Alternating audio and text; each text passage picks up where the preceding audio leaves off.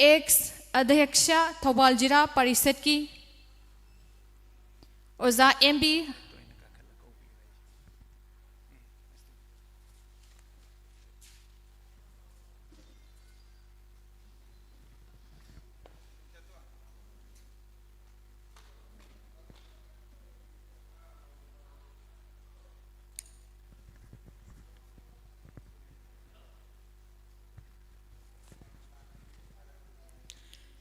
थाकचरी ngasiगी thorom asigi special guest ki thorom da phampham lang da lengsin bigadauba ekoi mioi sing kokhatchana bigi tanja du laujage ahana maktada ngasigi koi ikai khumna jari bage oza mb ataur rahman ex adhyaksha thobal jila parishad oza bu special guest ki phampham lang da lengsin binabi damakta kokhatchari अमुक्तंग हन निंगसिंग जगे ओजा MB Atau Rahman ex अध्यक्ष थौबाल जिला परिषद ओजाबु स्टेस्ता लेंगसिन बिनबा कौखचरी लोइनना मथंगदा कौसिन जगे special guest की फंफम लांगदा लेंगसिन बिनबा गिदमक्ता ओजा MD Zafar Ali president UDC संगायुमफम ओजाबुसु स्पेशल गेस्ट की फंफम Langda लेंगशिन बिनबा कौशिनजरी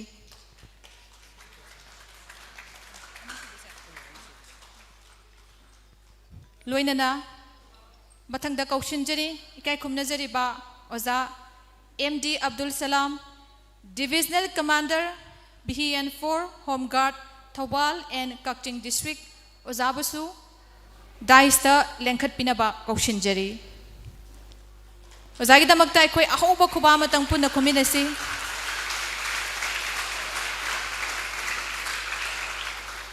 थागचरी thank you so much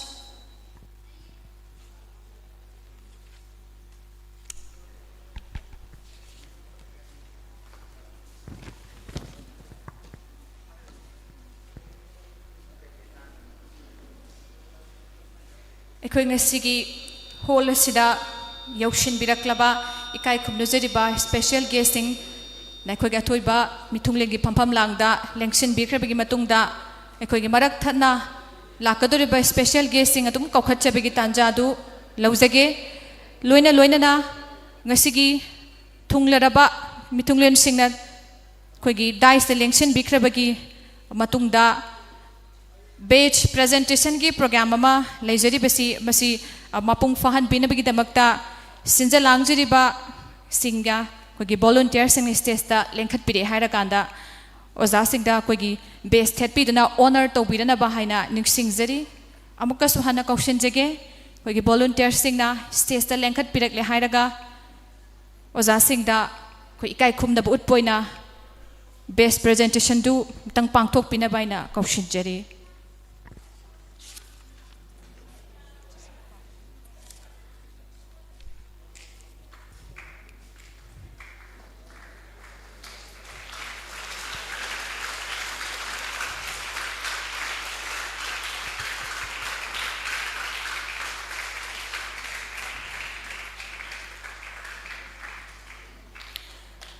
लोइनना ngasiगी थौरम असिगी president की फंफम लांगदा लेंगसिन बिगदौबा इकाई खुमनजरिबा ओजा Mohammad Ghulam Nabi Azad president all Sangai Yumpham youth development organisation साइडो ओजाबुसु स्टेज लेंखत पिनबा कौशिनजरी थागचरी ओजा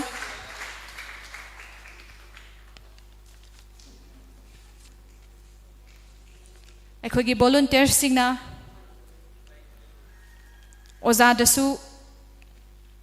बेच थेटपीदुना ऑनर तौबिना बाहायना अमुक्तंग हन्ना कौशिनजरी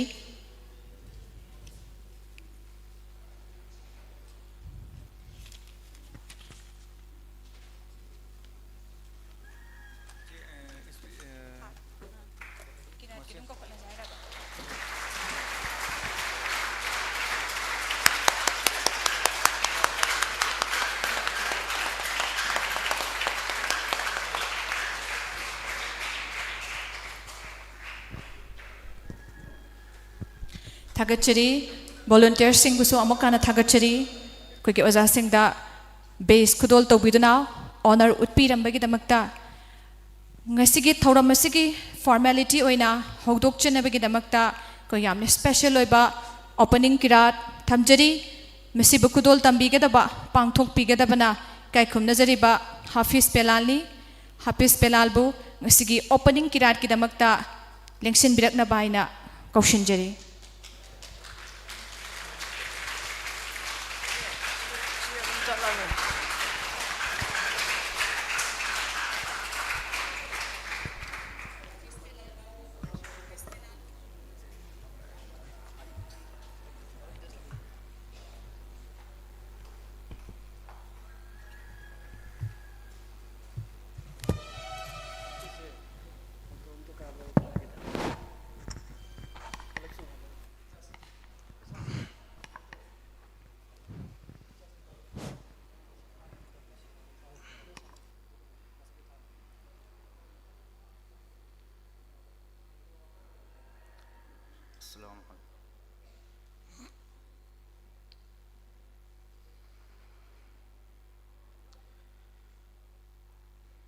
أعوذ بالله من الشيطان الرجيم بسم الله الرحمن الرحيم ونفخ في الصور فصعق من في السماوات ومن في الأرض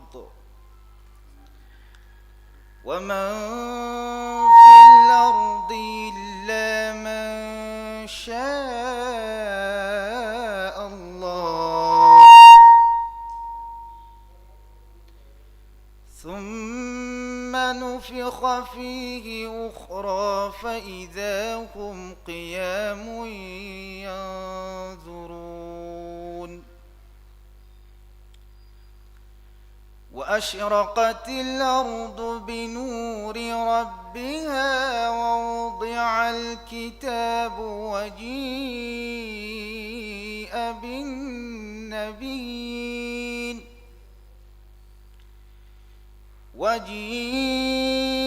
بالنبيين والشهداء وقضي بينهم بالحق وهم لا يظلمون ووفيت كل نفس ما عملت وهو أعلم بما يفعلون وسيق الذين كفروا إلى جهنم زمرا حتى إذا جاءوها فتحت أبوابها وقال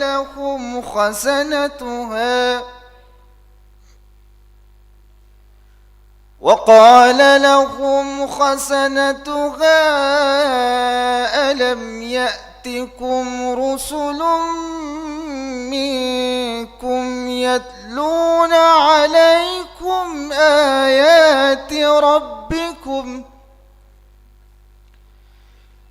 يتلون عليكم آيات ربكم وينذرونكم لقاء يومكم هذا قالوا بلى ولكن حقت كلمة العذاب على الكافرين قيل ادخلوا أبواب جهنم خالدين فيها فبئس مثوى المتكبرين وسيق الذين اتقوا ربهم إلى الجنة زمرا حتى إذا جاءوها وفتحت أبوابها وقال لهم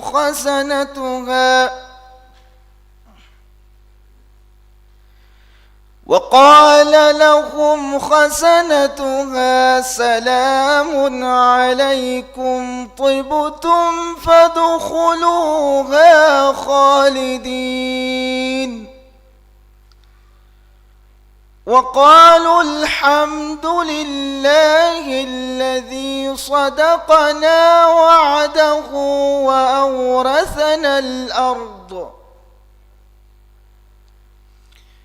وأورثنا الأرض نتبوأ من الجنة حيث نشاء فنعم أجر العاملين صدق الله العظيم.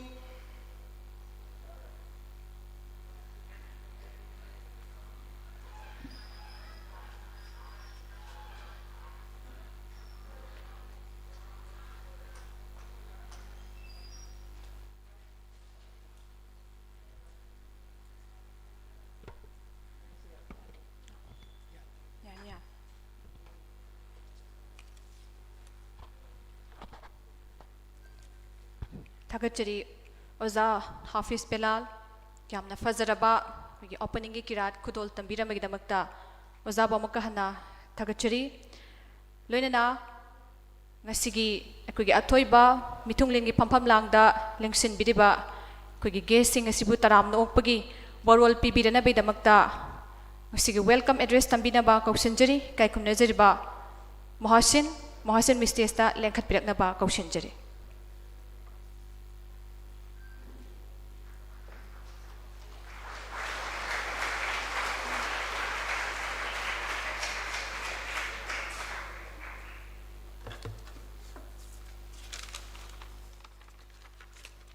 Loinana koi welcome address speeching agi mangoinana koi ikai khumna jariba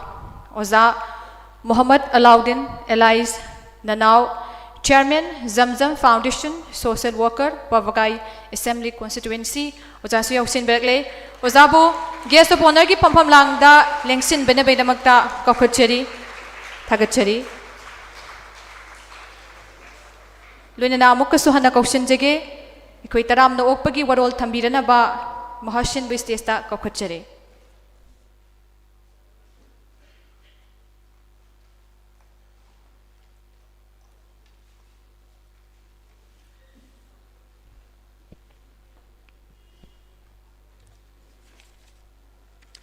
Good morning everyone present here. First of all, I pray the Almighty Allah for giving me a chance to give welcome address. Good morning everyone present here. I am happy for giving me a chance welcome address for this special function, third Youth Convention cum Career Counseling 2025 organized by Ul Sangai Umpam Youth Development Organization ASYDO. I on behalf of the organization would like to extend heartfelt welcome to our Honorable MLA Surjakumar Okram, Khangabok AC, and Sri Sivanand Sarve, IPS, Superintendent of Police Thoubal, is today's chief guest and guest of honor for this function, and Muhammad Alauddin Nanau, Elias Nanau, Chairman Zamzam Foundation Social Worker Wabgai AC, and Muhammad Ghulam Nabi Azad, President Ul Sangai Umpam Youth Development Organization, and also today's President of this function. And I also extend my welcome to the resource person Dr. Dhanabirullah Isram, Social Scientist, Dr. Rahizuddin Sheikh, SAMU, former director, DDU Kausal Kendra, DM College of Science, Imphal, and Sanjambam Chilobi, career counselor, director, SS, Career Solution, Longjam Rose Kennedy, general manager, Sparkle Edu, and last but not the least of this function, special guests are MD Ghiyasuddin, Junior MCS, SDO BDO Kenjoy, MD Abdul Salam, Divisional Commander, Battalion 4 Home Guards, Thawal and Kakching Districts, Inspector Salahuddin OC More PS, Dr. Rakeb Yumkhaibang, Managing Director, JR Hospital Imphal, Dr. Shahid Khan, MD, Anesthesiologist, RIMS Imphal, Surchandra Sharma, Founder, Fancier Higher Secondary School, Hamom Sadananda Singh, renowned actor, singer, MB Ataur Rahman, ex-Adhaksya, Thawal Jila Parishad, MD Hibjur Rahman, ex-Jila Parishad member, Sangha Umpham, Sheikh Iqbal, Director, JR International Consultant, and last one, MD Zafar Ali, President, United Development Committee, are all welcome here. Lastly, I extend my welcome to the media partner, Northeast Window TV, and sound engineers. Once again, I welcome all are present here for this special function, third Youth Convention cum Career Counseling. Thank you.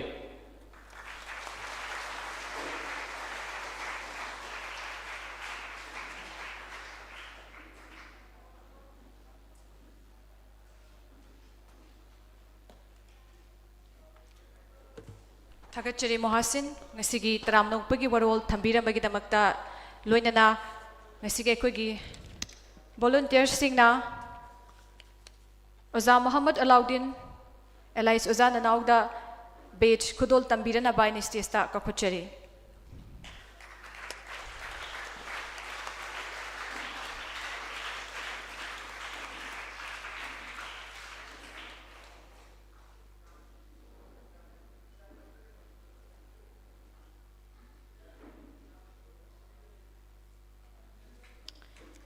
Thagachari Ekoi Hana Maktada Ngasigi special guest ki Pampam Langda Lengshin Biniba Yoroktriba Madi Ekoi Ngasigi resource person ki Pampam Langda Sarukya Bigedova Loinana Ekoi Sato Singi Damakta Yam interesting way back when Sinja Langjadiba quiz competition Sigi quiz master Ladyba Thoramparing si Ekoi amutang samlapna ningsing zabagi tanjadu laujage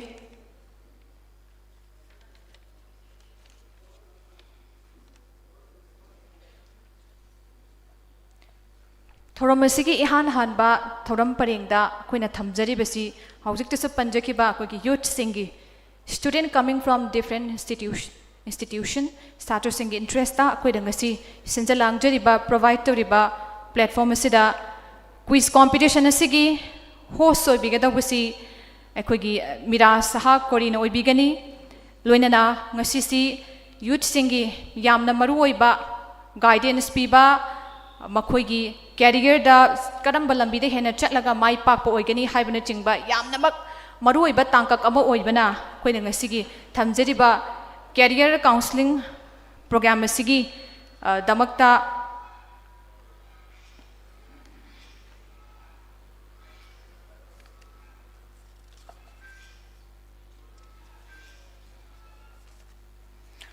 aduga akoigi expert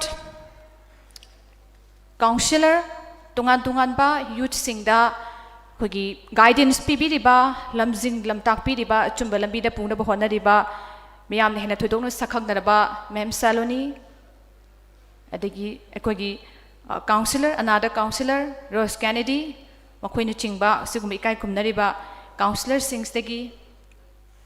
speech delivery singsu ngasigi youth singsi damaga thambigani loina na resource person oina ngasi lengsin bigadauba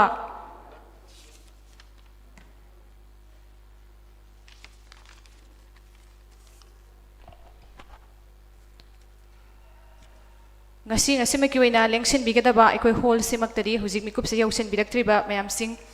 amuktang ekoi thamjage mayamna lamdam masigi film cinema amasung isaigi phambakta manipuri film cinema amasung isaigi phambakta achauba phidama kanduna lakliba kalliba kandana sudum lehuragadaba renowned actor singer mayamgi favorite hamom Sadananda Singh saruk yapigani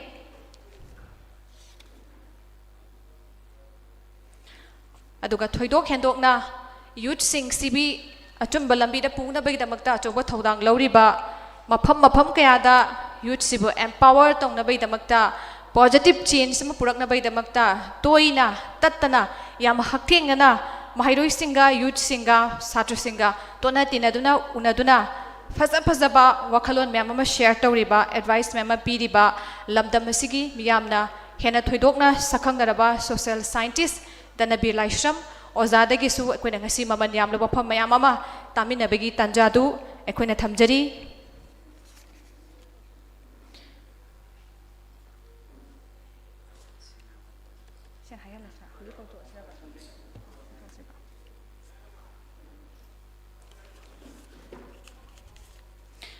Kaushinjari ahana maktada President UDC Sangai Yumfamgi Oza MD Zafar Ali ngasigi pangthokchariba Third Youth Convention cum Counseling Program asiga mari leinana warol khradang thambirana baina ozabu kaushinjari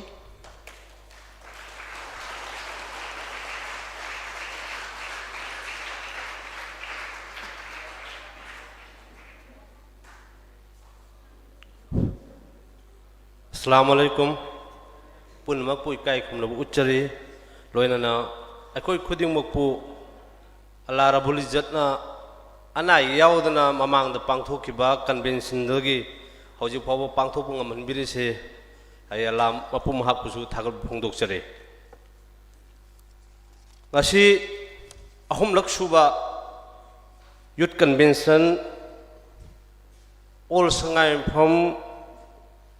Youth Development Organization asaido na pangthok pasida asaido ne he hairo bada yam hara horan lakpi khraba akoi gi VIP sing me tangbal da lighting oibiga da sing lakani haina asa tawjariba muhu khudimok tu paludraga su lakpadi soidana lakani IMLA pau fauna jai lakani adong si mang da phambiriba akoi mingona panjarabada akoi khudimaki ijat thambirama MB Atauraman Adaksa Thobal District loinana MD Nanau loina akoi asaido ki president punmak pu ai amakahna ikai khumno uchari loinana mangda phambiriba satra naharon sing asuguma phangsalama tawne haibda yam harau harauna laiba loina media gi mising aduga asaidona suguma phangsalama yam itattatna chahi khuding pangthork pase masibu aigi maikai dagi thagat ngai wahi leite haibatai yamna akoi thamode yam harau jaba asuguma thauna leiba organization nama leiba haibasi matamsigi chunaraba matamsida ori phimsida de yam tangai phadabadu mohoini haibasi ai hanna thagat chari matung swalana awana yaudana asugumba awareness counseling haiba PCP basi matung su tonba ngamon biba alana warsunu haiba su ai yai paujen pijari yamna hainangai budi leite tawbadadi akhoi gi sumaina media da publicity chatna khotna tawbada chhatra na taba guardian singse guardian bhab ta abamatung daneba angang phagadori di akhoi nu hujik leiriba tariba bhab se gyan se sumai taraba aisa IAS pass torongone ba doctor pass torongone engineer tamongone ba hojik oiriba aina tariba gyan se ado itardi like tamiba nursery to class 10 da leiriba angang sungsi kemyam na bhab tarangodagi bat kaisu bhab taramoiba school chatlani halani sanabai lamben neba Mohan खलम दोरिसी mainly भाप तागदोरिदी guardian से यम दरकार ओरिदी guardian आंगांग सिंसे मखुद छमो पुबीरगा आंगांग दुगी मखापोना मा कदाय तमहनगते के हाबसी counselling यावर मतुंग दने खंगदोरिसी counselling हाबसे Sangai भंग guardian अयाम maximum खंगदेब खरदी खंगी अदु खंगनाइनेबा मफम सिदा येंगो नखोइना होल सिदा अलान थौजानना अखोई एक्सियम ना होल से फन साबिरमे नोंग चुरुचु नोंसा सासु पांथोक पया मफम संबिरमे सिदा पांथोइ सि कसा पैसा के हम जंगोनी पैसा के हम जंगोनी चौकी वारिबा माइ वारिबा एवरीथिंग सिदा रिफ्रेशमेंट तौरग मयाम से लुपा लिसिंग के जंगोनी सिकनागिनो मोहोगिरा मोहय बेनिफिट के दिनते मोहय के इज्जत के दमक तो सुनते मोहय अचीवमेंट की सुनते तबतदी मोहन खल्लीदी असाइदों खल्लीदी संगाई मफमदा डॉक्टर पोए इंजीनियर पोए यूपीएससी के एग्जाम दे फावबो ngमद्रिदना अदुगा फावरकदबा आंगांग सिंसु मयाम मा मांगियबा फावरकदबा आंगांग मयाम मा मांगियबा लंबेन खंगददना अदुबदु लंबेन दु खंगनाइदमक्तने असाउदुना असुक याम चावबा पैसा थादरगा आंगांग सिंगदम तौसी अदुदा गार्जियन सरुक यादबसिनेबा ख्वाइ मरु ओइरिसे गार्जियन सरुक यार मतुंगदनेबा आइखोइना आंगा अफो पुथोकदौरिदि आंगांग मा लाइक तमहनम मतमदा होजिकता पोबदगे पम्बदगे होरगा अचौबे एमाउल चंगेबा क्लास 10 फावबदा 11 दगिनेबा आइखोइगे आंगांग सिंगसिना चक्कदब लंबेन से खंगदौरिदि क्लास 10 हाइबसिदि नॉर्मल नेबा 11 देने में स्टेयर अमला लाकदौरिसे 12 लोरकांदनेबा मागी लाइफ की अमा खुमहम अमल लेपकदौरिसे मागी पांदम अमल लेगदौरिसे अदु ओइतारगदि आइखोइना ममांगसिदा आइगी इसान सिना सिनी आइ आंगांग सिना सिनी हाइबा मा गार्जियन सिंगदुदा खंगौद्रगदि आंगांग दो लाना लमजिंग बमदी ओइनेबा अदुना नि ngasi फावबदा संगाई भमदा यूपीएससी प्रीदि पाव फावबो यारे एमपीएससी जो प्री फावबो यावरी तबतदी मेन फावबो ngमददन लेरिसे अदुगिदो गार्जियन सिदा अदुगी काउंसलिंग दो मखोंदगे कम हाय होरकदगे हायबदो खंगदबदैनेबा क्लास 9 बु यावरगदि 10 बु यावरगदि बोर्डिंग थंगोने हायबा नुंगदि सिंग चाइबगुमबनेबा नर्जरी टू क्लास 6 ता फाउंडेशन लोगदमेबा 7 देदि आइग लेनरसु यायबा ख्वाइ बबु ओजादि गार्जियनेबा ममा पानेबा ख्वाइ बबु ओजासे अदो ख्वाइ लुसिलाबा तंजादा आई जासि मांगु तारे हागा होस्ट बोर्डिंग थमिमे बोर्डिंग दुदि या भाबताबा मीगिनेबा अरांग मफमगी या मरम मुक्तबा मरम हेनबा मीगिदि नतेबा अदुनिदा अदुना अखोई खुदिमना खंगदबसे अखोई खुदिम खंगदबसे काउंसलिंग हाइबसि करिगनो मतमसिदा लैरिबा काउंसलिंग से याम दरकार ओइसि करिगनो हाइबसि अखोई याम मुन्न खमु मथौ ताइ लाइबा गार्जियन सिंसिना मतुंग पांथोकपा मतमदा गार्जियन खतु ओइबा गार्जियन खतु ओइबा चौकी खर थानगाइदमक्ता असाइदोदा अखोई हाइबा मथौ ताइबा ngasiदी गार्जियन की तोंगाना चौकी मफम कनम ngमद्रियबा आंगांग सिंगतनेबा स्कूल लाहरगा आंगांग सिंग भाबता हनगाइगदमक्ता अखोइना स्कूल लाहरगा आंगांग हलपको यानेबा अदुगा गार्जियन ना आंगांग सिंगसे थारकपगी इंटरेस्ट कन्न लेत्रियबा मनि ममांग खितंग ओनरियबा मनि ममांग खितंग ओनरियबा आंगांग ना लेगदबगा गार्जियन ना लेगदबगा अनिसि दा अखोइ भाबता नदबा म यावरियबा आंगांग तागदबा एरिया गार्जियन ना तागदबा एरिया करम मतमदा आंगांग से पुथोगा अखोइना काउंसलिंग पीगनी करम मतमदा पैसा थादगनी करम मतमदा पैसा थादोरे हाइबनि चिंबा करी सिजनगनी हाइबनि चिंबा अखोइदा खंगदबो हत लैरियबा अदुना काउंसलिंग हाइबसिदी याम दरकारनी गार्जियन याम खंग मथौ ताइ नंबर 1 अदुना असाइदुना असुक यामना चावना पैसा थादरगा तौसे अखोइगे दमक्तनी ngasi मफम सिदा अफाव फाव मी कौरिमी मोइना मणिपुर की सोशल साइंटिस्ट यावरी मणिपुर की अफाव यावरी हे मोहन पीगद स्पीसीज होइना कौरु मतमदा गार्जियन म कौरु मतमदा लिसिंग के यागने और लाओ Hibi याबीगद्रबा ngasi sida kauriba quiz ki competition tawgodoriba aduda yawgodoriba resource person na pigada wahai jingse guardian ma kaurga I jasi simtang khan hogena kaubda lakpigada oja yawribraba lakpigada oja yawgodraba la oyeba adu yamna aikhoida opportunity yam asu khudung chabale rabasida aikhoida sangai mamda any media ki khuthangda mayama ma hai khrabasi guardian khiji khatane bala is sineba aingonda yamna nungai jadabasi guardian wat pasineba adubu hanadi di phagla aikhoi yam sauruba yade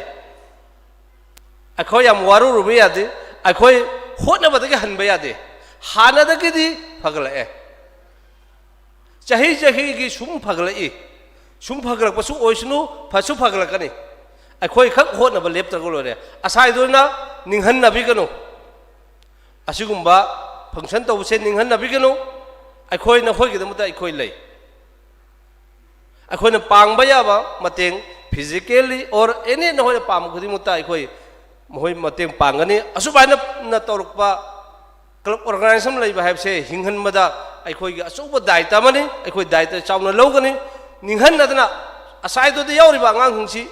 yamla lai lai so hairaba mising yauri aduna maram oraga ngasi aikhoi gi mitmang da urisini counseling youth counseling aduga angang sida kam hana lai taman ga dake aikhoi gi government da service tawgada base aikhoi khamidi IRB police lore oja ma khiji khangi ahum sikhatane khangi si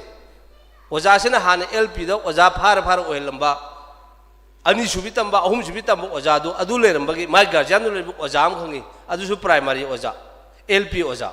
adu mathang da khangi se police ARB department lising ma chatre hena lebasi akhoi ambu khang manateba adu hoji khangna rakna pharmacist ate khal tamnardan thabuk to yawnari sineba aduna aina lari haidugi makhapona aina tamba yaeba ngasi yawbira kadoba resource person da yawbane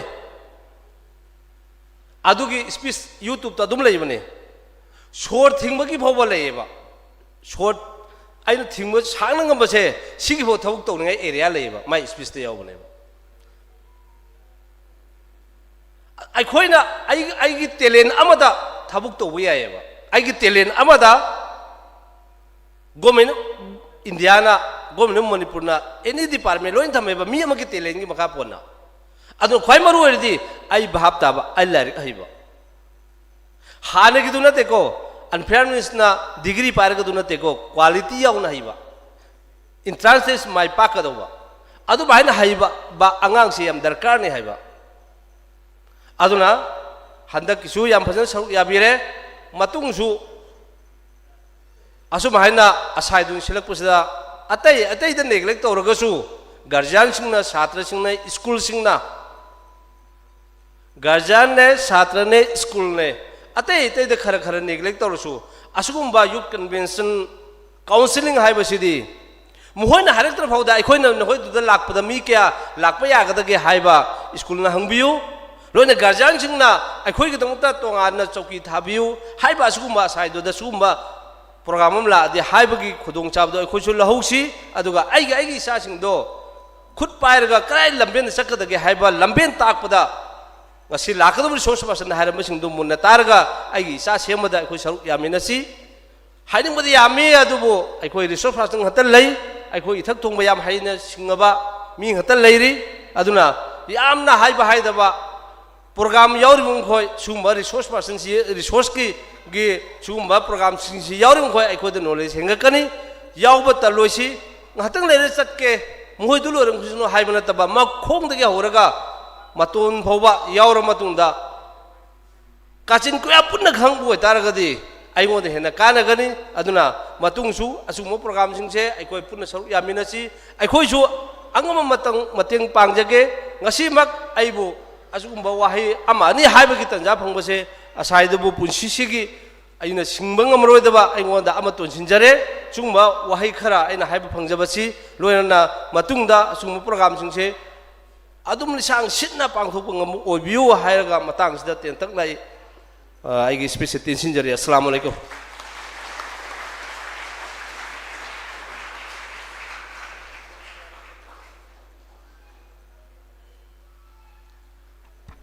Thank you so much, Oza MD Zafar Ali, President UDC Sangha Yumfam. Ozana yamna marik chumba wafam sing satar singda kana gado badu gumba encouraging weba word sing thambiramba loina na saidona makhata na sigumba youth sing idamakta program mayam ama silakpada thongna hapiba ngamna na ba wahi mayam thambiramba gidamakta su Oza bo amuka suhana thakata phongdokchari Ekoi marak ngasida ngasigi special guest ki phampham langda lingshin bigadauba Oza MD Ivo Tombi social worker Sangha Yumfam Oza budai se lengsin bina bahina kokhocheri amuktang khana ningsing jege Oza MD Ivo Tombi social worker Sangha Yumfam Oza bu stage ta kokhocheri Oza gi damakta khoi ahoba khuba ma punna kuminase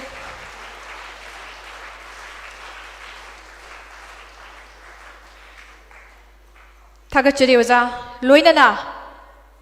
mathangda ngasige special guest oina daisa lengkhat pinabai damakta kausenjari lamdam asigi saknai daba Manipur film gi singer actor Manipuri cinema da chauba phamba ama kanduna leiriba Oza Hamom Sadananda Singh thank you so much taramna okchari ekhogi volunteer sing nasu batch thetpina bahina mutang ningsing jari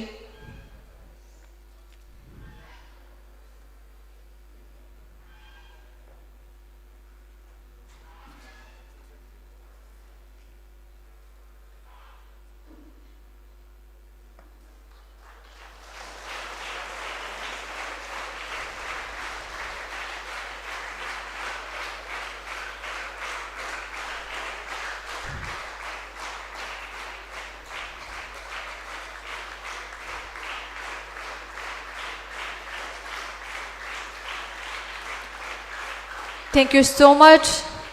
volunteers sing busu thagachari makha sathajarak pasi ekoi kai khomnajari ba Oza X Adaksha Thobal Jila Parishad Oza MB Ataur Rahman ngasi ge tharom asiga mari leinana Oza na tentakna wahi manga tradang thambirana ba Oza ba kauchinjari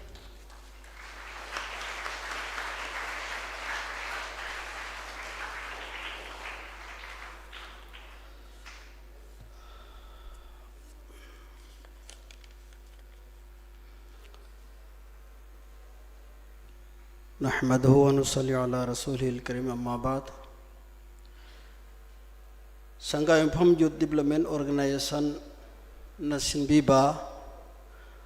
अहुमलक सुबह youth convention cum career counselling programme यामना चिंगलेम लब फजरबा idea यामना लैरबा single programme असिगी दाज दिलेंशन बीरिबा साइदो की president अहानबा मक्तदा इकाई खुमनजरी थौरम की मपुसो बिरिबा लोइनना Maulana Mohammad Alauddin alias Nanao chairman Zamzam foundation social worker Wabagai assembly constituency बु इकाई खुमनजरी अदुगा लोइनना कोगी मणिपुर हिमालयबा असिगी लेमजन फम ओइरिबा सकनाइरबा सैसकपा मदि सोशल एक्टिविस्ट ओइना ममिंग चलकलिबा हमोम सदानंद सिंह इकाई खुमनजरी यूडीसी की प्रेसिडेंट जाफर अली लोइनना कोई एमडी अब्दुल सलाम 4 बटालियन मणिपुर होमगार्ड की कमांडर नूरुल इस्लाम इबो तोम्बी पुनमकुई काय खुमनजरी यामना मरोइना मांगदे लेंसिनबिरिबा लमदम सिगी तोंगान तोंगान बा एजुकेशनल इंस्टीट्यूशन सिंगी गवर्निंग बॉडी की मियोइसिंग टीचिंग स्टाफ ओजा सिंह नुक्सिजराबा पिकली पिकली बा छात्र छात्री सिंह अदुगे लेंसिनबिरिबो लमाई केराम अहल लमन गार्जियन पुनमुक पिकाई खुमनजरी साइदोना सिगुम्बा प्रोग्राम से मथंग मथंग चथरकपसे यामना इकाई खुमनजई लोइनना अहाक पुसु मसिदा सियार याहनबिबगी दमकता तवी मलखंग बदु उच्चरी लमदम अमा चौखटपा हाइबसे लेपाक अमा चौखटपा हाइबसे लमदम दुगी इंफ्रास्ट्रक्चर लंबी सड़क यामना नानबा तुखोंग इरम नाला यामना फजबा नानबा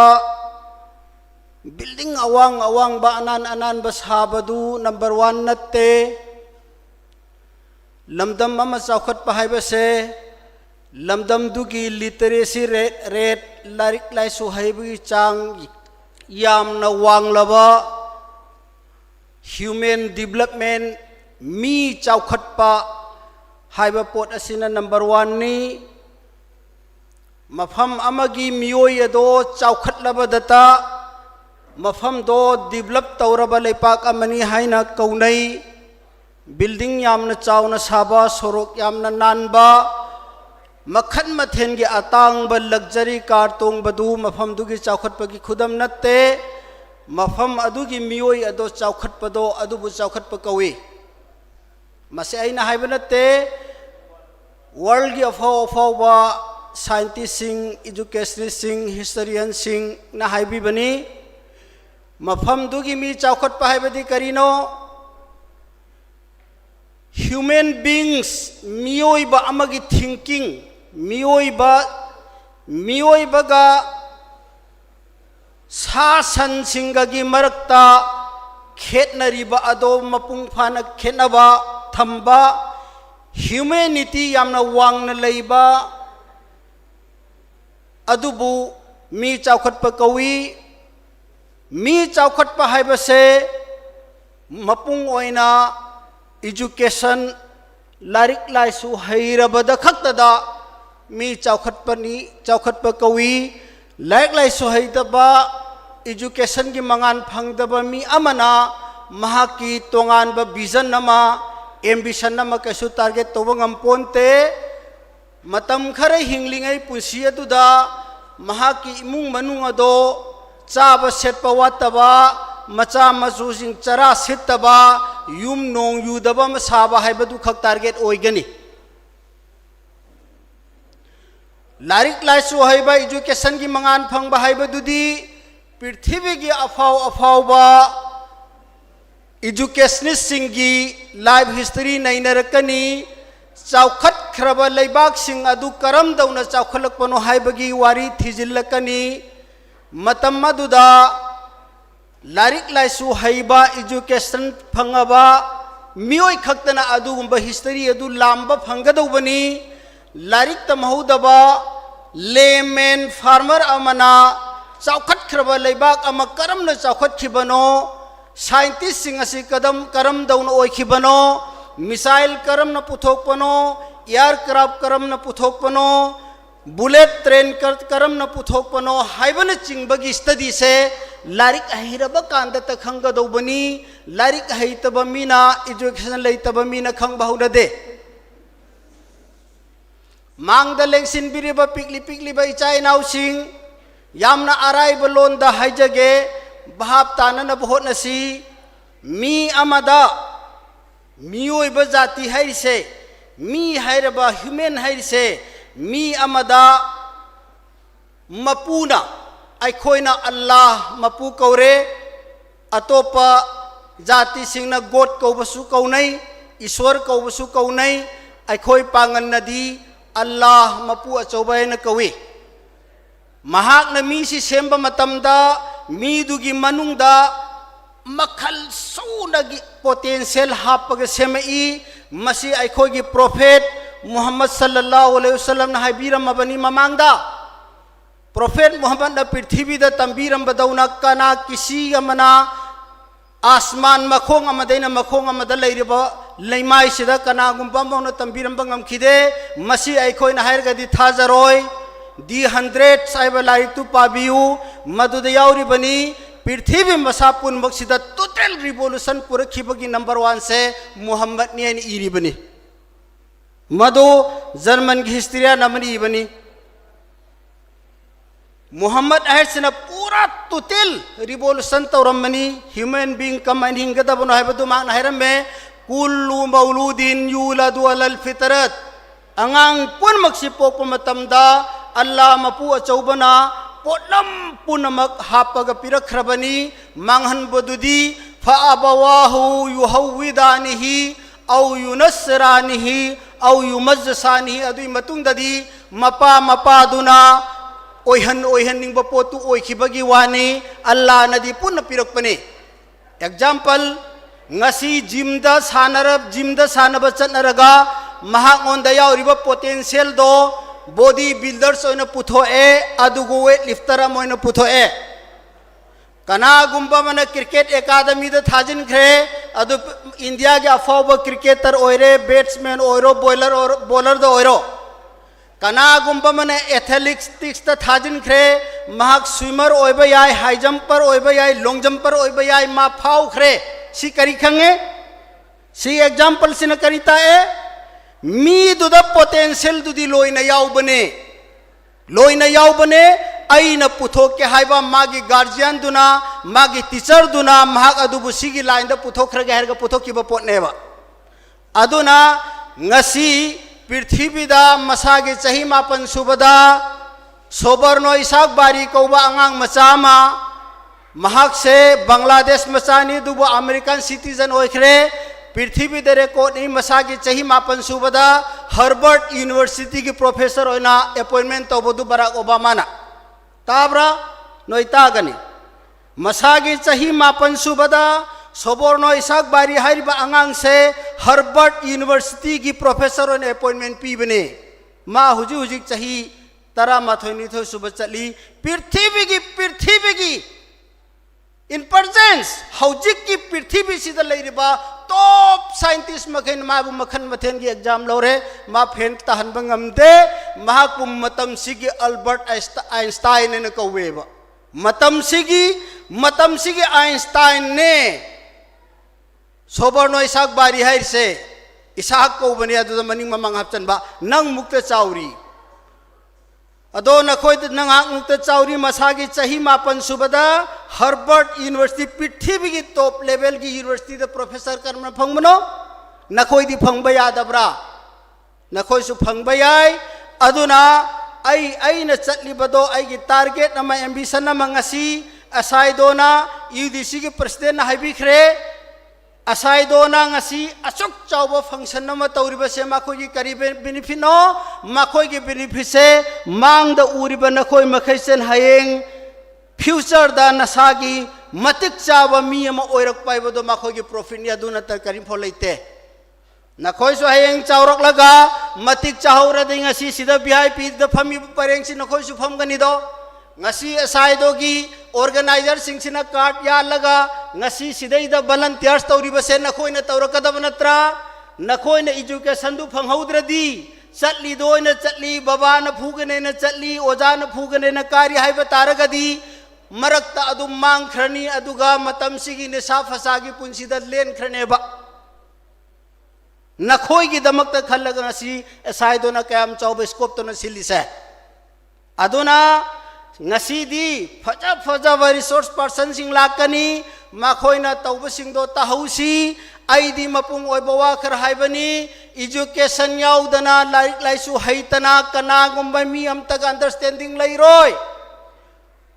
मी अनि मंगा फंबा मतमदा डिस्कशन द फंबा यादे बाय खोयना खंगेबा अखोयना मपान सि यामना थोला अबनिना लाइक लाइसु यौसिनत मी मखैसे एजेंडा अमा थमगा डिस्कशन तौरपद ओट यामना तायबा मीटिंग दु थुगाइरम बनतन उपाय लेतेबा अदुगुंबा ओइरोइसी लमदम संगाई युमफम से मतम सांग न एजुकेशन द पुथदन रे होरबनी अदुबु ngasi साइदो गुंबा डेडिकेट तौबा एजुकेशन की दमत कथो अब युट खर लागतना एमएस दियो गुंबा युट खर लागतना ngasi दी संगाई युमफम इकाई बदगी खर हंगलए अखोयदा नित जीदा माई पाकपा संगाई युमफम मचा यामना यावरए मसिदा एमएस दियो गुंबा असाइदो गुंबा की यामना चावबा कंट्रीब्यूशन लई मांग द फंबीरिबा इगी इचा नुपी सिंह आशा तौ ngasi gi पृथ्वीदा नुपी नयम लिट तौर सत्ख्रबनी एजुकेशन दा नुपा मचा सिंह खितंग चाही तरा मरी मंगा सुबगा चाइनीज संगक का आगा लो हापेन सेलगा मजा तौरिंगे द लोइने लेहौरे यूपीएससी दा ओइरो नित तो ओइरो नुपी तना मांग थार सत्ख्रबनी न कोई वाखन नंतकनु तोप त लैरबनी लैदन चखरोय कोई द्वापीरी न कोई दा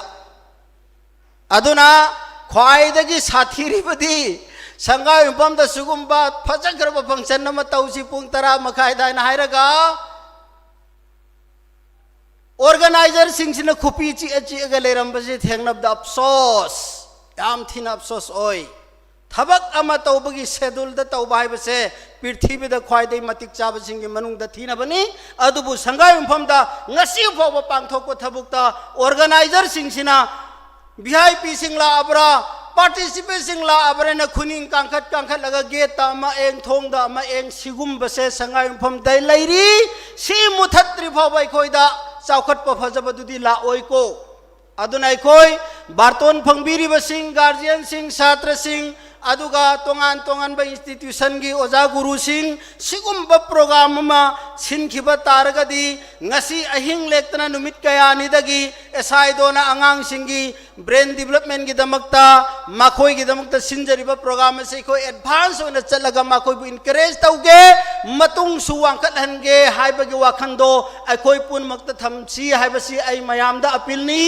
सो फार ngasi फावगी मनुंगदा अखोइना संगायमबम द सिनबा फजखरब प्रोग्राम दा ऑर्गेनाइजर सिंगना खुंगनिंग कांखत लगे येंगा ngaib natana matam chana kanagum VIPs invitees participant ama phobana laktri masi thogal loisi haina mayam da pil tawjari aroi bada icha inau sing chatra sar narol amadi guardian sing sangaim phom se education gilam da total revolution amata purna bohona si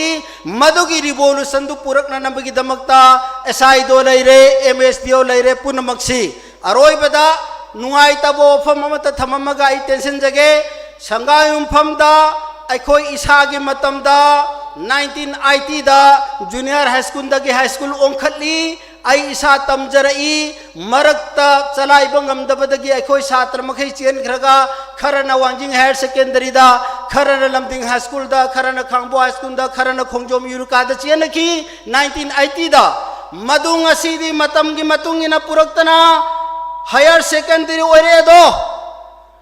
higher secondary दगी ngasi college ओरो ओय हाइन ngai lebi abra अखोई vision लेतबसी करिगिनो long vision थमदम मरम करिगिनो ngasi हायर सेकेंडरी दो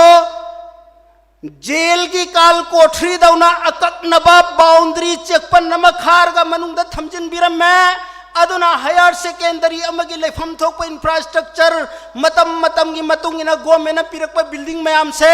साफम लेतदना चंगसल लगे एंगो बॉयलर योफम ओइदना अदुगा अतोप अतोप शासन योफम गुंबगी फिवम द लेरिबसे मसिमक अखोई की विजन लेतबगी अफोंग खुदमनी वाल अकन बम खाजिन खरगा सिदैन सिफाव खक्ता हायर सेकेंडरी की ने थंबया आबरा ngasi higher secondary chi higher education ki institution natra masi hanjil lakadaba natra phin bungak piriba sen biriba singsu yamna afaba thabakni phil lama laitrabada karino asigi phil asilai bagi damakta lamdam sidagi angang lon ka yamna sisimit kau khre manipur gi tongan bada kau dana india kau ba phau yauri phil asigi maram dagini tawbadagi bu phil asi kannana bohot na bada school ama higher secondary ama thukchin birambase masi laibak yamna thinangai ni aduna SI do gumba UDC gumba MSD gumbana amaktang phil gi meoi sing amadi public na ta naraga higher secondary ngasidi asidaida lu manungda ngamu yokpagum oidana leiribase amaktang sengdok minasi haibo afamase thamjaraga asigum laba program asida participant tobiri basing amadi SI di pun makku aige mai kai dige heartily thagasari wa akhir dawan alhamdulillah rabbil alamin.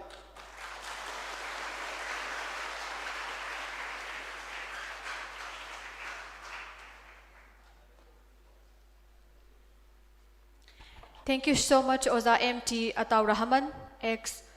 Adaksha Thobal, Jila Parishad,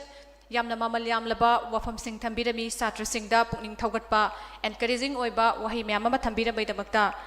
hana thakata phongdokchari akhoi mathang asidi saknaidaba actor singer Hamam Sadananda Singh ngasige akhoi ge special guest wahai manga tradang thambirana baina koi da Sadananda bu kaushinjari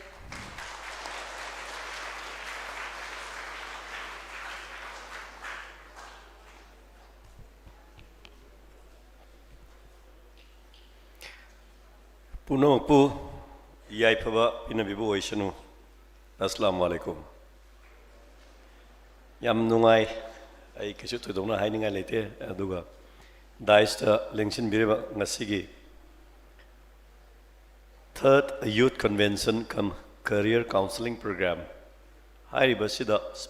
spokesperson oina lakadoriba aduga resource person oina lakadoriba oza singai na sum yengjabadasu adum haikoina khangjaba aduga hena mayamna yam favorite oiba you start singna the hogolliba youth singna su yamna inspiring kano oijaba atalker oijaba music yauba ujaba siam nungaire aduga mamang ngangbirama singna su tambiram liba wafam singa se phanana ba ngaktani phahanning bagi ngaktani pharak kadaba oihaning bagi ngaktani haiba wai sima aigi ahan moina thamjaraga daista hojik madam sana lengjan birakraba punamakpu aina amamam tang oina ming panjadraga su daista lengjan biriba punamak sing loinana student sing ngasi isidagi yengbada yam phajaba yam discipline maintain tauba aduga akhoi ilonda thaksi khasi haibase student sing da uba phangjaba se yam nungai jaba aduga akhoi se manglom da changsin bagi mami amadi tarabra haibadudi aina stage gi ujaba kanda lairiba student singi mong matau yam silent oina pamba aduga yam discipline leina yam phajaba isagi uniform se masana na selaga laibasi ubuda I think our future is becoming more brighter noi uraga hena thamoida apian ba phawe God bless you thank you very much aduga matam future akhoi youth sing pharakpa future pharakpa haibase youth sing gi khutasu yam lei aduga makoi bu guide to wigadawa sing sina already experience leiraba oza sing scholars sing well learned sing gi makha yamna poli as well as guardians and parents are very much important to take their role for their children to make their future bright and hoi imung manungi leiriba ima ipa singisu yam chauba thodang lei haibase matam punamakta thamjaraga matam sana lengbi rakhiba guardian singbu soina thagachari ai gi di thoidokna hainingai leite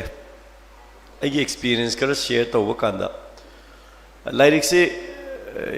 yam tamninga ki tamsu tamei ado ai yam kana yam scholar oidana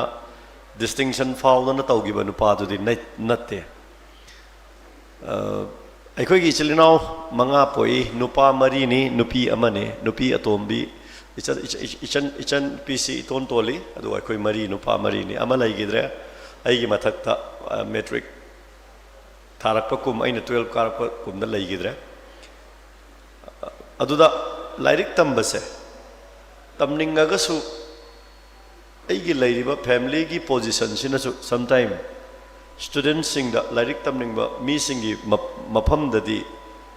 ninghanna ba haigadra natraga ngamdabana maram oirakanda lairik mapung phana tambadi ngamgide I complete my graduation in 1998 adugi matungda MA tamnaba honorapada aisi mayamna matamduda masak khangba aduga toina chatkhalakpa adagi nungdang tumdaba adumaina chatpa matamda MA se ai fazana tambangam gidre aduna aina lakchaningi ba wafamdi sigumba tholakpa kanda student singna dependent lakpa hana tahoudabagi loihoudabagi khanghoudabagi nungai tabase noina mature oire nadraga karigumba thaba ama tauge haira kanda amamok realize tawgane when you come to realize that you have missed out something in your life adu kanduda isa ithanda taksi sonjaba natraga nungai taba pokpado adu poktanaba matam leiringaida isa na tauge khanba singdu ꯀꯩꯅꯣꯗꯣ target ꯑꯃ ꯊꯝꯕ ꯀꯥꯟꯗ ꯍꯣꯠꯅꯕꯁꯦ ꯂꯦꯞꯄꯤꯒꯅꯨ ꯍꯥꯏꯕꯁꯤꯃ ꯑꯩꯒꯤ ꯑꯣꯏꯕ ꯌꯥꯝ ꯁꯝꯂꯞꯄ ꯋꯥꯗ ꯊꯝꯖꯒꯦ ꯍꯧꯖꯤꯛ ꯁ꯭ꯀꯣꯂꯔꯁꯤꯡꯅ ꯅꯠꯇ꯭ꯔꯒ ꯔꯤꯁꯣꯔꯁ ꯄꯥꯔꯁꯟꯁꯤꯡꯅ ꯁꯣꯏꯗꯅ ꯍꯥꯏꯒꯅꯤ ꯉꯁꯤꯒꯤ ꯁꯤꯒꯨꯝꯕ ꯀ꯭ꯋꯤꯖ ꯀꯝꯄꯤꯇꯤꯁꯟꯁꯨ ꯌꯥꯎꯔꯤ ꯇꯥꯛꯄꯤꯔꯤ ꯃꯁꯤꯗ खर खरदी लोइना पारमगनी खर खर पाबना कानरोय ngamigai pabiyu sini ekoi wadadi students sing jing ngamigai pabiyu matam mangan biganu the most important thing is matam mangan biganu matam haibasidine amuk hana lawbasu yade leibasu yade halu haibasu yade matam sen hexat khraba madu loi khrabani aduna lairik tubudi hoi pat matam leiringai da pahau haibase ngasi pagadawdo paradana hayeng paragadi achoba burden ama pire idana ko aduna khara khara khara khara khara pahawbasina hena ekoi da su laigani aduga their student their future matam mangan biganu aduga hojikti yamna technology yamna saukhalakpa matam nina you should always be care aduga you should always think nangna tawriba thabak ase chumlibara natraga aina tawgadawriba thabak ase chumgadawribara social network ki social media da asuki matik fast oiba hojik second da sida thokpa thodok si world gi mafam punamakta yengba yaraba matam ni aduna wakhal phattaba khanba natraga matam manghanba natraga migi mangnanaba hotnabagi wakhal thadoklaga madugumba unnecessary oiba aduga yamna phattaba wakalondo punamak matai da thangbar kanda aise aigi society gi damakta karigumba kharadi tawramage hana khalla kanda maning hanba leitana honabiyu aduga mayamna aikoi busu sida phaman bidana tawriba singse aikoi da yam nungai but artist oiro amabu oiro karigumba khara honaratrabadi mayamna uriba stage sida phammiba singase hekta phambasu yaba nate ngasai mamangda haibiramba singado ai tension jage ase atop atopa mapam singdasu amumu yame ngasigi function ama chatlure ayukta pung taramatoi nangnaba sida lakadawune do ai naw mirasna ngaktang thengda biro haibige ai thengda rakune aduma ai itak thongba hal singda ai gi matam haina khebadu di khara thengda bado madu waro bidana ba ai haijage understanding amagi makhada tawune aduga hojigumu pung ani makhaida muk ada langol da muk yaudaba yadaba sumaina aina tawge haiba thabakti ne aigonda loi leibane ba aikoi gi ngasai haibda supplement taw kanda function na ba taw kanda ne yam laina tawgadawriba function jida yawgadawriba aikoi sinane phone tawnaragani khangde adagi paw lawnaragani khangde moi singdo lakhrabo na haibase haibadadi isam samamba yai madugi wahan thoktuna aikoi se manglonda sangjande haibane aikoi aina satlaga mafam sida leirakanda function do tawgadawu natro adudi kaidawi why should I ask everyone that adu laabra ada laabra kaidawi haidono natra aduna aina haining badi mi lakpa laktaba haina giba matamda students sing matam sana yobiyu punctuality haibasi ju sida tamgadawani flight ki matam hongba yade ko aduna aikoi loina flight tongadawu leirabadi matam sana chatpa ngammaga function da kaidawi aikoi matam sana chatpa ngammoi natro yade haiba ma khangan gadawune ba aduna taugebu hairabadi aikoi gi khutta leibani you should always give your commitment aduga you should always give your promise and you should always think for the future that the future lies in your hand oza sing na takpi bani hogolak libas na khoi sing gi makutta so amuk leigadawrmene so I would like to request everybody and I would like to wish all their future their student God bless you thank you very much.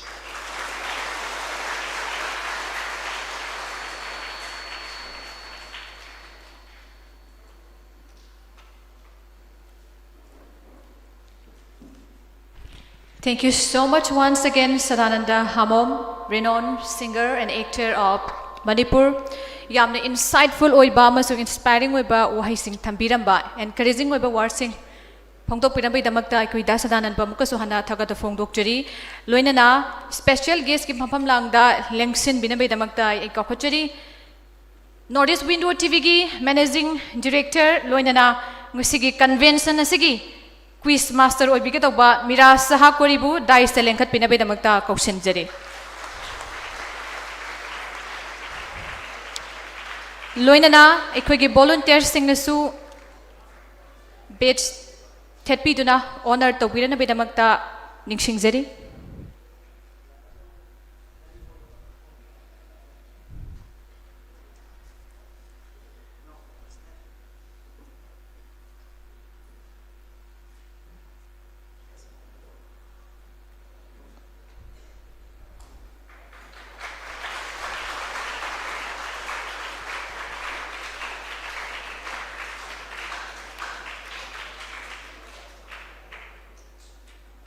Thank you so much. I volunteer sing basu thagata phongdokchari.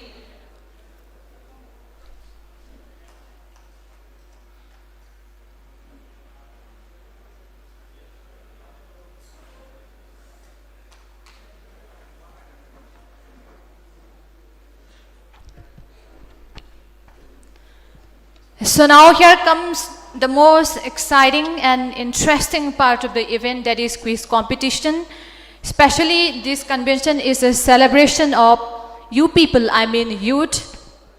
and your potential to save the future. We have such a kind of gathering so that you could bring out the best in you, interact with people, and ignite your passion for a positive change. Maruina ngasigi youth singi damakta aikoina ngasigi punbagi sigumba competition ama pangthokpagi event sigi saruk amoina aikoina thamjabani. Youth singi hanbal leitraba thongna, your undoubted spirit and energy that you can do so many things, so many significant things to contribute in the society or the country as a whole, in case in your future. Aduna ngasigi tanja si ekoi punna lominasi, let's make the most of this opportunity to learn, grow and connect, and let the quiz competition begin. And good luck to all the participants. Now over to Miras. I have Guzik Miras Senajari.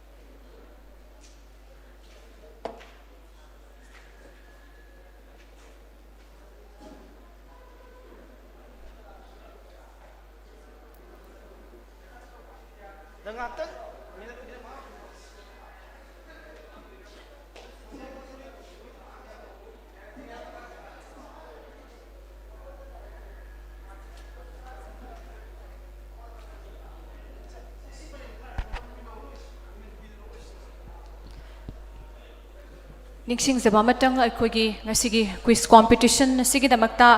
ꯑꯩꯈꯣꯏ arrangement ꯃꯆꯥ ꯑꯃꯈꯛ ꯚꯣꯂꯨꯟꯇꯤꯌꯔꯁꯀꯤ ꯁꯥꯏꯠꯇꯒꯤ ꯁꯤꯟꯖ-ꯂꯥꯡꯖꯕ ꯃꯁꯤꯅ ꯃꯔꯝ ꯑꯣꯏꯔꯒ ꯑꯩꯈꯣꯏ ꯉꯁꯤꯒꯤ special ꯒꯦꯁꯁꯤꯡ VIPꯅ ꯃꯈꯥꯗ ꯃꯥꯡꯗ ꯊꯥꯔꯤꯕ ꯆꯧꯀ꯭ꯔꯤ ꯁꯣꯝꯗ ꯂꯦꯡꯁꯤꯟꯕꯤꯅꯕ ꯍꯥꯏꯅ ꯅꯤꯡꯁꯤꯡꯖꯔꯤ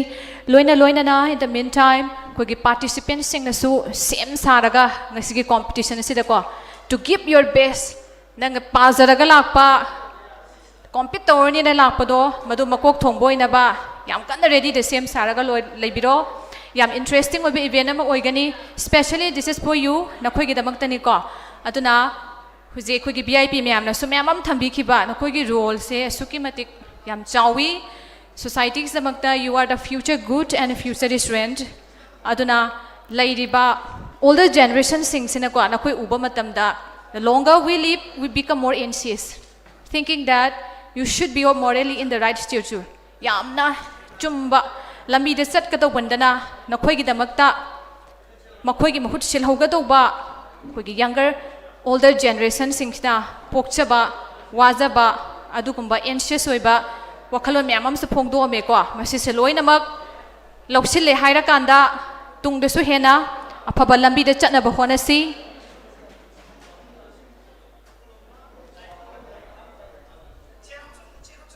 ꯄꯥꯔꯇꯤꯁꯤꯄꯦꯟꯠꯁꯤꯡ ꯁꯦꯝ ꯁꯥꯗꯨꯅ ꯂꯩꯔꯣ ꯑꯩꯈꯣꯏ ꯍꯦꯛ ꯔꯦꯗꯤ ꯑꯣꯏꯕꯒ ꯀꯨꯏꯁꯁꯦ ꯍꯧꯖꯅꯕꯒꯤꯗꯃꯛꯇꯀꯣ ꯉꯥꯏꯅꯗꯅꯕꯒꯤꯗꯃꯛꯇ ꯔꯦꯗꯤꯗ ꯍꯣꯜꯒꯤ ꯃꯄꯥꯟꯗ ꯂꯩꯕꯁꯨ ꯃꯅꯨꯡꯗ ꯂꯦꯡꯁꯤꯟꯕꯤꯔꯛꯑꯣ ꯑꯗꯨꯒ ꯅꯈꯣꯏꯒꯤ ꯒ꯭ꯔꯨꯞꯁꯤꯡꯗꯨ ꯄꯨꯟꯁꯤꯜꯂꯒ ꯔꯦꯗꯤꯗ ꯂꯩꯅꯕ ꯅꯤꯡꯁꯤꯡꯖꯔꯤ ꯁꯦꯝ ꯁꯥꯗꯨꯅ ꯂꯩꯔꯁꯤ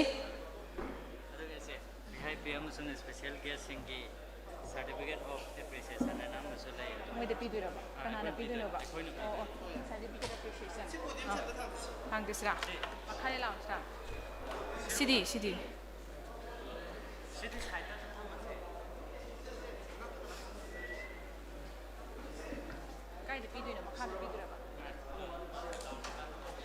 기탕도 진짜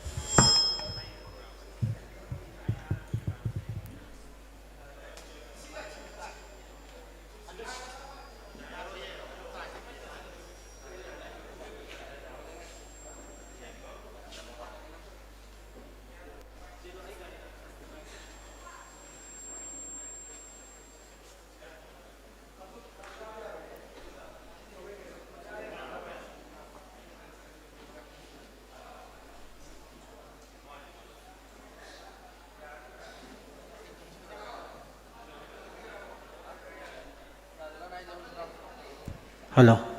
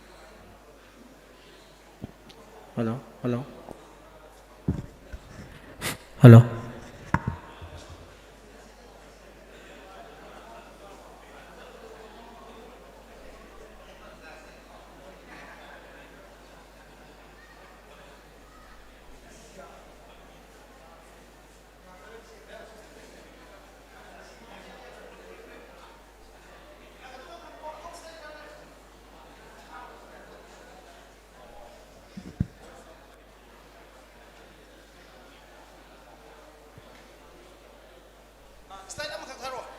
아마 거기 오프닝도. 야 우이다.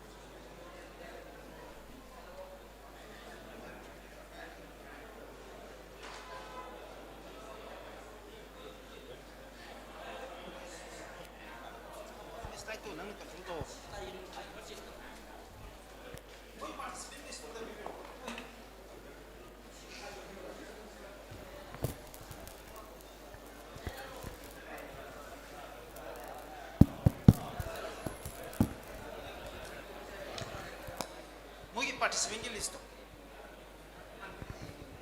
एक ऑर्गेनाइजर ना टीम की पार्टिसिपेंट लिस्ट हमता पिपिरो यार गदे okay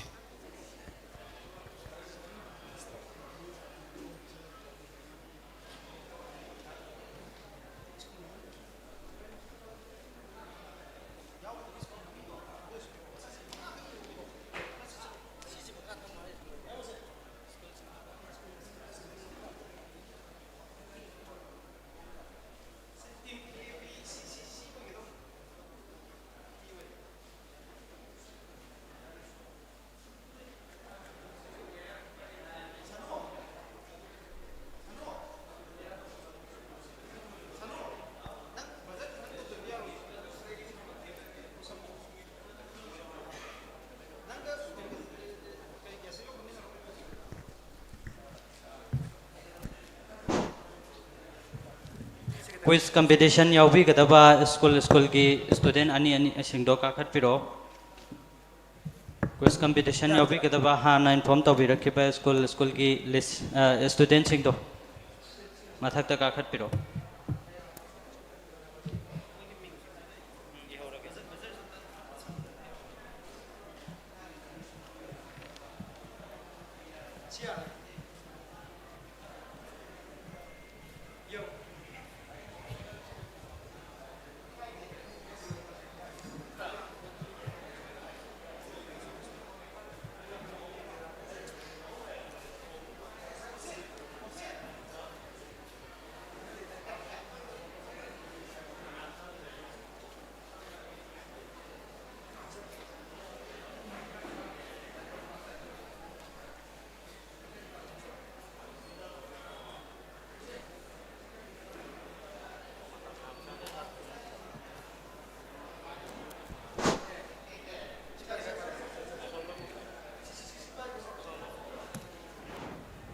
अखोइना special guest अमदी invited Singh की सर्टिफिकेट ऑफ एप्रिसिएशन ना अमा थमजाई मरमदुन ऑर्गेनाइजिंग कमिटी ना अखोइगी रेस्पेक्टेड हमम सदानंद की महाकी सर्टिफिकेट ऑफ एप्रिसिएशन अदम तंग खुशी नवीनबा निंगचंगजरी ऑनरेबल एमएलए ओक्रम सूर्य कुमार ना अखोइगी रेस्पेक्टेड हमम सदानंद की सर्टिफिकेट अच्छी खुशी नबीगनी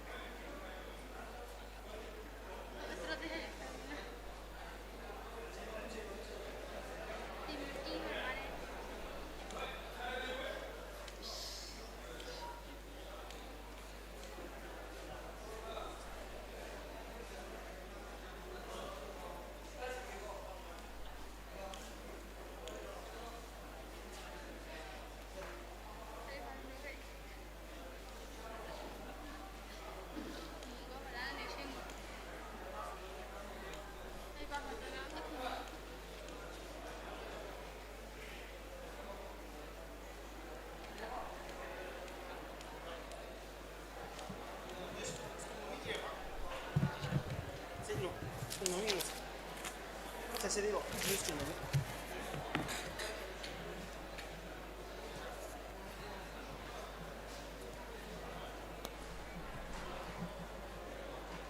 that is kumami. Sabay ko higher secondary ko. Team kaya ano siya? Team yung team.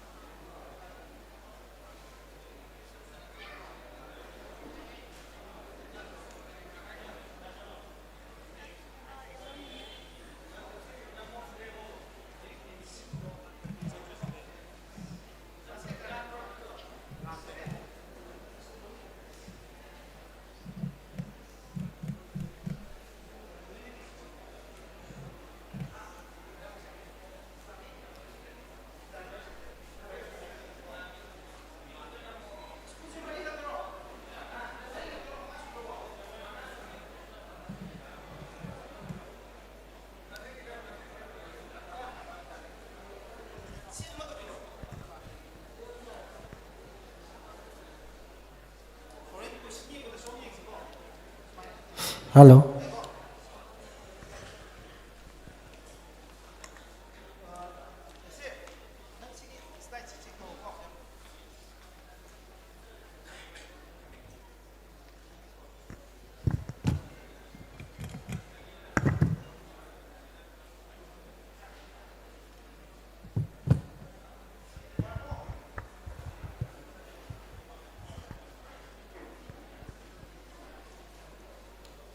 Yarbo.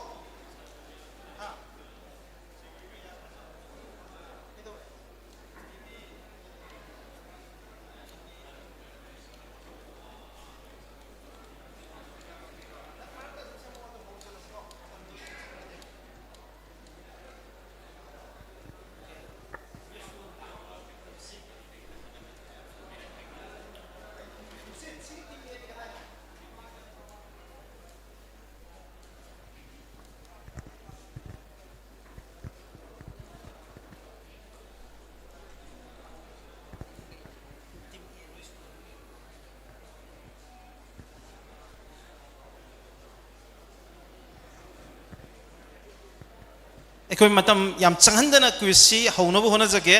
ꯑꯗꯨꯕꯨ ꯃꯥꯒꯤ ꯇꯦꯛꯅꯤꯀꯦꯜ ꯏꯟꯄꯨꯠꯁ ꯃꯌꯥꯝ ꯑꯃ ꯂꯩꯕꯅꯤꯅ ꯃꯗꯨ ꯃꯌꯥꯝꯗꯨ ꯏꯁꯇꯥꯕ꯭ꯂꯤꯁ ꯇꯧꯅꯕ ꯍꯣꯠꯅꯕꯗ ꯃꯇꯝ ꯈꯤꯇꯪ ꯆꯪꯉꯦ ꯃꯗꯨꯒꯤꯗꯃꯛꯇ ꯃꯌꯥꯝꯅ ꯉꯥꯛꯄꯤꯒꯅꯤ but in the conduct of quiz ꯀꯣꯝꯄꯤꯇꯤꯁꯟꯗꯗꯤ ꯑꯩꯈꯣꯏ ꯃꯇꯝ ꯌꯥꯔꯤꯕ ꯃꯈꯩ ꯂꯧꯗꯅꯕꯒꯤ ꯍꯣꯠꯅꯖꯒꯦ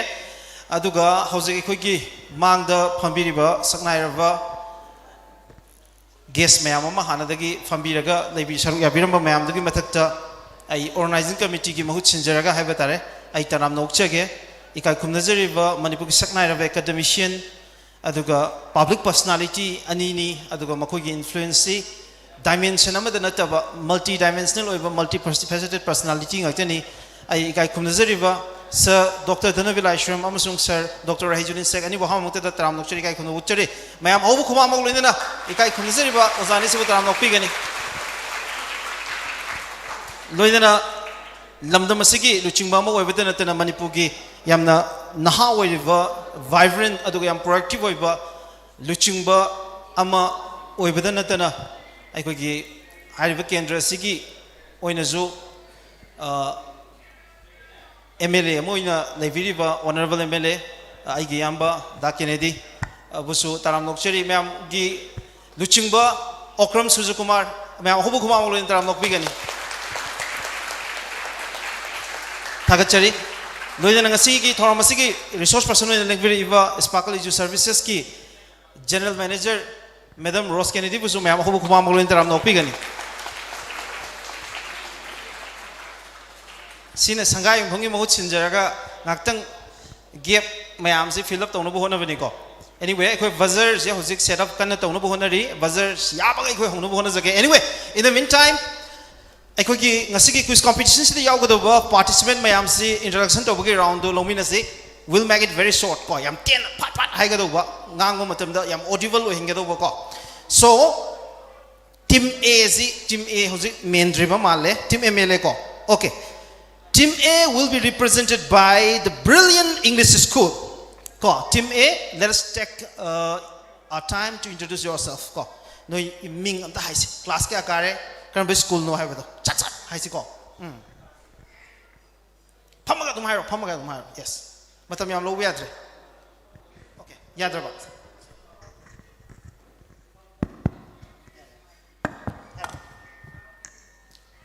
I am Rais Khan from Brilliant English School from class 10. Class 10 very good next I am Amanat from class 9. Class 10. Okay, Brilliant English School representing Team A of the quiz competition for the 3rd Youth Convention cum Career Counseling by All Sangha Uniform Youth Development Organization. And now Team B. Let us take our time to introduce ourselves. Yes, Team B. Pamu ga dum tawsi. I'm Alia of class 9 from the Islamic Childcare Center, Sangayumbam. Tadi, mic ta higher book tadi. Konjil do, khar kanam ta haisi. Say. I am Alia of class 9 from the Islamic Childcare Center, Sangayumbam. Okay, next. I am Azharuddin of class 10 from the Islamic Child Care Center, Sangayumbam. That is the Islamic Child Care Center representing Team B. And now let's go to Team C. I am Ramshan from class 7. I am studying the Future Wise Academy. Okay, next. I am Jakawat Ali in class 7. I study at the Future Wise Academy. And wishing you all the best. This is the youngest team. Ko, class kya kare? Class 7. Okay. Nabani class kya kare? Class 10. Mike ta haisi ko. Noidi class kya kare? 9, 10. Okay. And this is class 7. Both of you are in class 7, right? Okay. Ani Mexico. This is the youngest team. So, wishing you all the best. And that is the Future Wise Academy representing Team C. Now let's come to Team D. Yes, hi Rohan. Hello everyone, good morning. I am Taskan representing the Dynamic Academy of New Generation. Okay, then. Assalamu alaikum wa rahmatullahi wa barakatuh. I myself Aribam Sohail Khan of class 9, representing as a team member of the Dynamic Academy of New Generation. That is the Dynamic Academy of New Generation representing Team D. Now let's come to Team E. I myself Nafza from Sangayumbam. My school is Sangayumbam Higher Secondary School. My name is Kulapong Saros. Class 9. Class 9. That is the Sangayumpam Higher Secondary School. Aikogi ngasigi quiz competition sigi am mapung phaba mana. We have a government school and we have a youngest team. Okay, aikogi crowd chidauzik leiribazi amna naha oiba class ki team amusu yauri aduga government school amusu yauri, which is very interesting. And all the teams represented by different school that belongs to Sangayumpam only. Sangayumpam da handak team faces tausi haidana youth convention si first youth convention, second youth convention, third youth convention all maksi yauba phangba yam laibak phaba misa amakak nei je adu inaw singsina handak ti aikoi mapandagi miyoi mayam ama la akanda star debater mayam ama la akanda debate mayam tawre. And aikoi people mayam se loi inspired tawre, motivate tawre. Now it's our time. Howjikte aikoi satra mayam puthoga debate tawuni khangte quiz tawuni khangte handak ti sumai tawre si haidana aigi maru mapang mayam sina habi bedagi handak quiz competition si sinbagi tanjatuni. And I want to confess myself, aigi in my debating journey mahiroya moina aigi debate ki journey da aigi oja moina ina matam chupada regard tobirakpa objarakpa aibu makhong sombirakpa matam chupada takpi tambiduna aibu yam sigi stage sifo yonglo bohona bada yam chawna contribution pibirakpa aigi sadana bira aigi mangda phambiri aduga in quiz ai quizzer moina haujarakpani aduga quiz competition si starting from school days tagi quiz competition mayam amada aibu guide tobirakhiba yam fazana inspire tobirakpa aduga magi footstep mayam je aina adum chatna bu honarakpa misa makhak nei gi mangda phambiriba sir samu miyam ki Dr. Rahizuddin Sheikh aigi ozani sina mangda phambani na ko aingoda yam thakatpa yamna confident oidaba matang amako oi ngasi ji. Anyway, I'll try my best. Hojik se quiz hobagi tanja se yarane na lojerage aikoi gi technical team se Yasir amadi Sanu Khan moi ani na senabi ga dobani ready oibirabra yare ko all set buzzer gi de ai horen adum sebiu horen yar ka adum tawjeba ko hꯧzik slide ki oina ready oire lawrasi ko okay akhoi question si yam lai ba question ngak tani ko aruba question yaude akta aduna noi mayam se noi ki school mayam dana kwai phare na satra ne na noi school represent ono ba sida phaman gram ne ba ko you are the best student chosen by your school natra aduna noi ki school ki mai ngak pa tare noi na khumbangam dana crowd mayam sina khumak tara ga yam ikai doini ko so akhoi round nuai ba round mayam ni ko adu yaring kai ti matam je tension na bu hona ge aduna round yam sangdok na bu hona je adu question khumba matam da you have only 10 seconds ko to respond to the question no answer pi na bu hona bakan da 10 second de hen be ade ko rules khara hayo ke ko quiz competition ji kamai to go da ge have je direct question haiba question round no ma legani sigi matam si da one question will come to you ko question ama khak noi da hang kane ba haiba wahang sigi achumba pa khum pi ba da noi na phangado ba apun ba points se 10 points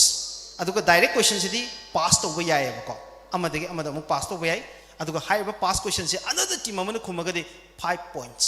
ko sina direct question ni ko then buzzer round haibam leini noi mang da table da khili je singa sigi oina ekoi sar samuna sponsor to birak pani ko so mayam ekoi sar samu gi demak to khuba am to khubi ko sige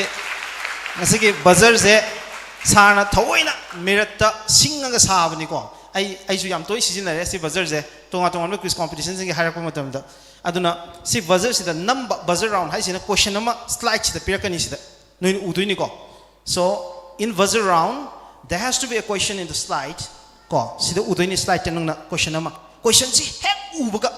ihan hana se ta lo na number ka da yare usi noi mari mak noi na ming hanje ko all 5 of you press the same buzzer at the same point of time but in a fraction of second da ihan hana namgi ba miduna ngan doine ko sibu kai ko buzzer round aduna reflection si yam thugadaba your reflection has to be very quick ko it is the game of the sense of reflection aduna question se thorak pa kan da khange har gadi phalong namgadoba aduga chumna pa khum piragadi you will be awarded 10 points aduga aramba pa khum piragana karino negative 5 points aramba pa khum piragadi negative 5 points dai ni ko but rules e do mai mathang mathang har ke ko because it will take more time aduna round khuding ge ino explain to okay yare ko are you all ready to start the quiz competition okay ready oi bakai khulam thagalo okay all are ready and that is the quiz competition the third state level youth convention organized by Asaido Sangayumpam and first round z quite a live round de hosiko and we'll start from team A the first round is a science ki round ni ko ado aina rules am wal hore chithaba first up is there kanana ani khangbra point khwai di am phang ba satra do adu team no first ani ko aduma is it clear yare ko do yani nge ko so I'll start with team A this is science round direct question team A ki damakta ahan ba question the first question is team A how long does it take for the sunlight to reach the earth nongsa gi mangal sina malem gi leimai de yorpa matam da matam kayam sang bagi have that's direct question for you you have 10 seconds team A 10 seconds 5 okay 10 lakh kilometer per second nate punna matam kayam sange ba how many minutes natragana pung kya changi thagi aikho gi numit ki mangal sina malem de yorpa da now time is over the question is passed to team B nate buzzer no mo direct question to khuma haira dong ne mic ta 8.6 minutes 8.6 minutes that is the correct answer so 5 points awarded to team B now that is direct question for team B again team B gi direct question slightly yang ziko which is the only metal that is liquid at room temperature karamba metal no room temperature to liquid oina leave je mercury is the right answer so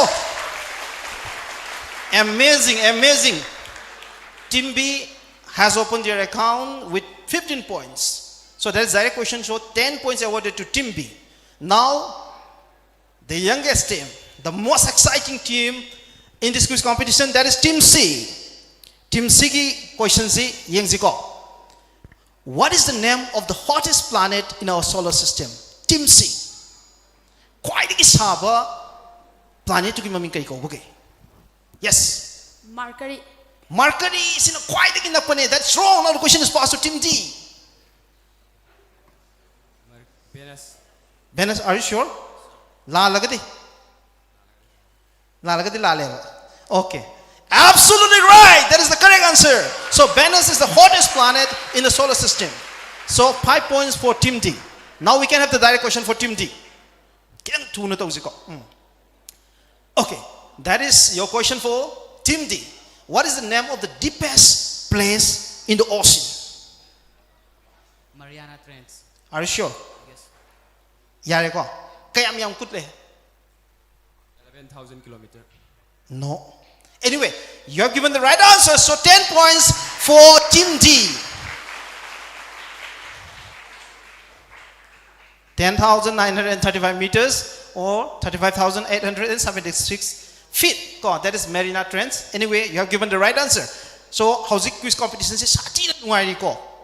Except Team A and C, natana Team B and D are performing perfectly well. Makoy ni mang na hujud forward pangiba puno points, 15 points. Now that's direct question for Team E. Team E kita magta direct question. Who was the second man to walk on the moon? Thagili maida ani shuba khongda khiba astronaut adigi maming kari ko bage. The first person to set his feet on the moon, his name was Neil Armstrong. Ko makoy hum set pani Michael Collins haiba mane, Neil Armstrong haiba mane. Michael Collins sina moigi space shuttle dugi pilot tu niko. Madi thagile maide chakide Apollo 11 ki mission da thagile maide khonda kiba astronaut ani ki maming da amadi ina maming high grade. His name is Neil Armstrong. And who was the other one? You have 2 seconds. Now the question is passed to Team A. Now the question is passed to Team B. Now the question is passed to Team C. Yes, you can try. Chumme hero. Kalpana Chawla. Kalpana Chawla. Chungge di tawba ko. Kitang swere. Anyway, Team D.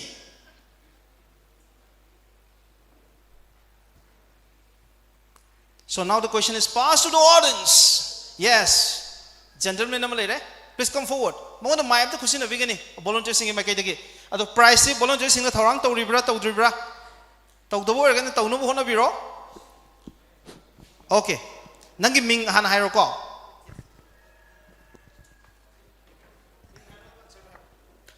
I am Nasruddin Sakula from Etilong Kumamalikai. The answer is Bruce Aldrin. Absolutely right. He has given the right answer. So please give it up for him. Nangi prize so der pini ko. Ado ko volunteer sing thorang to lai biro prize aduga audience sing ina makta question amada hange ko. There's another question for the audience. For every round we'll try to give one question for the audience. Aikogi audience tala riba satra sing sangai phongi aikogi like yam paaba quiz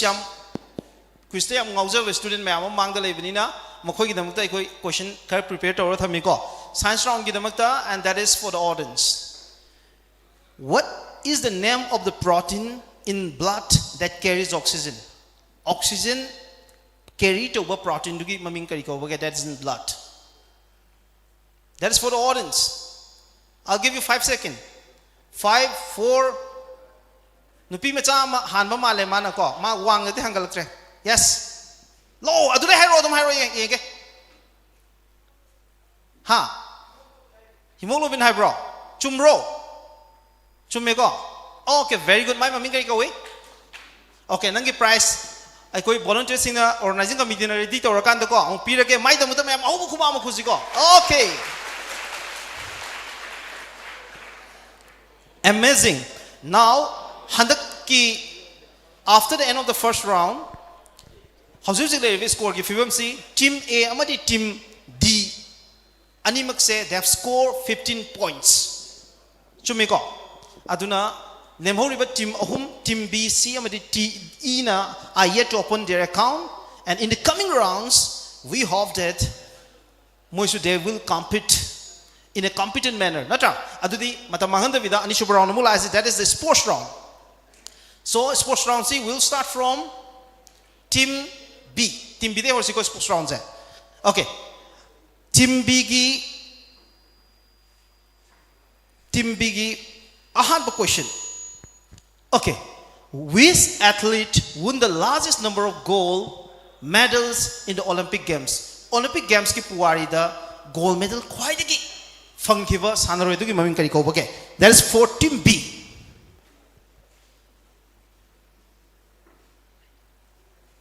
You have 10 seconds. 5, 4, 3, 2, 1. Now the question is passed to Team C.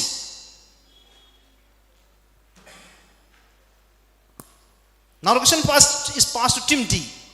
Michael Phelps. Michael Phelps is the right answer. So 5 points awarded to Team D. Now we can have the direct question for Team C. Team C ki direct question. Team C ki direct question. Who was the first Olympic medalist from Manipur? Manipur dagi ihan hana Olympic medal lokhiba sanaroi dugi maming kari ko bage. Noi na khangma mek taise lo ne Olympic medal lo ba Team C ki akangma player mek taise lo se. Negative points later. Yes. Mary Kom. Mary Kom is the right answer. So 10 points for Team C. That is the youngest team for this quiz competition. Noi khangye mo ko, khangdi khangna khumde noi na. Handa yang khumasi ko. Si chumme ngo.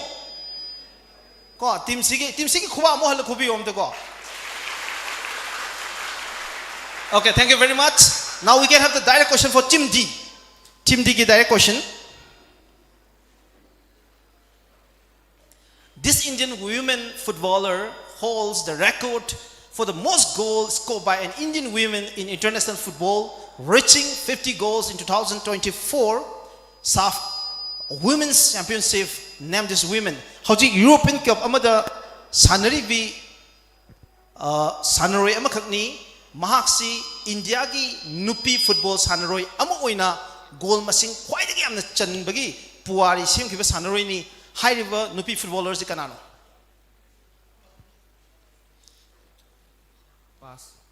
Pass. Now the question is passed to Team E. Now the question is passed to Team A. Now the question is passed to Team B.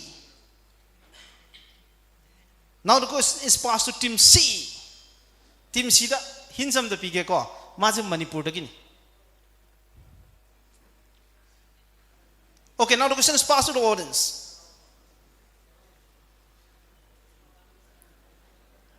Okay, kanam khangdre ko ai khumage it's Bala Devi. How's this Scottish Cup amada mas hanari ko Manipur ki star amani. Anyway, now direct question for Team E. Team E ki direct question. It is a very easy question. No, you're very lucky. What is the national sports of India? India ki karamba game bo koina national sports ni haraga khangna bage. You can try your luck. Guess where I go. Hi on. Chumme nang hai do. Ha. Hockey. Hockey is the right answer. So 10 points for Team E. Team E, they have opened their account with 10 points. Now, direct question for Team A. That is the last question for this round. Team A, get ready. In which country was the famous boxer Muhammad Ali born? Muhammad Ali is karamba country the poke bage have. Ma karamba country the sanagi ke have na te ko. Karamba country the poke have ni ko. Afghanistan. Muhammad Ali sir.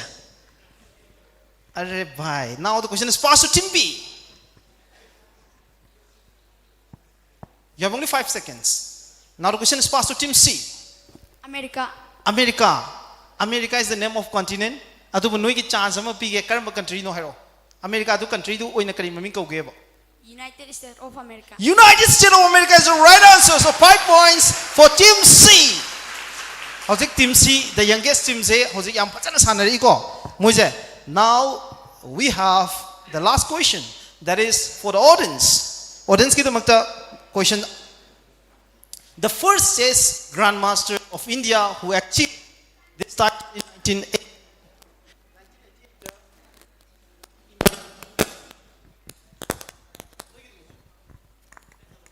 Hello, okay. 1988 India ki ahanba Grandmaster title logiva Indian chess player to mami ko bage have ni. Okay. Once again, I go in gentleman do ko. Yes. Pakumpiro today pakumpiro. Vishwanath Anand is the right answer. So please give it up for this wonderful gentleman. Okay.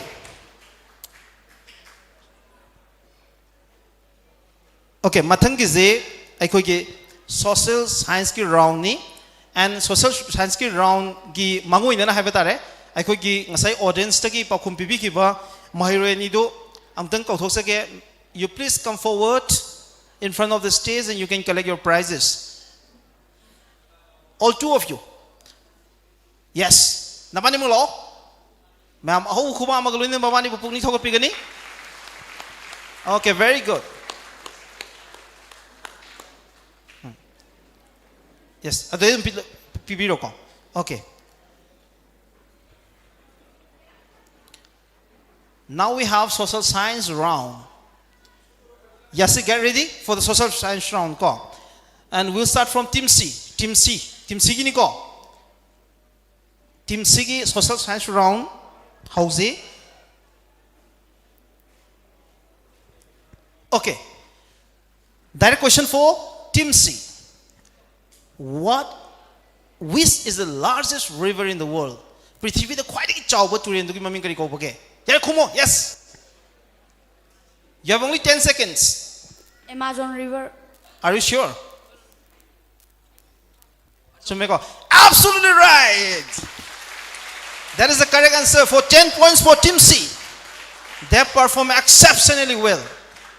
Ko, sida quite is chawba hairagadi, that's Amazon. Nabani Martha conflict lady do ko. Nile is the longest river in the world. Ko.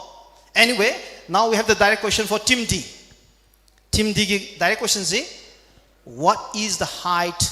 of Mount Everest, the highest mountain peak of the world? Maling ki kwai ki wangba chingdol peak ko. Mount Everest ki wangba si kaya no hai bane. 8,848 meters. Louder. Okay, 8,848 meters. 8,848 meter is the absolute correct answer. So 10 points for Team D. And now direct question for Team E. What is the full form of GDP? Team E. Si economy ga mari leina ba tama makak ni ko laipak amang economy ze una bagi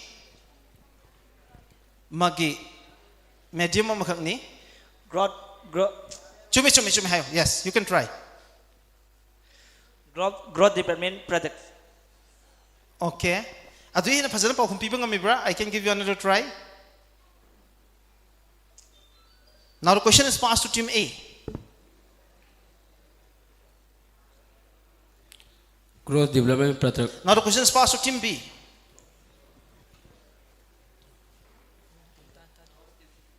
Chumi hayo. Gross development people. Now the question is passed to Team C. Now the question is passed to Team D. Gross domestic product. Gross domestic product is the right answer. So 5 points awarded to Team D. Okay, now we have direct question for Team A. Team A ki direct question ko. The institution which makes the laws in India. India ki laws hai. India ki karamba government ki institution na sembage. That is direct question for Team A. Parliament. Parliament. Hena phajana atopa amasu semba amasu leiri amadu na kai ko. Lok Sabha. Ha. Lok Sabha. Nate law semita. Parliament is absolute right answer. Chume bako. I'm just checking that whether you can give me more accurate answer. Law sem is parliament kang nate ba. Atopa institution amana su seme ba. Ado amadu kai ko ge ba.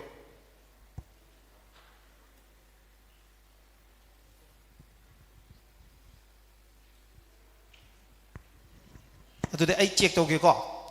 ꯄꯥꯔꯂꯤꯌꯥꯃꯦꯟꯁꯦ I will be awarding you 5 points ꯅꯣꯏꯗ ꯐꯪꯒꯅꯦꯕꯀꯣ ꯑꯗꯨꯕꯨ ꯃꯣꯏꯅ ꯄꯥꯎꯈꯨꯝ ꯄꯤꯕ ꯉꯝꯃꯒꯗꯤ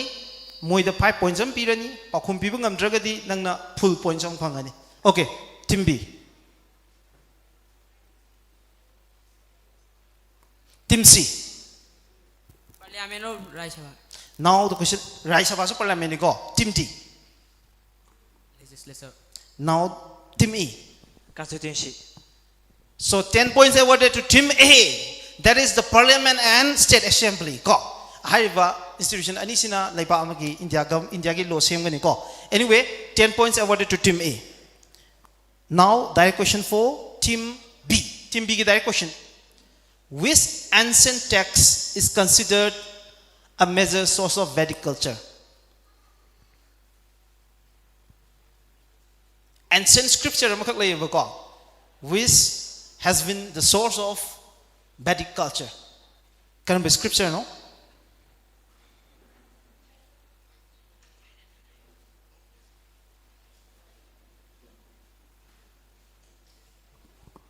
Now the question is passed to team C. Now the question is passed to team D. Upanishads. Now the question is passed to team E. Now the question is passed to team A. Rigvedic. Are you sure? Yes. Absolutely right. That is the correct answer. So 5 points awarded to team A. So at the end of the third round, let us know the current score from our scorer. Scorer the current score.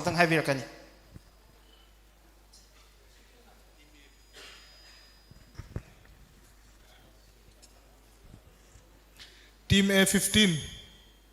Team B 15, Team C 25, Team D 35, Team E 10.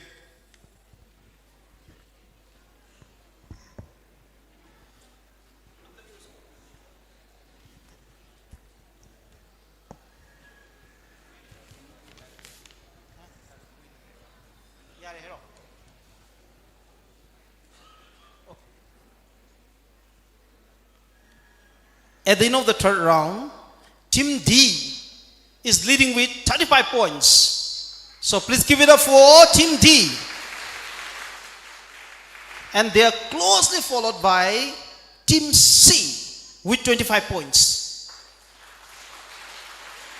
So all the teams are performing very well. In the coming round, Team Kudimana yam fazana perform to no bohona ziko. Hazik yam tight in Team C and Team D yam kani inari. Now audience round ni sir ki like si audience PV biara bas. Yeah, okay. Okay, so from the hair pai communication am to hoge to sir. Anyway, so this question is for the audience. Which body decides monetary policy in India? India the sentungi policy se karamba body ne decide to bage have any. Anyone from the audience? Any student from the audience? Yes, there's one student. Please come forward. Law, karakan law. Matam yam law is it?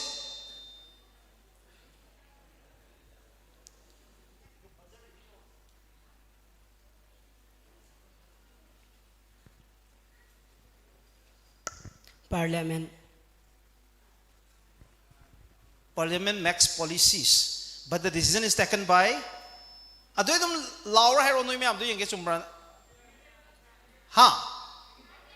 RBI is absolutely the right answer. Okay, matak pira ke ko no ma'am dekho lo na. Anyway, now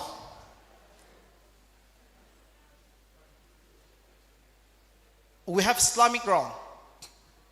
Islamic round is a buzzer round or any ko. Buzzer round as I have told you, full points is 10 points will be awarded to each one of you who gives the right answer. Ko. Achumba paukum piva correct answer piva do. Adu 10 points award togani. And if you give the wrong answer, then there is negative 5 points. No ina hana phangaga leiraba no gi points ting do. Adu dagi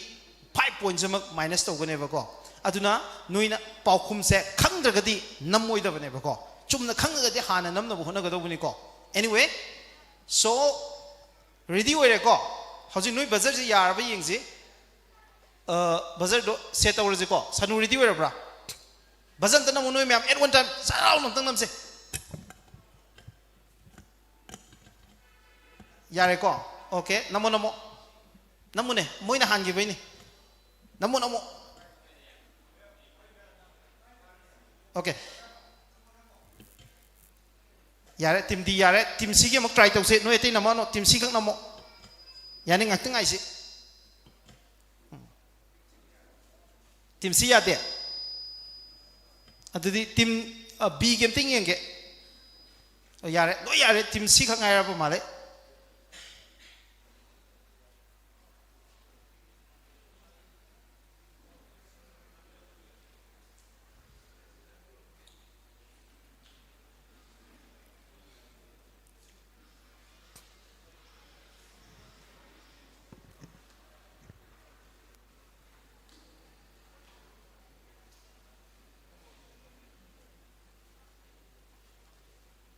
Islamic round ki first question ready to thambiro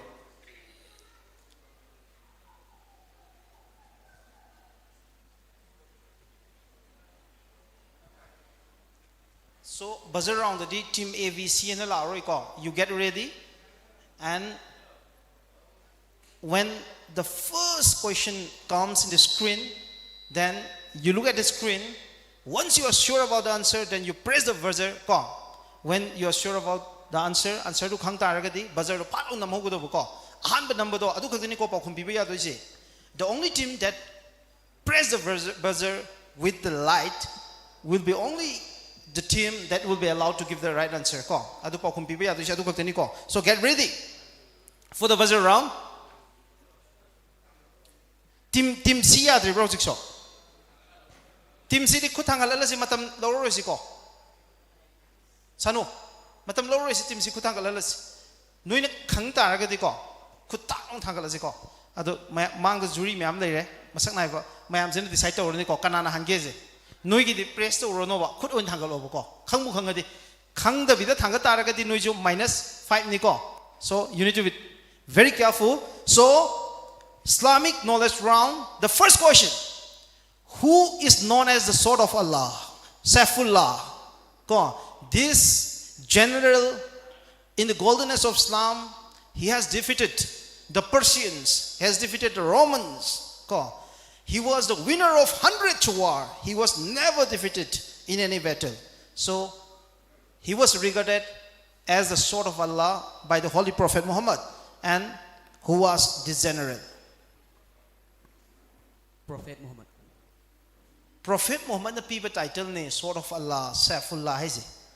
and he was a Muslim general so paukhumji there's no pass like ko aduna the right answer si ai audience ta lakchage kanano sword of Allah hai ga di kanamu khang nei okay mi yam me hairo ha Hazrat Ali natte ha Khalid bin Walid is the right answer but I have seen a lot of hands aduna ikoi aduki prize to masing suna leiba ngamjadre hai tare aikoi ngasi organizing committee si ainu uzabada pn je amani de henu ute ko adu khar link na sina batare anyway now we can have the second question how many surahs are there in Quran so -5 points for team D ngasai gi aran ban answer pibagi ko -5 now again team D answer PC you press the buzzer no kungre namgre ko yes you have pressed it 118 ha 118 118 amuk kayo 118 so -5 points from team D so that is the wrong answer so that is 114 numbers of surah in the Quran now we can have the third question look at the screen who was the first woman to accept Islam ihana ne accept to kiva nupi de maming kari ko boge team B okay team B the first woman to accept Islam So if you are giving the wrong answer, then negative 5 points. And if you are giving the right answer, then you will be awarded 10 points. Hazrat Aisha. Hazrat? Hazrat Aisha. Aisha is wrong. Hazrat Aisha di? Hazrat. Okay, it's wrong. It's absolutely wrong. Okay, now the question is passed to the audience. Okay, a lot of people call, a lot of students, but I see many good students are out there in the crowd. Moi ma'am sige achuman sarpiri mo ma'am sige khubam to khusi ko. Organizing committee sing asi noi gi namak PNG khare am thorang toram ta ra di ko. I loi PNG pithok ya bane. I can see only 2 pen there ko. Aduna aina hai sidagi khitang ikai ba khangdana PNG khare am lebi ro di yam nuai ga dong ne. Anyway, now we can have the third question. Who was the first person to give azan? Team C ga team D ga se kanana hangi? Sir. C na hale ba. C na hale ko. I team C the first preference pige, and after that I'll come to team D. Team C. Hazrat Bilal. Hazrat Bilal. Chumabo, are you sure? Absolutely right. 10 points for team C.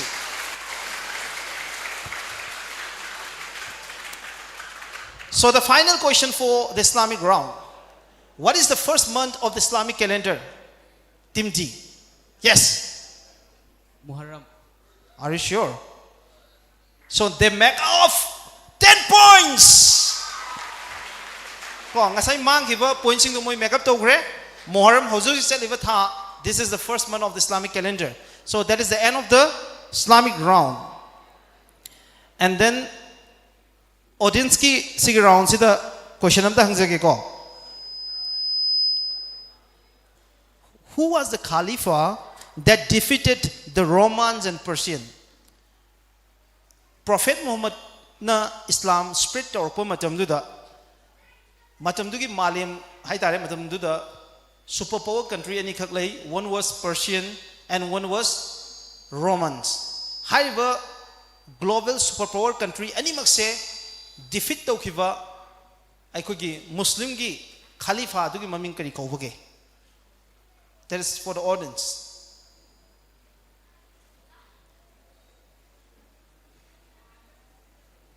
Audience up the khandrabo. Ha. Can you have a no? Tate. Resident Khalifa, the Khalifa Marigi generation ne. That is not the name of the Khalifa. Now the question is open to all the teams. Having umbra. Who was the Khalifa that defeated the Romans and Persians? The two superpower of that time. Arab the tribal mayam civilization karino khangdaba. Yes. Leroy. Puinshu Leroy. Sulaiman was the name of a prophet. Anyway, the right answer is Hazrat Umar Farooq. So he defeated the Roman and Persian. Adu matamdu da yam nangak khiba thawdu amakak ni ko. Arab ki tribal sing amaga pakat na khanaraga leramba sagai amaga tribe amaga were never united. Adubu at one point of time when they become united under the banner of Islam, adu matamdu da they had the ability to defeat the Roman and Persian. Anyway, now we have home round. Home round so buzzer round oini ko. And home round haibadi I could Manipur gi round haibani ko. And this is buzzer round. Yare ko. Buzzer round how's it? When the question is there in the screen, when you are sure about the answer, then you can press the buzzer. Ko. The first team which press the buzzer with the light can answer question. Yare ko. So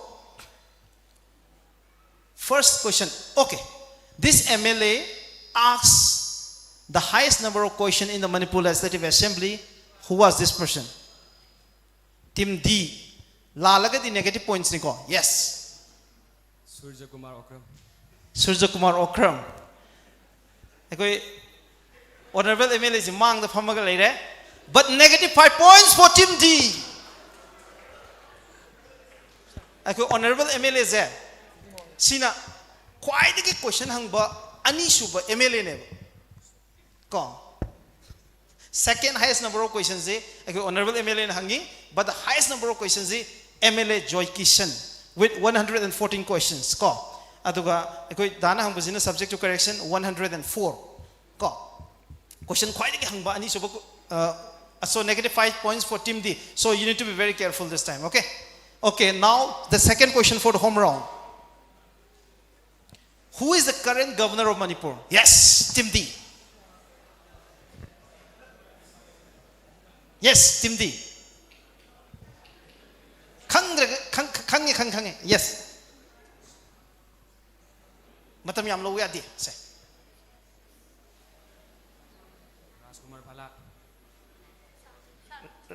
Rajkumar Bala is wrong. Moi ko thanga kibra. Sir. Yes. Khare di chumme ba ko nangi do. Okay, team C se ko thanga kibra sir. Thanga leba.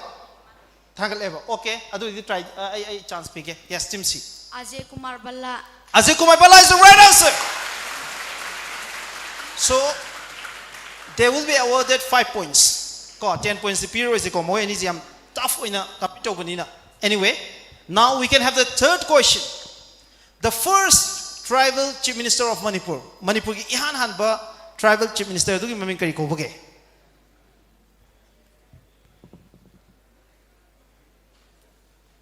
Team A, B, C, D. So it is Yangma So Saiza. Now we can have the second question.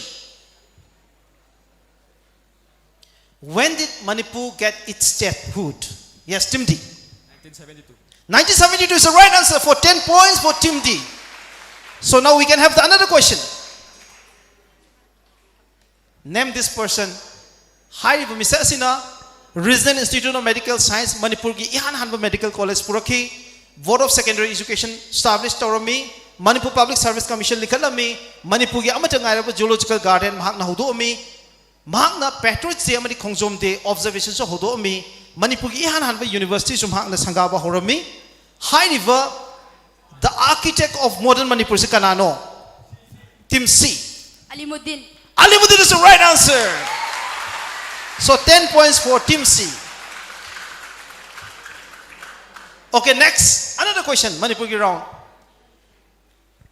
Housing Manipur Legislative Assembly is suspended Taudrigai Mamangda, who was the last chairman of Public Account Committee of Manipur Legislative Assembly. MLA Mano Oiduniko, Kanano Heaven. Public Account Committee ki chairman si Cabinet Minister Magi rank to P, Magi special power, Mamma P. Yes, Team C. Surjakumar Okram Kennedy. Surjakumar Okram is the right answer. So 10 points for Team C. So we can have the last question for the home round. The last sovereign king of Manipur before its merger to India. India the Pundringai da Aroi by sovereign king adugi maming kari ko bage have in Manipur. Team D. Maharaj Bodhachandra. Maharaj Bodhachandra is the right answer. 10 points for Team D. So after the end of the home round, let us know the score from our scorer.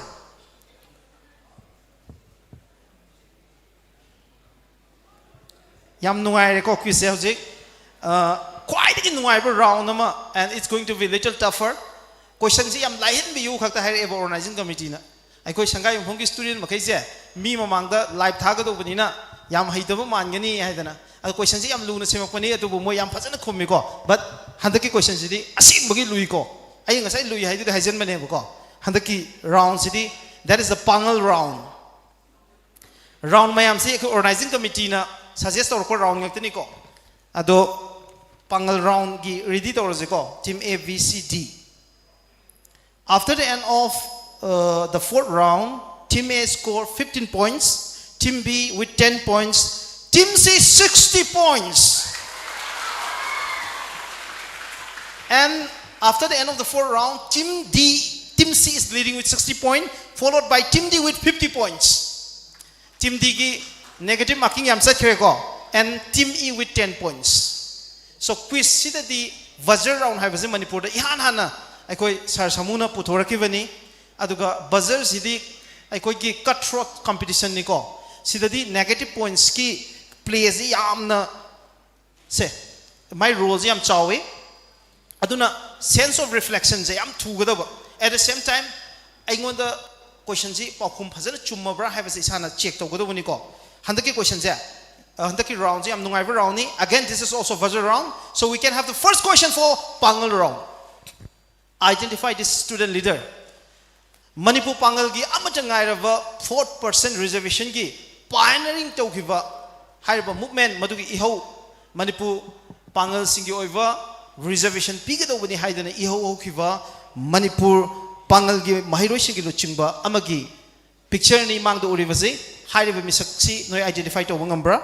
and he was the president of all Manipur Muslims student organization AMSO haidana Manipur gi pangal singi student body amagi president oirambani. Can you identify this student leader who had been the pioneer in the student movement for bringing OBC reservation for the Pangal community in Manipur? Can you identify the person?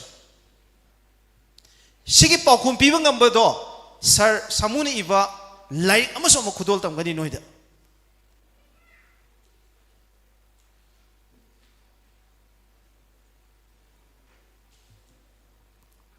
Buzzer hanam ko uniko buzzer wrong.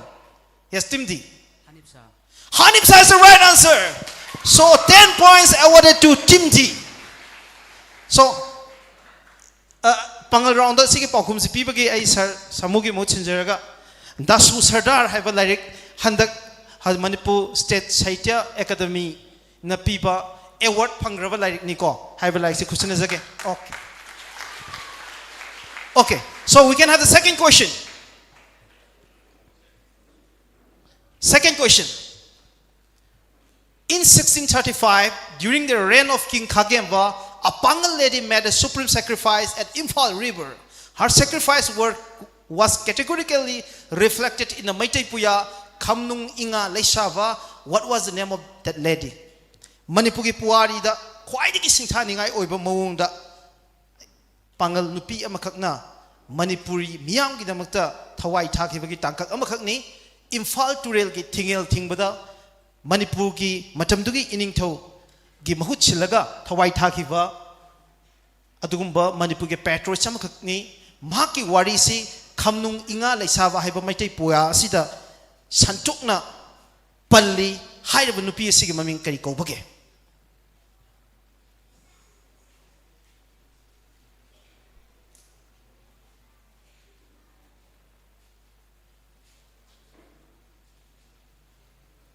Haibu wang sigi paukum piba ngambada lupa changa pigani ko changa se ina puthokada bana tesi yamba allowed na puthokani. So for the audience,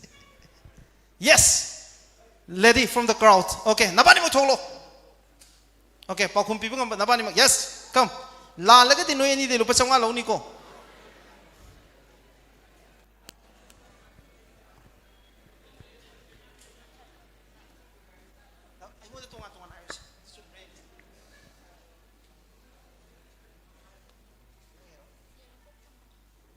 Mamani na haisi yaipok thambal no habani ko absolutely wrong. Thambal no itini ko pangal laibani. Yes. Yes, come forward. Yes, no any more. Come forward quickly.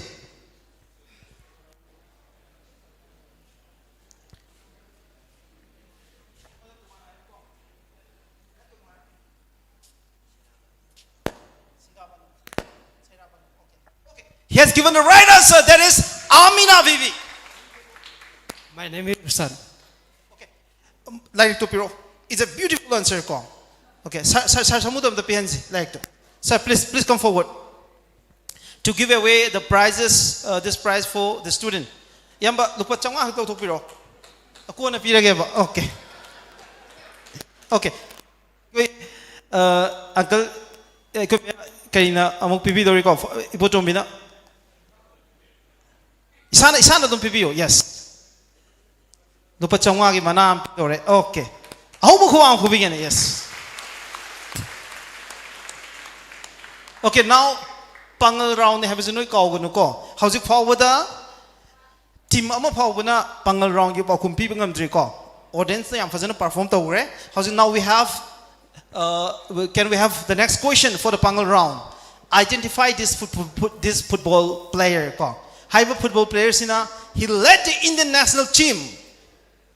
ko. Junior Indian national team represent tawraga sub championship ki winner lokhiba Indian national team ki captain aduni magi maming kari ko boge. Team C ke eka kanana hali C na hale ko. So that is team C. Singamayam Sami. Singamayam Sami is the right answer. 10 points for team C. Ko team C na han boy na pangal round ki paukum pibang ngre. So we can have another question for pangal round. King Khagemba established an administrative office exclusively for the Pangal administration. What was the name of that public office? Team D. Before that answer, iningtau maidingu Khagemba na Pangal gi oiba sanglen taret exclusively thamlami haiba sanglen taret tu gi manungda haiba sanglen simadi Pangal singi administrative office oina exclusively lingamba adugma sanglen amakhakni sanglen sigi maming adu haiba ngambra. Yes.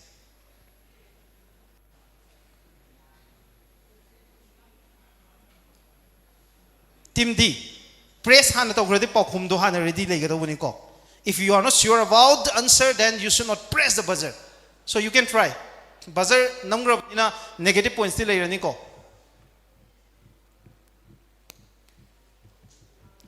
5, 4, 3, 2, and 1. Now the question is passed to the audience. Kangbra ma'am, anyone from the audience? Anyone from the crowd? I'm the hungry ko.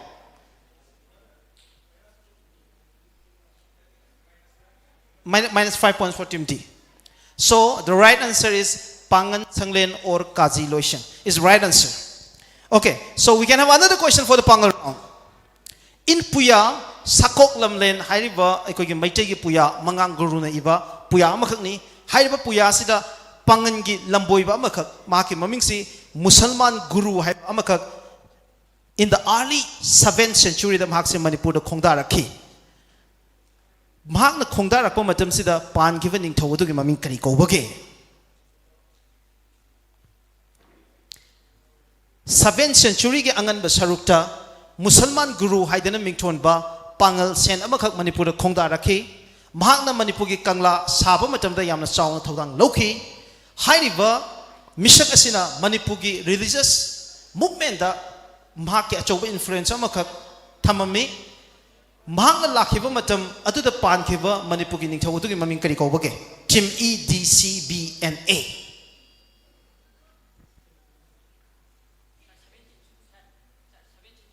Yes. Khagemba. Khagemba the 7th century nate. 17th century ne Khagemba de. Ko. So can we get it from the audience? So the right answer is Maidingu Naufengba. So negative 5 points for team C.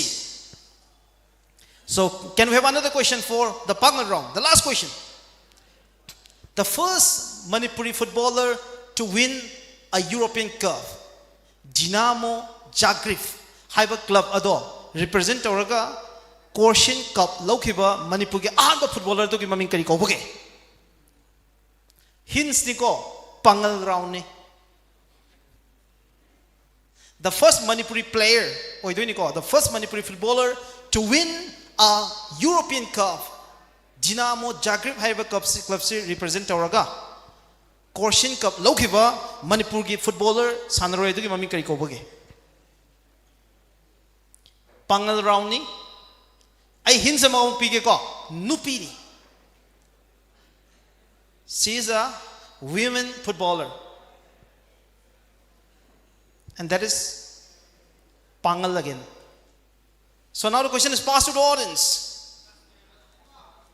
Kasmina ko, but I have seen a lot of hands raising there. So I could column je hotik susung late ko aduna I know the prize people ngam dre. So Pangal round se sida loishalasi. Okay, can we have the last question? Aroi ba makak lausiko. Last question for the Pangal round. Madam the question si amna kumaning bagi niko. Identify this leader. Haiba luching BSC Manipugi Puari the ngasi fawba miyam na ningsingiba nupilan ko nupilan gi luching biya makakni maksi kanano nupilan gi pangal gi luching biya makakni maksi kanano. Can you identify the person? Audience lagi hai ba gambra? Kana hai ba? Sarah Bibi is the right answer. Mi yam yaman gre ko. Ado mathang pina mo honar ke. Anyway, now we can have the audio visual round. Mic ama do da thambiyo. Ikugi any kind of audio gumba phang na ba hai batare. Audio visual ni again this is also buzzer. Get ready. Team C kuthang ka chiko. Atay mi amna buzzer nam chiko. So you get ready. All the teams, team A, B, C, D and E. Buzzer round. Haiba boy si identify to bungam brain siko. Kanana piba space no haiba to. Yes.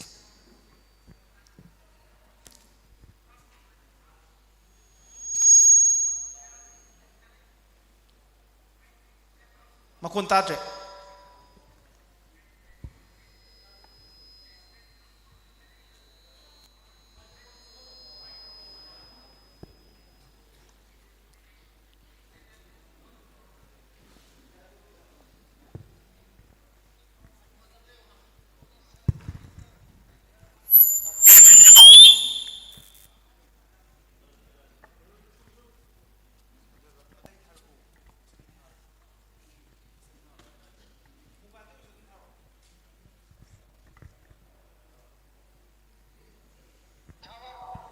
When the world sleeps, India will awake to life and freedom. A moment comes, which comes but rarely in history, when we step out from the old to the new, when an age ends, and when the soul of a nation comes of rest. Identify to mga magadi buzzer nam say. That is Team D. Team D na identify to mga me. Yes. APJ Abdul Kalam. When the world sleep, malem puma na tumingay da, India na ahing dong yai sita hokat li heaven ko. Jawaharlal Nehru. Okay, 10 points for Team D. Jawaharlal Nehru was the right answer. Okay, now can we have the second question? Mobile le dum audio do lo biro bo. Question do le rabani na.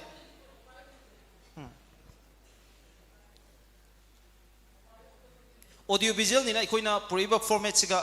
leiriba ikoi ki setup siga chana da ba adum sugumba ki problem adum lei ko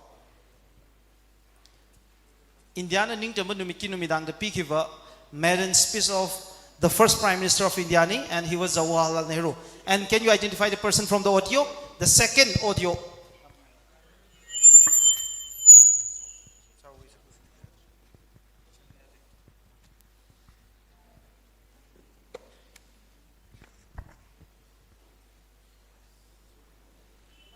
I see some enemies.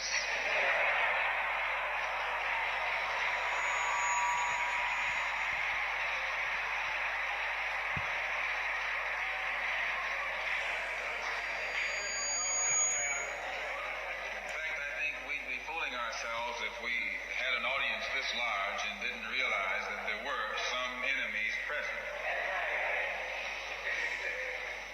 This afternoon, we want to talk about the ballot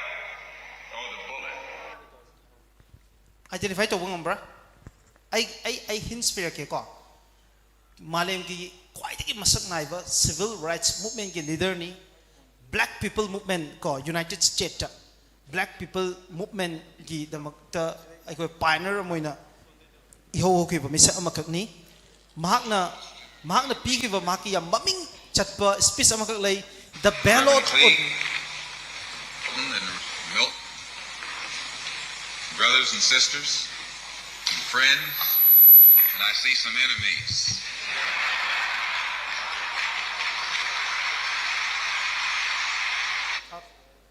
Speech to tadri ba tahalo noi na mayai oi de sing ba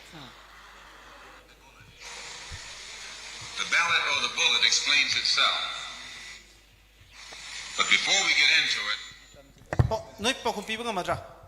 ngamani ko, but I'll give you some hints ko maram di quiz have a city mang the phamiba mahiroi competition tori ba mayam sika kinati ko yingi ba mayam sigini sinoi loina mayam je loina knowledge mayam je tal hodoi ni ko anu anu ba ko na khangjada ba mayam ma jo high river civil rights movement ki activist hai high river activist gi one of the prolific orator ni ko malem the khwai ki wangang ba da mayam da khwai di pam na misa ma khakni magi maming chala speech mayam ma lei mayam du gi manung da ballot or the bullet haiba speech ma khakni ko hoji noi na tare ba se high river civil rights movement ki luching ba sigi maming kari ko bage Nelson Mandela di South Africa gi nei madi United States ki ni ko phajana adu ne aina audio do mun ta da bagi nei hin spirit ko and I'll give you another try he was from United States of America okay team B ha Lale ko. Team A negative 5 points. Okay. Now, handak ekho try to way agar audio visual je. Yaad reba. Okay. Next question. It is Malcolm X ko. Next question namutang visual ko mapiro. Identify the movie. Movie si muna yung si ko.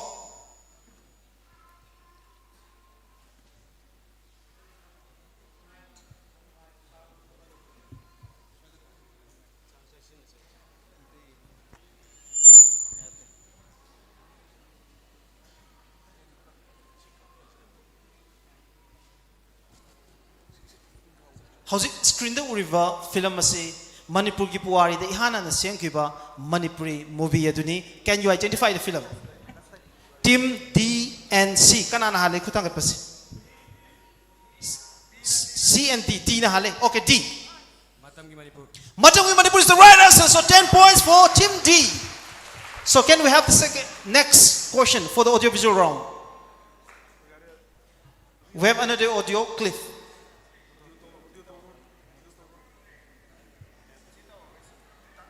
Visual na pero any visual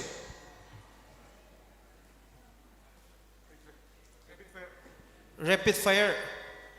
se tauraro siraba ko ad quiz se sidalo shalaje we have almost punga maguma changsala kadore ko anyway how's quiz se loi ba ki tangka ama lorage ko sida so at the end of the final round let us know the current score from the scorer.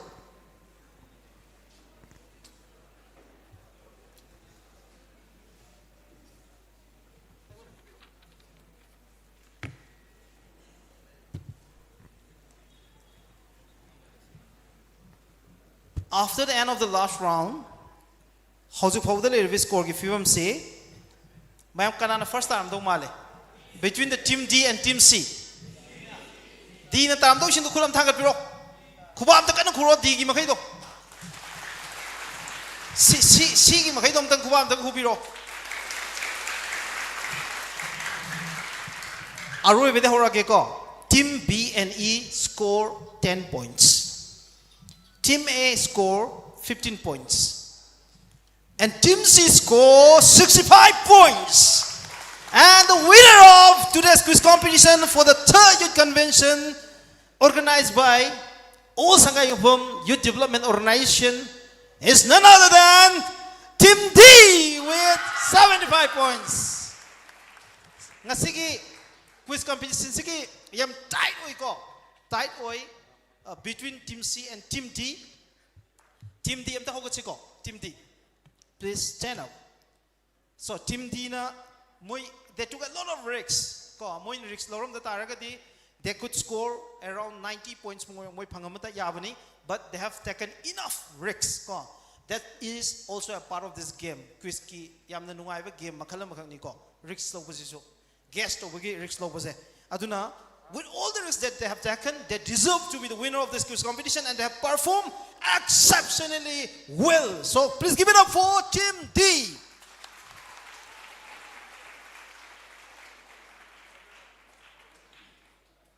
Dynamic Academy of New Generation, represented by Team D, is the winner. And now, please stand up, Team C. Team C is the most excited team of this competition, and they are the youngest team of this quiz competition again. Quite again, how a team ni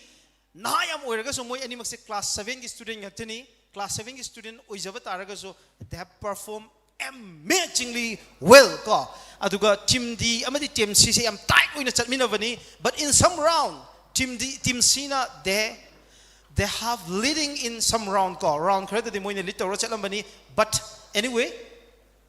Team C, Amadi D, Animax Agi, the winner in the Lozake, Aduga Team CC, Moigi, Yam young but they have performed so well, and they're the runners-up of this quiz competition. So please give it up for the youngest team, that is the runners-up, represented by Team C. The Future Wise Academy representing Team C. Okay, thank you very much. Sit down. Third C, Team A. Team A with 15 points. But all of the team, they have opened up their account. Aduga Sangai Yumpongi school mayam sidagi afoba quizzer mayam thola kari habage chado ai tawzage. Aduga ngasi yamna multi-dimensional oiba quiz ki round mayam sida fazan perform tawba ngamgiba. Aduga buzzer round gumba yam sophisticated oiba complicated oiba round sing dazu yamna ekogi thawai yauna habatare yam ekogi reflection si yam thuna perform tawba ngamgiba team puna mokpa mohana thagachari. And thank you very much, all Sangai from Youth Development Organization. And once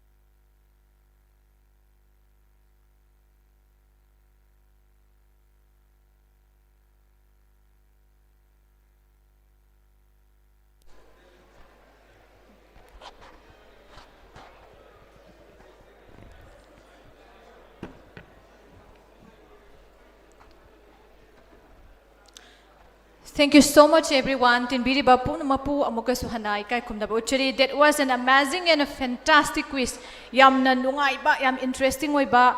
quiz tama koi huzik punamagna bideng tamina kre question singdo yam na challenging waiba, yam na engaging waiba oiragasu koi satra sing na participant khudimagna yam kanna with enthusiasm and with their utmost effort yam kanna honarakanda makoi gi level da Saruk Yakiba, Amasum Kanna Hona Kibasim, we really appreciate. Congratulations to all the winners and also to everyone, to all the participant Kudimakta Mukaswana congratulate Taujari, Yam Nungai Bamakangi, Quisamu Oikre, Loyana, Matung Tarakpadasu, Matangi, Tongan Tongana program sing to Youth Convention sing the Su,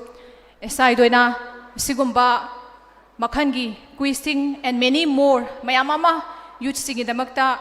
पांथोक पंगम ओइजगे सिगमा platform तुमा पुरगा लाक्जगे मरुइना छात्र सिंगी youth singi damakta thank you so much everyone loinana ngasigi quiz master akoigi quiz ki host tobikiba mira saha kori managing director Northeast Window TV yam fazana adugumba yam fantastic oiba quiz amakha mai pakna success oina host tobikiba damakta makaswana organizing committee ki maikai degi thakat phongdok chari thank you so much loinana ngasigi participants singda akoigi quiz के participants इदा लेंगान फी अममतंग खुदोल तौबगी थौरम मचा हम कक्सु लेजरी लोइना अमुक कहना ngasiगे अखोगी special guest अमसुंग रिसोर्स पर्सन सिंगी मरक्तगी दाइस्ता अमुक कहना कौखतनबगी तंजादु लौजगे अहाना मक्तदा honourable MLA Khangabok assembly constituency Shri Surya Kumar Okram सार्बुदाइस लेंखत पिरनबी दमक्ता कौसंजरी मैम अहौब खुबा मतंग कोई पुनः खुमिनसी मथंग कौशंजरी chairman Zamzam foundation social worker Wabagai assembly constituency Mohammad Alauddin alias Nanao सर्वसु दाइस कौशंजरी ओजागी दमक्तसु कोई पुनः अहौब खुबा मतंग खुमिनसी लोइनना कौशंजरी मथंगदा कोगी स्पार्कल एजुकेशन की जनरल मैनेजर होना थौगाई पुबीदी ma'am Longjam Rose Kennedy ma'am बसु डाइस लेंसन बिनबा कौखचरी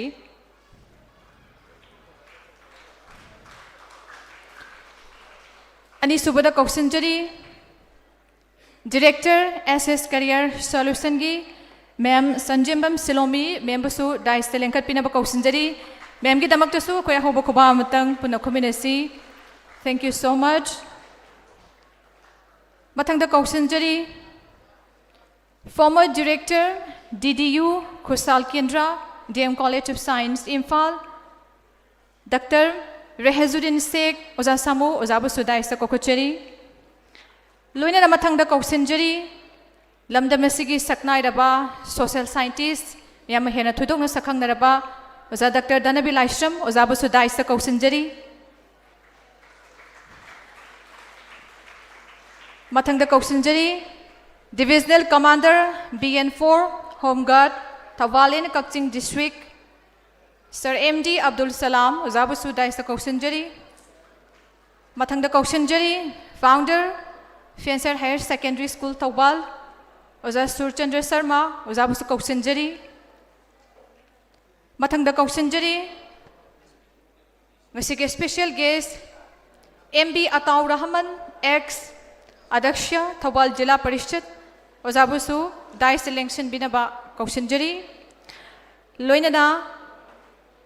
मथंग कौशंजरी प्रेसिडेंट UDC संगाई युमफमगी ओजा MD जफर अली ओजाबुसु दाइस इलेक्शन बिनबा कौशंजरी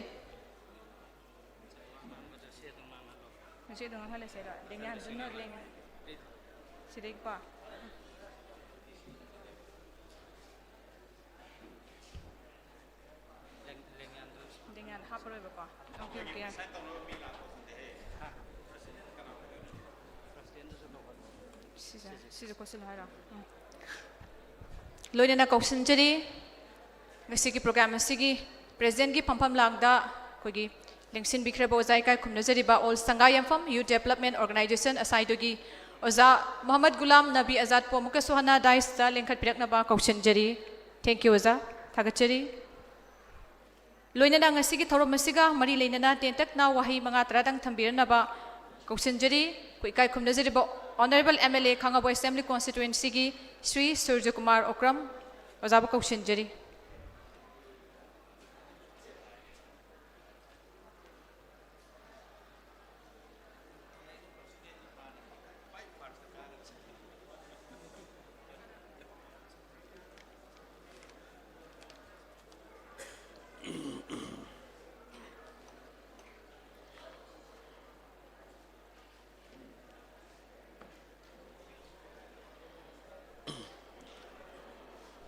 ngasi all Sangha Infam Youth Development Organization asaido nasilliba ahumlak suba youth convention kam career counseling program asida daista hujik pokidi yoroktriba daista lengsel liba Sri Sivanand Survey, Superintendent of Police Tawal, Muhammad Alauddin, Chairman Jamjam Foundation, the President from the Lengsin Biriba, Muhammad Ghulam Nabi Azad, Saidogi President, resource person the Lengsin Biriba Mayam Nehena Khangna Biriba, Oza Dr. Dhanabir Laisram, Oza Reheluddin Sek, Sanjay Bam Salomi, Longjam Rose Kennedy, General Manager Sparkle EGU. Mengoina Panjatraga Su Huisda Lengsin Biriba Hui Oza Sur Chandra Lengsin Bire, Hui Yamba Jafar Lengsin Bire, the Mengoina Panjatraga Su Dice Lengsin Biriba. Mayam punamak mang the Lengsin Biriba like I am the Masudagi Lak Biriba Akwegi Ahalaman Singh, Satra Satri Singh, Kwayama Salaudin Jure, Angasai Akwegi Quiz Master Quiz Host to Biramba now Miraz Mayam Subchan Jaraga Nasigi functions Lak Biriba punamak ay ahan bada ikai khunna ba uchabagloina na punamakpu salam tawjari yamna exciting oiba yamna nungai ba akhoi gi hawal liba satra singda yamna kana gadawba yamna su competitive oiba oinas akhoi gi ngasi organizing committee sina sinbi bani yamna phai akhoi inau sing mayam singda hairasu haitrasu Noina Torogas minus Hindi Bahai La Kadriba generation Mayam Singda Satra Satri Sing Mayam Singda Sauna encouragement Pigadorini Cunning the Mayam Kangan Gadoribini Kitang Aswaiba glitches Mayam Kitang Yaukibudu Tinbiriba Mayam Nangak Pigani Manung Matungda Amukehena Pazana Sinba Su Oisunu Oisu Oigani Haiduna Ay Mayam the Tamzaging as I sound Gikari Mayam Todu Kitang What keep it I say Moijing the cricket final Lama Labang as he sepung Ama Makai, I need the book the Yorake and Hibane the Kitang Kitang Matang Ting the Gibuduna. The program Matang the Di Aina Tamzaning Besi, Kwe Mayamna Hena Kangbiraba, famous career counselor Mayamam Zulere Adugi Matakta Aingarang Nahan. Kuidri Thamuki Mamangda Rashtriya Military College da Pastor Okba Satra Ani Satri Ani Haitaramada Tambagi entrance exam da Nupimsa Manipur da I example am katang pizza bay waniko my field da excel or pamayam singsi Kawiragadi Suisu Akwegi Nauna Army dagi Pastor Okba NDA ga Pastor Mayamam Yaweva Sida Rashtriya Military College ki parent mayam na khanga bok ta sin bani aduna karigino hay matam da Rashtriya Military College ki nupi handak sin nupim sa lawbasi college ki ahan bane hariba aduda Manipur dagi nupim sa ani yaweba amana karai dagi haibada khun thangnari ba khanga bok khun dagi adagi sidagi thong hek lanthok khibi wang mada asi lamding khumanthim lekai dagi adra ina nupim sa singsida adu lairiba satra singsida Sigumba achievement Pangraba Yumung Hoi Lady Imung Ani Dusu Adagi Lamdingi Sisu Aina Yam Pazana Munna Kangba Imung Neva Yam Hen Hen Toina Nungai Imung Nati Adubu Magi Hona Jamanduna Indiagi Satri Manga Kanbada Handakna Manipur dagi Ani Yorok Pasida Hogi Kendra Sidagi Dusu Kuntangaba Mayam Sidagi Madugumba Mayam Gada Noina Kobi and Waga Nangan Taragadi Nupim Chazing Sita Amuke and Amoy the encouragement Moina Magadi Aquina Kadoing Amoy Natragana Lady Mayam Sing Sita Moy High Sigumba military academy sida Sainik ta Panghiba Aing Sai Yeng Matamda Sididi Pamam Drekoi Hanagi Jilla Parishad member Kaka Janapki Machanupado third position have a fourth position all Manipuri Thavada Seniki the Tai and Ingon Sai Tarame. Congratulations signing it. Aduna some Haravada doctor passed over Natragana MBBS passed over Natragana BG Loraga lekai gi khungi aduda yamna struggle toroga honaraga manipur gi tagiba ngarang han sangai bham ngarang khata sangai bham higher secondary de class 10 pass to giba enrin angang nupam sa du manipuri oina net top tarim neba adu umba mayam magi inspirational story mayam sita satra sing sita tahan bataraga di aidi hena army gi dress ka sero laga nauna ngarang han da pass to giba lekai sum leiba mayam sigi endi ga pass to gi mayam da mkhoi no honarak pagi stage mayam ga dugo noida sumaina satra sing sita wari liraga tahal laga di yamna inspiration achouba leigani na ai thajajai matungda adugi hana masana sigumbada sigi field sida masana thengnara aba satra satri sing kharagi program tianna punghai ongtangi hapsal lagadi ai amuke hena phajagadra na khali adagi ani subada akoi ngasi quiz ki program ni whole day to wi na ko rotation wise morning shift ama evening shift ama adagi aina sum khanjabada akoi gi career counselor myam leibse sidi yamna close oina habitare parents sing yauraga satra sing yauraga hangningba sumaina yam formal oina nataba hangningba pugla hogalaga oja sida career council je oja danabir na hojik pung tara daina trama thoi bok oja sina sidai si bok toraga yamna free and frank oina career counseling to buse sidsu ai hena kana gadra haibam thokpa magi khangba experience mayam dadi habiraga satkrani ngasai oja sing career counselor sing lai mayam sing na mama mapa na satra na hangning hobududi pung ama ani gi program sida keno to ro herba aduna masima time khaido ga whole day to ro su ya ba satra sing na noina phawu phawning adi khaibu honing adi khangmu khangning adi madugumbagi interaction su kana gane na khalli aduga aroibada aina amatang hapsaning se debate tawsi akhoi gi di school atopa school mapana leriba boarding school leriba ama leriba mayam sing sidi debate competition ji sahi khudingi natragana atopa inter school debate competition ji dum leri na herba sangai mhamgi oina sangai mham leriba government school oiro adagi si private school leriba mayam sing sigi manung da debate competition ji tawna han ba ya herba one day ahead debate competition tawraga top 3 natraga top 4 do final day da moi gi final do dum to hon ba ya herba aduna sigum ba extra curricular mayam sing sina education khatada na taba extra curricular mayam sing si thengnara khanda manipur gi mapanda sangai mhongi mapanda kendra sigi mapanda manipur ki manungda manipur gi mapanda india gi wangmada mathang step by step small steps sing je chatlaga lakadrim ne aduna inaw sing siliba maruina asaidogi laibiriba club organization mayam singna su sojok piduna makhoida mateng piduna yamna successful oiba event ama oina silibisi hena chauna nayamba mo oina ai hakna su angamba mateng toge inaw sing mayam yam phajai ngasi silibisi aduna hena chauna hena phajaba program ama matungda sinnaba aigi sum advice to gi wani aduna ngasi teliba satra singda aina haijaning basi aidi mafam khudingi dum haijabani sigi advice madi mayam munna tasimminasi oja sing akhang hai mayam su horen noi mayam thamakini aduna punsida success oige haiba taragadi akhoi achum asengna nangna exam thaba matamda nangna nathak thongu matamda haiba matamda Quran da yawba Ishwarna mapuna Allah Ta'ala na ibada akhoi aranbam ta tau kasu hairamoi aduna exam thaba matam da su cheat tauge na khandaba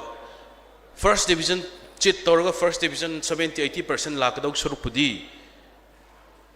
60% natragana 50% ga third division phangaga nangna nasengna thamoi sengna thagibe exam da nang punsigi kawroidabu lesson ne hariba aduna akhoi satra singna su punna hona minasi Magi asom da leriba school sing sisu hayeng manipur gi wangmada adagi manipur gi aina sa haigadane competition lakhu matamda akhoi gi aina example lamkudang pijage nurse manipur gi wangma natragana dubai da natragana kaino da yamna demand leba but manipur gi nurse myam putho iba adu ada chala kan special training among daka leba nangna singapore thabak tawge haroba uae da thabak tawge haroba nurse ato pa achouba multinational hospitals sida adu karigino hai matamda how employable are you up to our standard ana mayam si thinare ebo aduna standard si akhoi gi education gi standard haiba se set tawado se government gi su yamna aruba akhoi gi responsibility am lay lawmaker akhoi mayam gi su yamna luba responsibility am lay on top of that sigumba student gi organization lariba youth gi organization lariba mayam sing su village level da sigumba malpractice mayam silhanba kholanba copy to hanba school sing da mayam to hanba se masi chathadana ba akhoi gi achauba responsibility ma lay haiba se akhoi kaumin nadana afaba sanghai phama afaba kendra ma afaba maitai panghal gi oiba society ma afaba manipur ma peace porakpa oirakpa manipur ma oimina na ba akhoi punamak hona minasi mathangi session da mathangi event amuke hena chawba mai pakpa ma oina punamak na hona minasi haiba wahai khristi thamjaraga ngasi special guest mayam aigi picture aba sangai phomgi village asida lakpi ba thabak mayam sin biba mayam punamak puso ai thagat chari sinbi langbi biba mayam punamak puso thagat chari aduga satra mayam na su warab su wana special speaker mayam lady mokoi di experience lady ngakani moina nganga kadoba noina tar kadoba lesson mayam do noi taraga chatko horen loiba bhok punna yaumi nakhi si haiba wahai krista maga punam pu amuka nei kai kun bu chari thank you all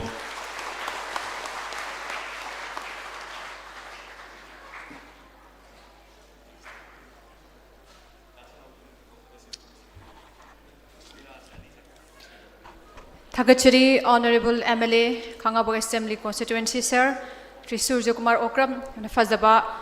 Marik Chumo Phamayama Thambirami Matang asida yamna nungaiba haibatari mikup amakhak yamna chamna sinjaba simple koigi felicitation macha amakhak koigi Sir MD Salaudin Khan Sandakta Minority Affairs Department Joint Director oina promotion lakpasigi matangda koi punamakna nungaiba haraubodu phongdok poina mikup sida yamna chamba koigi felicitation program masam kadang tawjagadori mayam punna hana maktada Sir MD Salaudin Khan ki damakta hoba khubam tang punna khuminasi and thank you so much congratulations sir aduga koigi yamna chamba certificate of appreciation macham tang koigi president Sri Surya Kumar Okram Honorable MLA Khangabog Assembly Constituency na kuchina bigani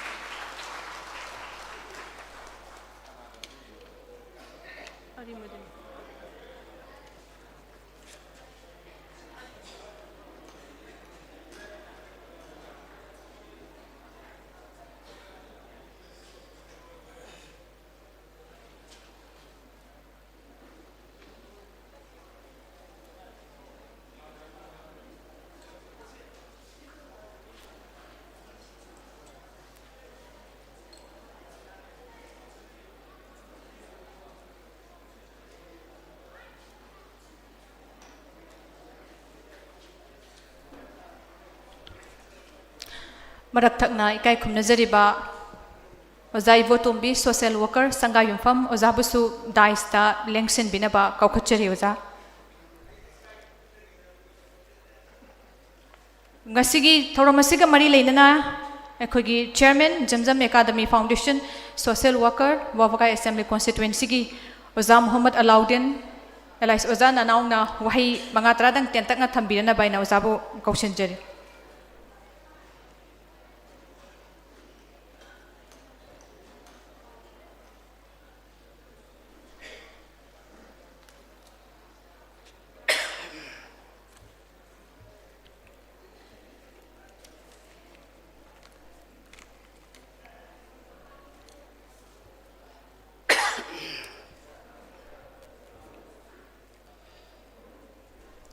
Ngasigi All Sangha Yumpham Youth Development Organization na pangthoiba nungayai faraba numit asida अहुमलक सुबा youth convention cum career counselling programme असिबु मपुंग फाहन बिननबगिदमक्ता दास के फमफम Langda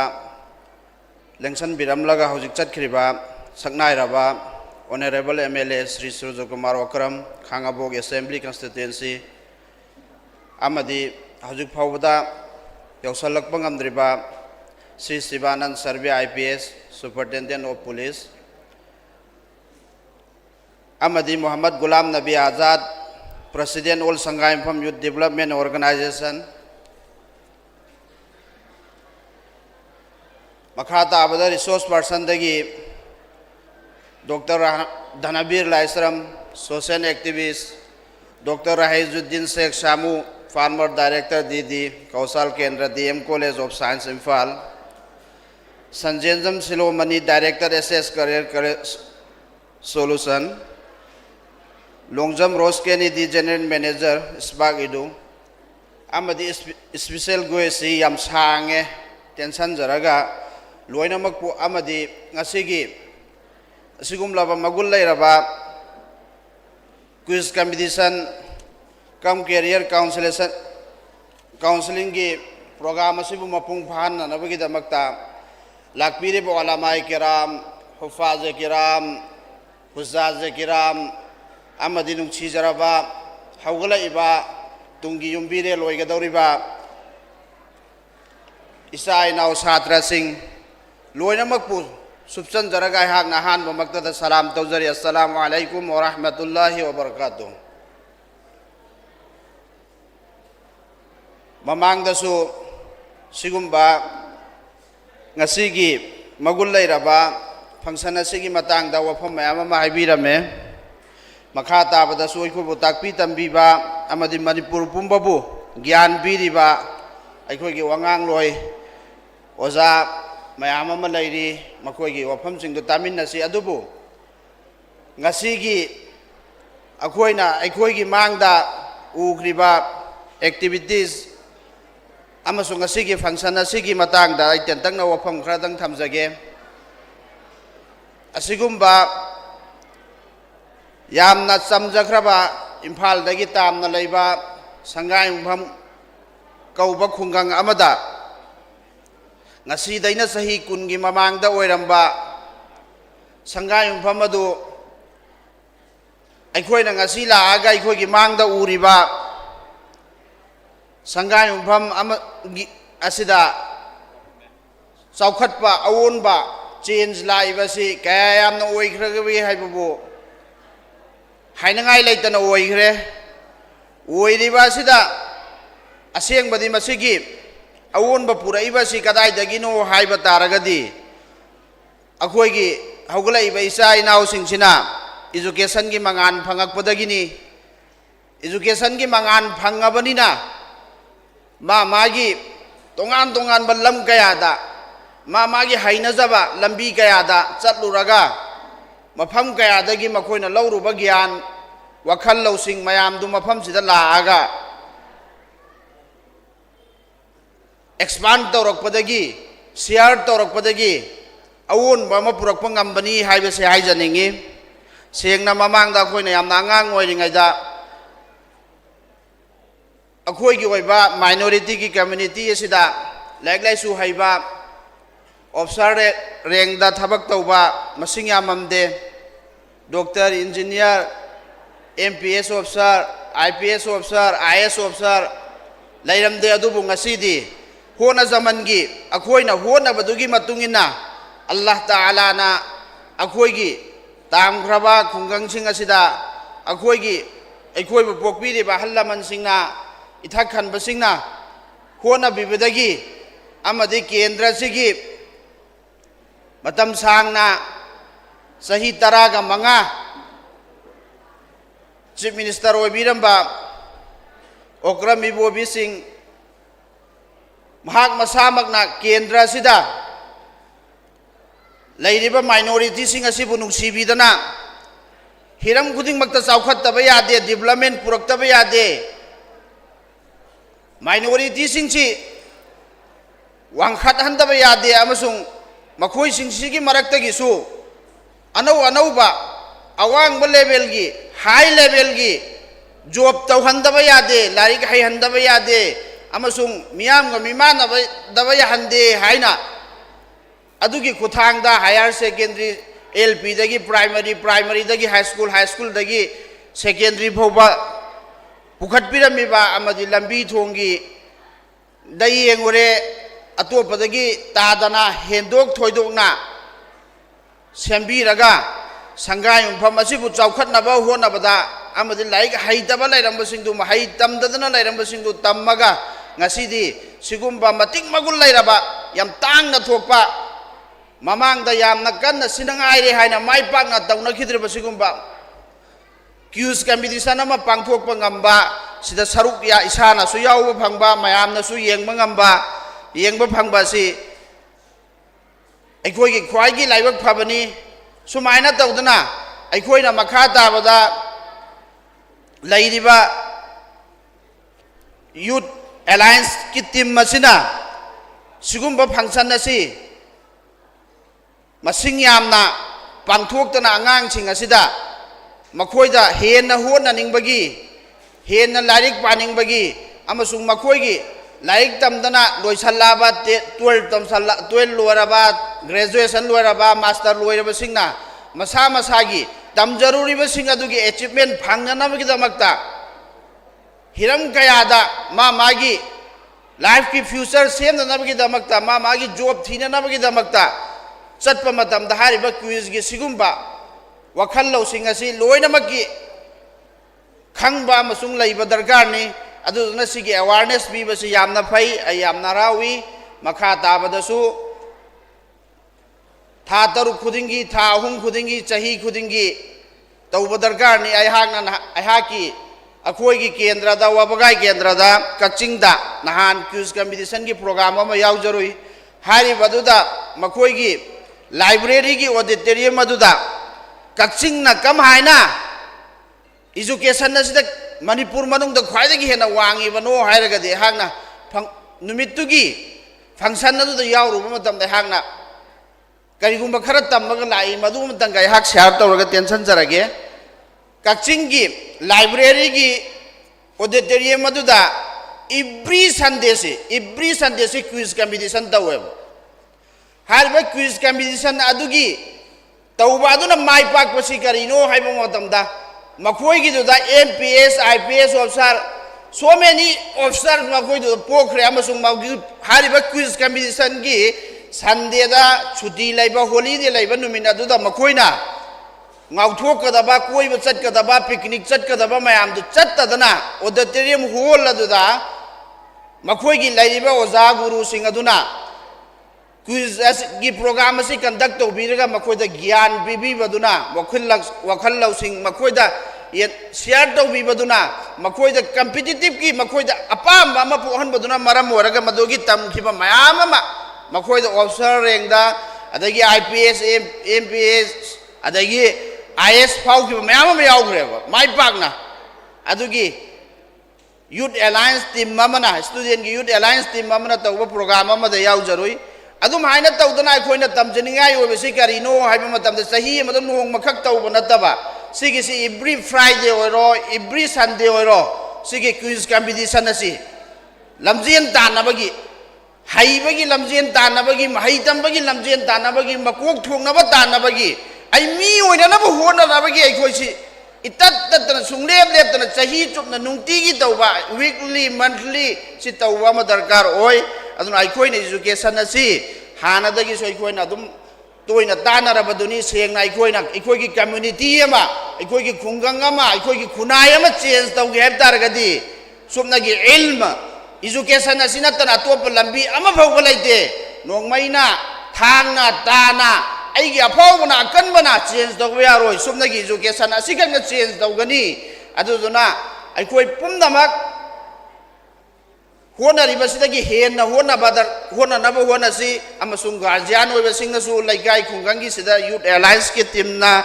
adagi lairiba khungangi leader sing sina su haiba education sida mangjin thana ikoi si mima naba ngam naba amasung ꯇꯨꯡꯒꯤ ꯌꯨꯝꯕꯤꯔꯦꯟ ꯑꯣꯏꯔꯛꯀꯗꯧꯔꯤꯕ ꯑꯉꯥꯡꯁꯤꯡ ꯑꯁꯤ ꯅꯤꯁꯥꯗꯒꯤ ꯑꯃꯗꯤ ꯅꯠꯇꯕ ꯂꯝꯕꯤꯗ ꯈꯣꯡꯗꯥꯈꯤꯗꯕ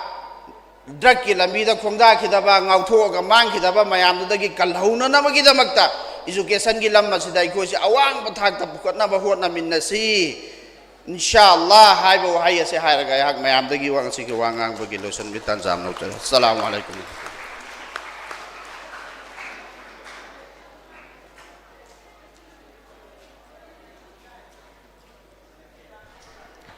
Thank you, Oza Muhammad Alauddin.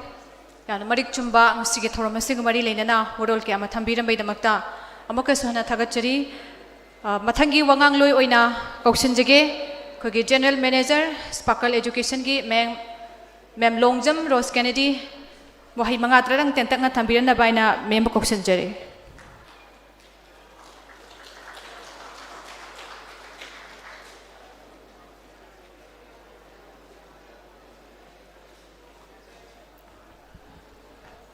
A very good afternoon to all the honorable dignitaries, respected elders, and organizers of Sangha Yumpham, and my dear fellow youths. A very warm greetings to everyone present here at this remarkable third youth conventions. It is truly honor I'm standing before you to talk about the most exciting opportunities which is provided by Sparkle Edu to the youths. I am representing Sparkle Edu, Manipur. We'll talk about the various opportunities. How can we get the job opportunities in abroad? I hauzik Sparkle Edu, Manipur hata da laibada general manager in a work tauzari aduna student mayam sida youth mayam sida nungariba paujendi kaino haiba matamda aikoina class 10 12 loiraba matungda kai tauba yai kai kamba course tausige haibaduni aduga Sparkle Edu gi specialization se haidi abroad ta student mayambu mahai tamanba amasung thabak pi baduni ko aduna huzik samlapna matam yam lauda bidai line kharajang ai explain tauzage parents sing na yamna toina hangba chatra sing da yamna toina hangba aina class 12 loiraga karamba course tamaga 100% job phangba yaba courses leibra mem guarantee piba courses leibra haidana yam toina hangi ko Hariba courses in Leiko, later Banateko, Adu mentally Hanasu, student Mayamnasu, ever Oibirangani Taze, Oibiram Dragasu, Oibiro, Germany, Hariba countries, European countries, Sida Satra Singh said, 12 Puloiraba, Natraga Grecian Buloiraba, any stream degi passed or a lak pada. Makoi Kudong Zabseka Ipik Hambra Hanamada, Osbiden program and Amalaib. Osbiden program has a kaino na mayamna hangam ko. Osbiden program is nothing. It is the vocational training. Training amaniko. Vocational training ni training sida 20% theory torakani aduga 80% kaitoni practical. Practical haraga kaino workshop ta phammaga lab ta phammaga work ta budunate ko in the real work environment chatlaga thabak se tawhan ganeba. Ado during your studies, karino sida koina kanaba thabak kamaina phangi haise adu dasu nangna thabak real work environment da thabak tauba haukragadi nangi thagi stipend leiba. How much you expect? Kaya moiramni any field dagi changaga Osbiden program 3 years ki duration se yauraga tamba hauba matamda first month of the first year dagi salary says 75,000 student aniko phangdui se larik tamigan gi manungda adu second year da it will be increased 10%, third year da another 10% increase tawar kaneba 3 years ida larik tamba loire dana ko larik tamba loire ba matungda hojiki hariba Germany sida employer singda makoi direct thabak provide taw khraganeba courses ke alage na mohanga seba Osbiden program sida courses ke alage haba matamda more than 300 and above courses lay ko sida sparkle izuna type tawriba courses singduge maming khara panjage engineering line bu chatninga ba student na class 12 loiraga haidi GE exam mayam thanai ko mayam na adwaina thaba doina Germany da engineer oina ai work tawjagi haitardi Osbidan program makha da yaib understand tawbiri ko Osbidan program makha da tawnaba honaba matam da process se 12 loiraga mafam da lai tamba chatnaba da kai changi language changi German language se changi ko haidi mayam na neat na yamna popular oiba familiar oiba class 3 pu loitardi exam form fill up hour oinaiba oinai ko adumaina mayam sisu hena chakhot pa mafam da globally aiji satke national level khatang khangdaba international level bo aidu yauna ba hona ge haitardi sugumba knowledge mayam si student amasung parents sing da yohon ba madakar oiba ko atopa mana aidi science haina de aidi commerce haina haireba adugi sulai there is the solution you can do the accountancy training under Osbidan program makhada yai ko commerce ki line dagi ai tamjarakba 12 loiraba amasung graduate loiraba students singna Osbidan program tambagi khudong sabal leigani aduga ai lyric the average ni ai top rank nate but I cannot achieve haidi first division yaude second division ni but 50% di hele adude ai tamba yadabra yai ko aduna general studies ki da kaipi hotel gi haidi hospitality sector da any stream dagi students ina 10+2 bu loiraba chaning thardi hospitality sector da tamba yai ba ko world da yamna demand laiba sector sing ji dagi maming pan ge ko anyway dum thabak phangada wa haidi middle east country da haidi saudi da chaning ba ko Dubai da chaning ba mayam gi dreams mayam leidana ko beran da yawning ai Oman dom ta koining e Riyadh ta satke Kuwait ta satke haire but ai di class 2 khatang loi da ngai ri ba thabak se ai changning e ba but I don't have any technical skill de laitre ai courses so tamaudre ba adu ita di any person amana yamna average student amana hospitality sector da government gi scheme makha da 3 months course 6 months course 1 year course 3 years graduate hospitality sector gi mayam leidana ko sidai sida tambiraba matung da di fresher laurib abroad ta lai tambagi khudong sabasi satki haitari hanam bada necessities kaino first language sine class 10 12 pada student amattagi maximum tension je leite haibagumban 10 dagi karamba stream da 12 tam sige haibaju yam kan tension leite but after 12 sine everyone tension loi lai birangani ko ai isa je class 12 loire natraga inau je class 12 loire karamba line da chalan sige na khanba matam da ju masagi Osbidan program duna 100% secure oiba thabak piba amasung during your study the stipend phangbadi Germany the conduct of a program do Osbidan program neither mas a degree na take but it's a diploma course adu diploma do loi kan the degree loba yada bra why not you can mafam duna leina makhata na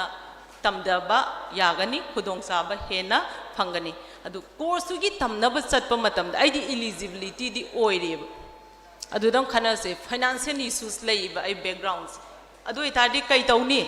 Sparkle is going to provide 100% education loan those who want to study in Germany for Osbidan program. Sida kaimta tension laite ko sige ma clear ore adi matung da atopa mu khanar se ai graduation loire gadi makha higher studies tauba singdi yes you can go to the abroad aina kai gino abroad ta yamna deal tawri je kai gino haiba matam da opportunity he na yamba mafam da chalhanning e student sing se Manipur da opportunity laite habna te lei ko technically develop oirakpagi matungina job sidi it's unlimited loina leiba adubu karamba mafam da chalaga kamaina tawraga opportunity do aina avail tawsige haiba knowledge to mapung phana leite ba the way of working will be the same ko ai mafam sida example masang khang pige ba healthcare sector da nursing line da tamak by student 10+ loirga whether diploma oigera degree orga nursing line sida ina tammure ba adubu just pass out matung da aina thabak changi na mafam sida thiba matam da ai koi gi on state ta phangani India gi mafam da pangani aduga atopa mafam da they will ask the experience hangane ba experience kaya laire work experience kaya no adugi matungina interview yaga thabak pangane ba adubu what about the Germany country na di kai tawe every freshers are welcome tawe ko nursing line gi passport taw baluira ba adu itadi you can easily work in Germany aduga recommend se kai no makoi di language khangda ba yade adu language Germany language has a mem na koin provide tawbra koi kadai da khudong chaba phangni haiba matam da in person gi language training center Germany gi north east da laide ko every things are online da tawu matam da loina ba nang na tammi ba lai to tok thoga phamaga taw haiba na te ba the online classes for German language it will conduct 2 hours in a day 5 days in a week. That means you can easily access in anywhere you stay. Internet pu phangata artardi nagi language training hauba yareba. Adu do koina mandatory ne na khanbiyo ba. Class 12 thakraba matungda computer ki courses 1 month ki 2 months ki 3 months ki tawbagi necessity ni na tamnaba adumaina foreign language da he na khoi career da improvement la hanbada job opportunity lawbada phangbaje. First the English ko, second the Germany, third the kaino Japanese, fourth the French and Arabic. Si tamjan bada language khangjan bada kaimda amang balai te ko. Aduga parents ki side te ki su, student ki side te ki su. Karamba mafam da aina language sing si later di hayang ay ki career da. He na hayde globally aina salaga thabak tau bagi chances to yam phang ne ba. Main way na koi na Manipur na lehawi se kai da lehawi khambra. Language barrier. Understand how we go? Language is the communication skills. Is the isagi own language is the tayo narga sat kiba. Adubo I know everything. I have the knowledge. I give proof later. I degree certified oire. Diploma da I experience later. But I know outside India, the outside of my country, that hoke hai matam da language the issues lay hore. Interview khalau dreba. Demotivate oire. Mayamam lai ko PhD holder, master loiba, engineering line da, healthcare line da, paramedical gida, kai science gida, technology kenda. Aduga language se yaw da badagi mangon da phanga da khudong saba mayam do phanghau da na lehauba mayamam su lei ba student. Aduga sahi di bar oisala ne ba. After 35 ai paisa di taninge ba. I matam ama India manung da Manipur manung da I job ti tawe. I have more than 15 years experience in teaching line. Under private sectors, adubo I effort to bangam de I give family do. I hena earn tawninge. Adu da di kai dore. I gi chana ba subject tu ga di chana ba phangdre ba. I B.Ed lore, M.Ed lore, teaching experience 15 years hena laire. I gi salary kya phange 15,000 phange. I atopa abroad the salake khangakpa matamda magi ngasagi tamiba line do da chana da bada atopa mo newly however adu itadi same oidra student amana 12 loraga laik tamba amasung graduation loiraga degree paraga tawba India manung dagi thongna ba honaba matam sida kari da sondar ga lehoino communication skills ne ba ko aduna necessity oina lobiu 10+2 loiraga di any language the man the ko globally sat ke harga di English sama yam phajana hena haina ba haitare English proficiency test yamna loina ba ki da tawnai se koi gi IELTS kai na tabira mani ko second Duolingo hai sidi adum yum da phamna adum magi practice apps su da ko any language ki lai ko not only for English ko Hindi su tambayani French Germany Arabic Japanese loin tambaya ba SS to tor exam do online da pithofi ba aduda certified 160 total mark oini ko aduda if you score minimum the 100 to 120 adu oithadi you can easily access to every country English speaking area da loina sat pa yagane ba sima understand taw bi aduga thaba amagi opportunity lakpa mayam si da aina di loina di thaninga ba question yam hangi ko mem paisa changadra thabak apply taw ba se I did quit the towning, I did nurse winning is Saudi the sunning, Natraga, I did mechanical engineering, I experienced 5 years hung, Sigi Tabak Sanaba Pangadra. Every job, Loina Baki openings, different country, the like lots of opportunities, Yaman than a Lawong Hangdeba. अदुबो student के weakness से करम बनो कोई की on state थे की थोड़ा कुछ maximum दी को मसाई communication skin सोन बदेगी interview selection फंगाऊ दा बसु यावेबा अदुना हुजी की youth मैम दा my fellow youths दा इन message spinning बदी language improvement से 10+2 matung dasu adum foreign language training amadum courses to yausan seba online da ko aduga atopa ma example pirage aidi master different line gi degree loina paire ko PG zu loijare everything loire aduga chana ba se sparkle izu na provide taw dabra hange ko P ko loina ba खाइदी white collar job की opportunity लोइना लई अदुदा सोमना तौबीगदब से inquiry तौब मतमदा सोमना बु चटकेना abroad ता लाइरिक तंबा नत्रगा थबक तौब चटकेना खनबा मतमदा passport सिमदि पाइरगा लैबिरो passport तानाबदा ngन्न लौसनबदा मांगजब कइम लैतेको सिसे यावतारदि खोइने apply तौब मतमदा सोंगी updated resume दो थाजलदा थंबा मतमदा मकोइना कइगुम्बा पाहामेने interview से within a week conduct तौरकने conduct तौब मतमसिदा सोमना passport यावद्रगदि eligible ओइदे the same thing मफमदुदा abroad lie तंगे हाइतारदि इहाना मदा संगिसे कइनो passport सोंगी eligibility दो eligible बु ओइतारदि passport लेरबा language तो improvement खर लेतारदि याम easy ओइ को नंग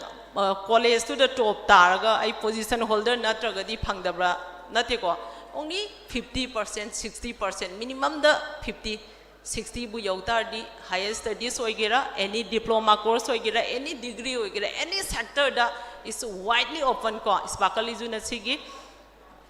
guideline tawrakani ko aduna abroad da khoina thabak tawba haira seba aduga khoigi on state ma hai seba aduga khoigi india da ma hai seba the difference kai no thabak ti samanai ko ada tawdoi se aina as a aeronautical engineer oina work tawri under the aircraft ta makoi ju samana ne adu the work tawdoi se the difference is salary ni ko different oi doi se aina thamada sida aeronautical engineer oiga I earn more than 1,70,000 ko mafam du de kya laikani it will offer 5 lakhs haijana ba nate ko ai gi same friend mayam ama Qatar da work tawraga lei Emirates Airlines da tawr leiba Singapore da mayam ama lei ko adumaina nurse amagi example pije ba kaigino aina nurse da yam pusalai jaidi magi job profile to mi aman angang machamna ju loin khange ba Manipur da nurse amagi BSc oiga JNM ama oibagi thabak se hawre ba Manipur da hawu matam da magi salary se kya dei hawi khangbra yam pikpadi hire ge average ta hire ge ba 5,000 sibu yam abani ko aina sahi ahum ai gi isada on investment nursing am oina ba hona bada matam kaithoga thabak si initially to matam sida 5,000 dagi hoiba aduga salary pi da ba mafam su leiba free da oina work to honba ai tawjage experience tanjage na sigi thabak se somna Germany da chatloba as a nurse oina work to ba how much salary nang kaya no phang doi se 2.5 lakhs ni ko salary how do is 2.5 lakhs monthly annually nate ko si se oi thokte na khanbi no ko si se lai bane hujik yango digital world ni I know hujik ngang ba poche chumbra you can easily check through your own mobile check tau biu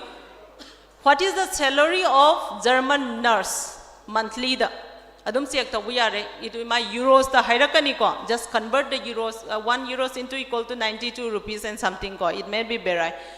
si yeng mo matam da yeng ba aina matam mangan ba do aina lai tamba loiraga ai India da 10 years ai working experience lai re ko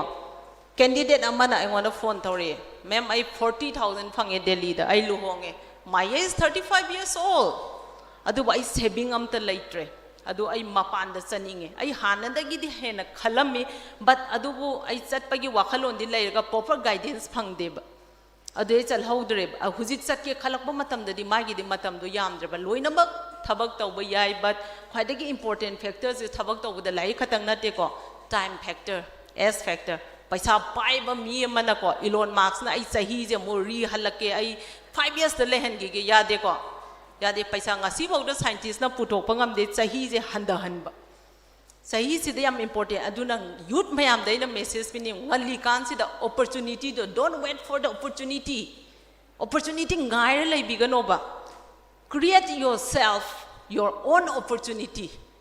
isana semja ga da one opportunities ai isa se mina sem ga dro ai isagi architect should be I am isana oigadawne ba aina changba mafam sing do kanada approach tawga chumge agency mayamam lay consulting firm lay whether chummi bra laliba you can easily sack real yengaga matam mangan doi sar ko di mem na lak ta chai hai Germany da she is talking about in the UK the worked over da or USA the IT technician amana how much they get 3 lakhs hai chummi bra yeng thokadawni hairiba consulting firm sina purpose senior the toriba documentation command tori minimum requirement kaino embassy gi what is the rule of the embassy USA gi embassy na kari hairi UK na sigi knowledge mayam se laibam change ba aduna youth mayam se you are not jobless na te ko you have the full potential lai ko kaino what is it only you just need proper guidance proper direction and one is the training adubu yaw tardi khogi manipuri youth mayam se loina top company da loin work taw bangam gani ko aduna parents ki support yam changi salary se khogi thousands da oina khana roisi manipur amasu india da work taw matam da just you earn the experience for some years try to go out make yourself exposed globally tawsi ko phamjal laga leiraga wakhan da dreams da sum tawraga di yaroiba hena mafam du da achobo opportunity idea du the different sector the work ta di manipur gi growth ngasai gi hangbadu economy ta effect oirak tu ni hena kana du ni lai tang ba khatang huntok pa na ta ba mapanda you can earn under the work permit amagi makha da ko 10+2 loiba amasung 10 loiba dagi na master amasung PhD level ba the work ta ba physiotherapist mayam ama kawina Japan da Albania da kawina kayino why the people are not ready to work in that country khanseba hypet mayam na ngangnab ditaba as cost of living high oi it cannot save hantagi ngo ahmadab ki plane crash thobada how many Indian people died karigino langkoi ba khatang la basat paje maximum career oriented oina sembagi mafam du da opportunity laibai na trosali do Rajasthan gi doctor nupi mana yam famous oiba mana job thadoga why they are going to UK kaigi satoino lots of opportunity laiba aduna matam kharadi isagi secured oina ba government job mayamam lai ko sida phangauda ba mi sing do mi oidraba sine na question hangi do need ki da selection phagda ba mi do lai haitra ba doctor oiba ya roidra example khana seba vacancy na just point khara student life na more than thousands da adudi madu demotivate oraga I need selection tawda I cannot become a doctor almai to ga loisan dori ba opportunity abroad ta tamba ya ba yamna high tech oi ba government gi colleges medical college mayamam lai adui makhadu de ACS tawraga lai tamba matam da kaino changi se kitang financial support mentally support parents na pibiragadi he or she can become a doctor he can become an engineer scientist paramedical medical mayam ama sector the work to bayane ba aduna opportunity ngai gumsi aduga anoba paw mai haige ko hojiki abroad ta class 10 tamba natraga skill leijada ba sahi kuntranga ta ai driver more driver gi thabak any thabak phangi ko unskilled worker lai tambagi everything khudong saba phangi India manung dagi hening da ba masada insecure oiba masada confident wat pa sumlai dan ai yung gid yam health to ba financial status ti wa ba ado anova e-commerce platform amai sparkly juna huzik launch taw gadori ko this coming July ko the coming jigi last month sida hairi basida sida kai opportunity phangni khangbra India manung da thabak tawning ba port e-commerce platform from the starting from delivery executive ko delivery supervisors team leaders, managers, assistant managers for delivering all the online order to mayam sigi yongna ba sigi platform ma yam sauna hangaga thamme aduna anybody interest ko two wheelers pu thauba haiba tar di register tawbiro isbakali juda hena khudong chaba mathang adum longmina se ko ai masi haiga tension jarage then I wish you a best journey ahead for your futures to the youth of Sangha Yumphon. Thank you so much.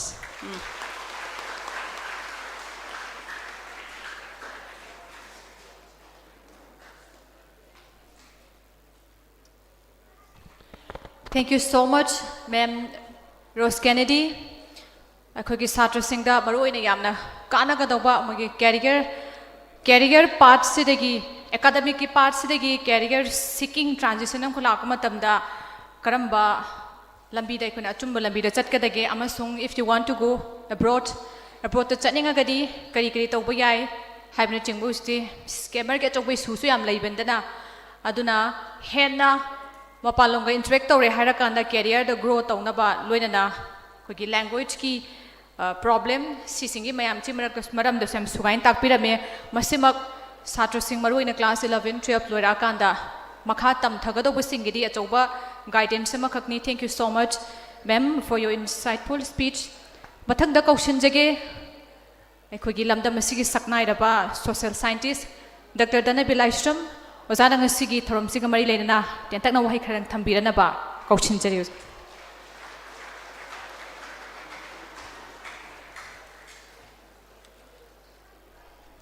Marak thadna nungaiba paw matang tamjage. Wabgai esidagi social worker Maulana Alauddin na organizing committee da mateng oinabagi damakta lupa 50,000 gi mateng tawbirami. Masige damakta mayam khoba khobin.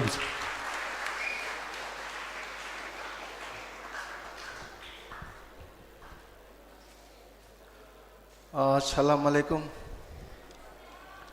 Ngasi ahum suba youth convention gi mayai tangman da lengsin biri busing MLA Sujokumar di lengbigre Sri Sivanand sir IPS madi lakta mane ko leko ai adagi Muhammad Alauddin nanau adagi Muhammad Gulam Nabi Azad kai khumnijari loina na resource person gi phamum dang lengsin biri bi aigi ichan be ma chanjebam silomi duga yamaroina lengsin biriba khoi Dr. Rajuddin Sheikh da samu jide khoi ni disuta thadong na damni kai khunjari duga lengsin biriba special guest le biriba puno pusui kai khunjari ngasi di ngangbi gadabasi yam leibani na ai sang ngangjaroi khoi gi silomi gi su yam kana ni ko career counseling gi yam he noji manipur da khwai di pamnari ba khoi gi ai gi channi aduga oda samu ji new education policy oda samu ji new education policy gi laiba train si dadi oja go ma yaw janate aduna noi naga talakpaga ngang ga dabasina yambaga sang ngang urga horen pharak tani ten adu ngang ge munataw noi ta de ko ai di hek ta da ba ngang bo tokni ai sangai yenge ba ko adu yam phajaba adu yam maru ba potu bo phajana hai ta ngang nge de noi khara yam langre phajaba pi gi badu da ko ngasigi noi gi resource person ji yam atang ba ngaktani auna ina khanbada yam phajana taw aduga hayeng yam kanani hojiki dumag yam kanai dana ko yam chumeba hoji manipurda nearly yam nurse thau phangdale ise 7,000 muk surumgadra 10,000 maya waram dong wala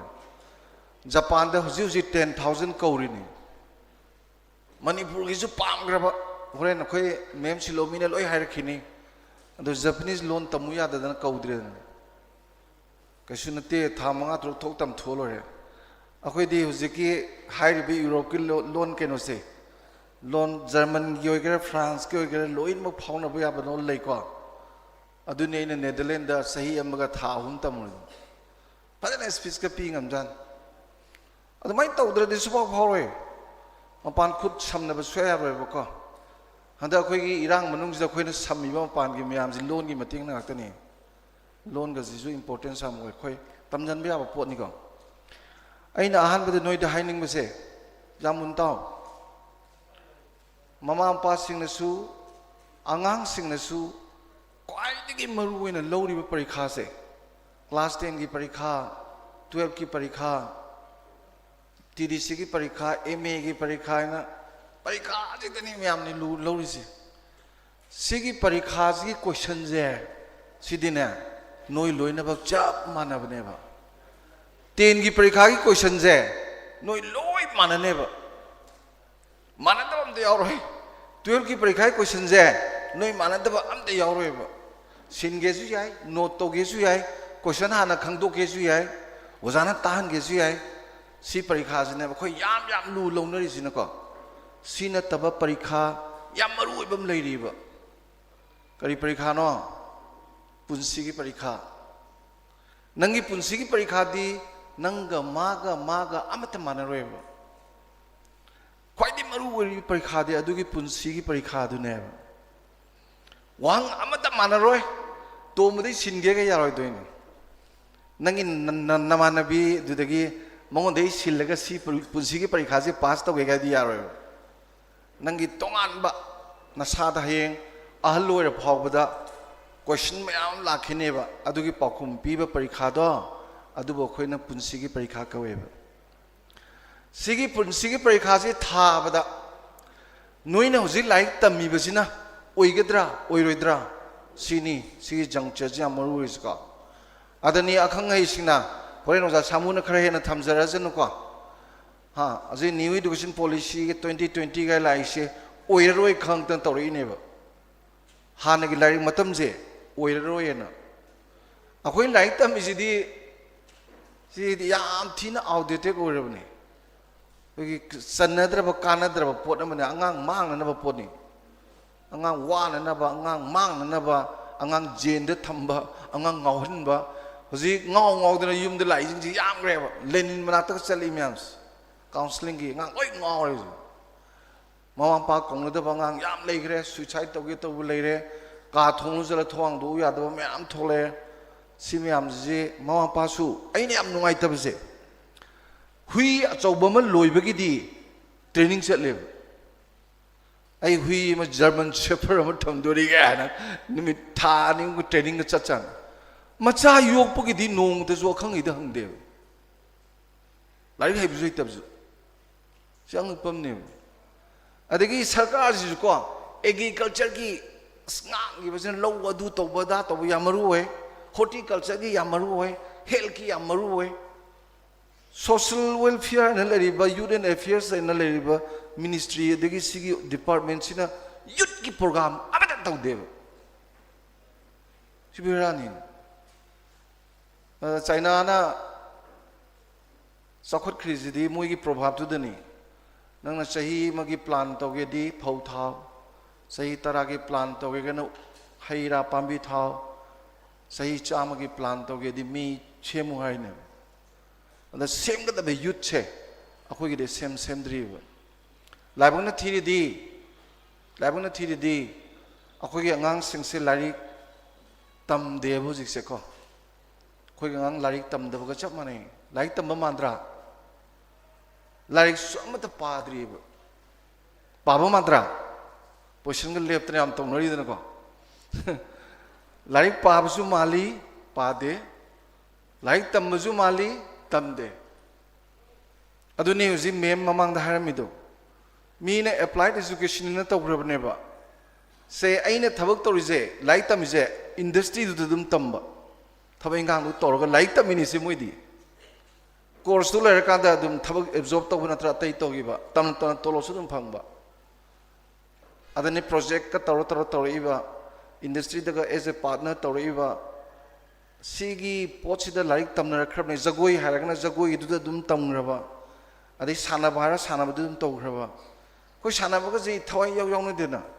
होजी Manipur दने international football soccer player lazing दो सही इम the crore अहुम मखाय मथक फंगनी याम फंगना जानि बिसा अदुना सिगी career की दिहोरेन नखोगी इसन सिलोमिना हाइजरसनु आइना हाइनिंगदी like पाबा हैट्री हैबसिना like पाबगी formula अमा लेबदो आंगांसिंग अमत खंगदेब हाइजे यूनिवर्सली एक्सेप्ट तौरबा पोटनी अन आइने हे हंगेबा आंगांसिंगदा पोइसन लेप आंगांसिदा इने हंगेबा से 1 to 25 Pogo Poisson लेपिबा आंगांसे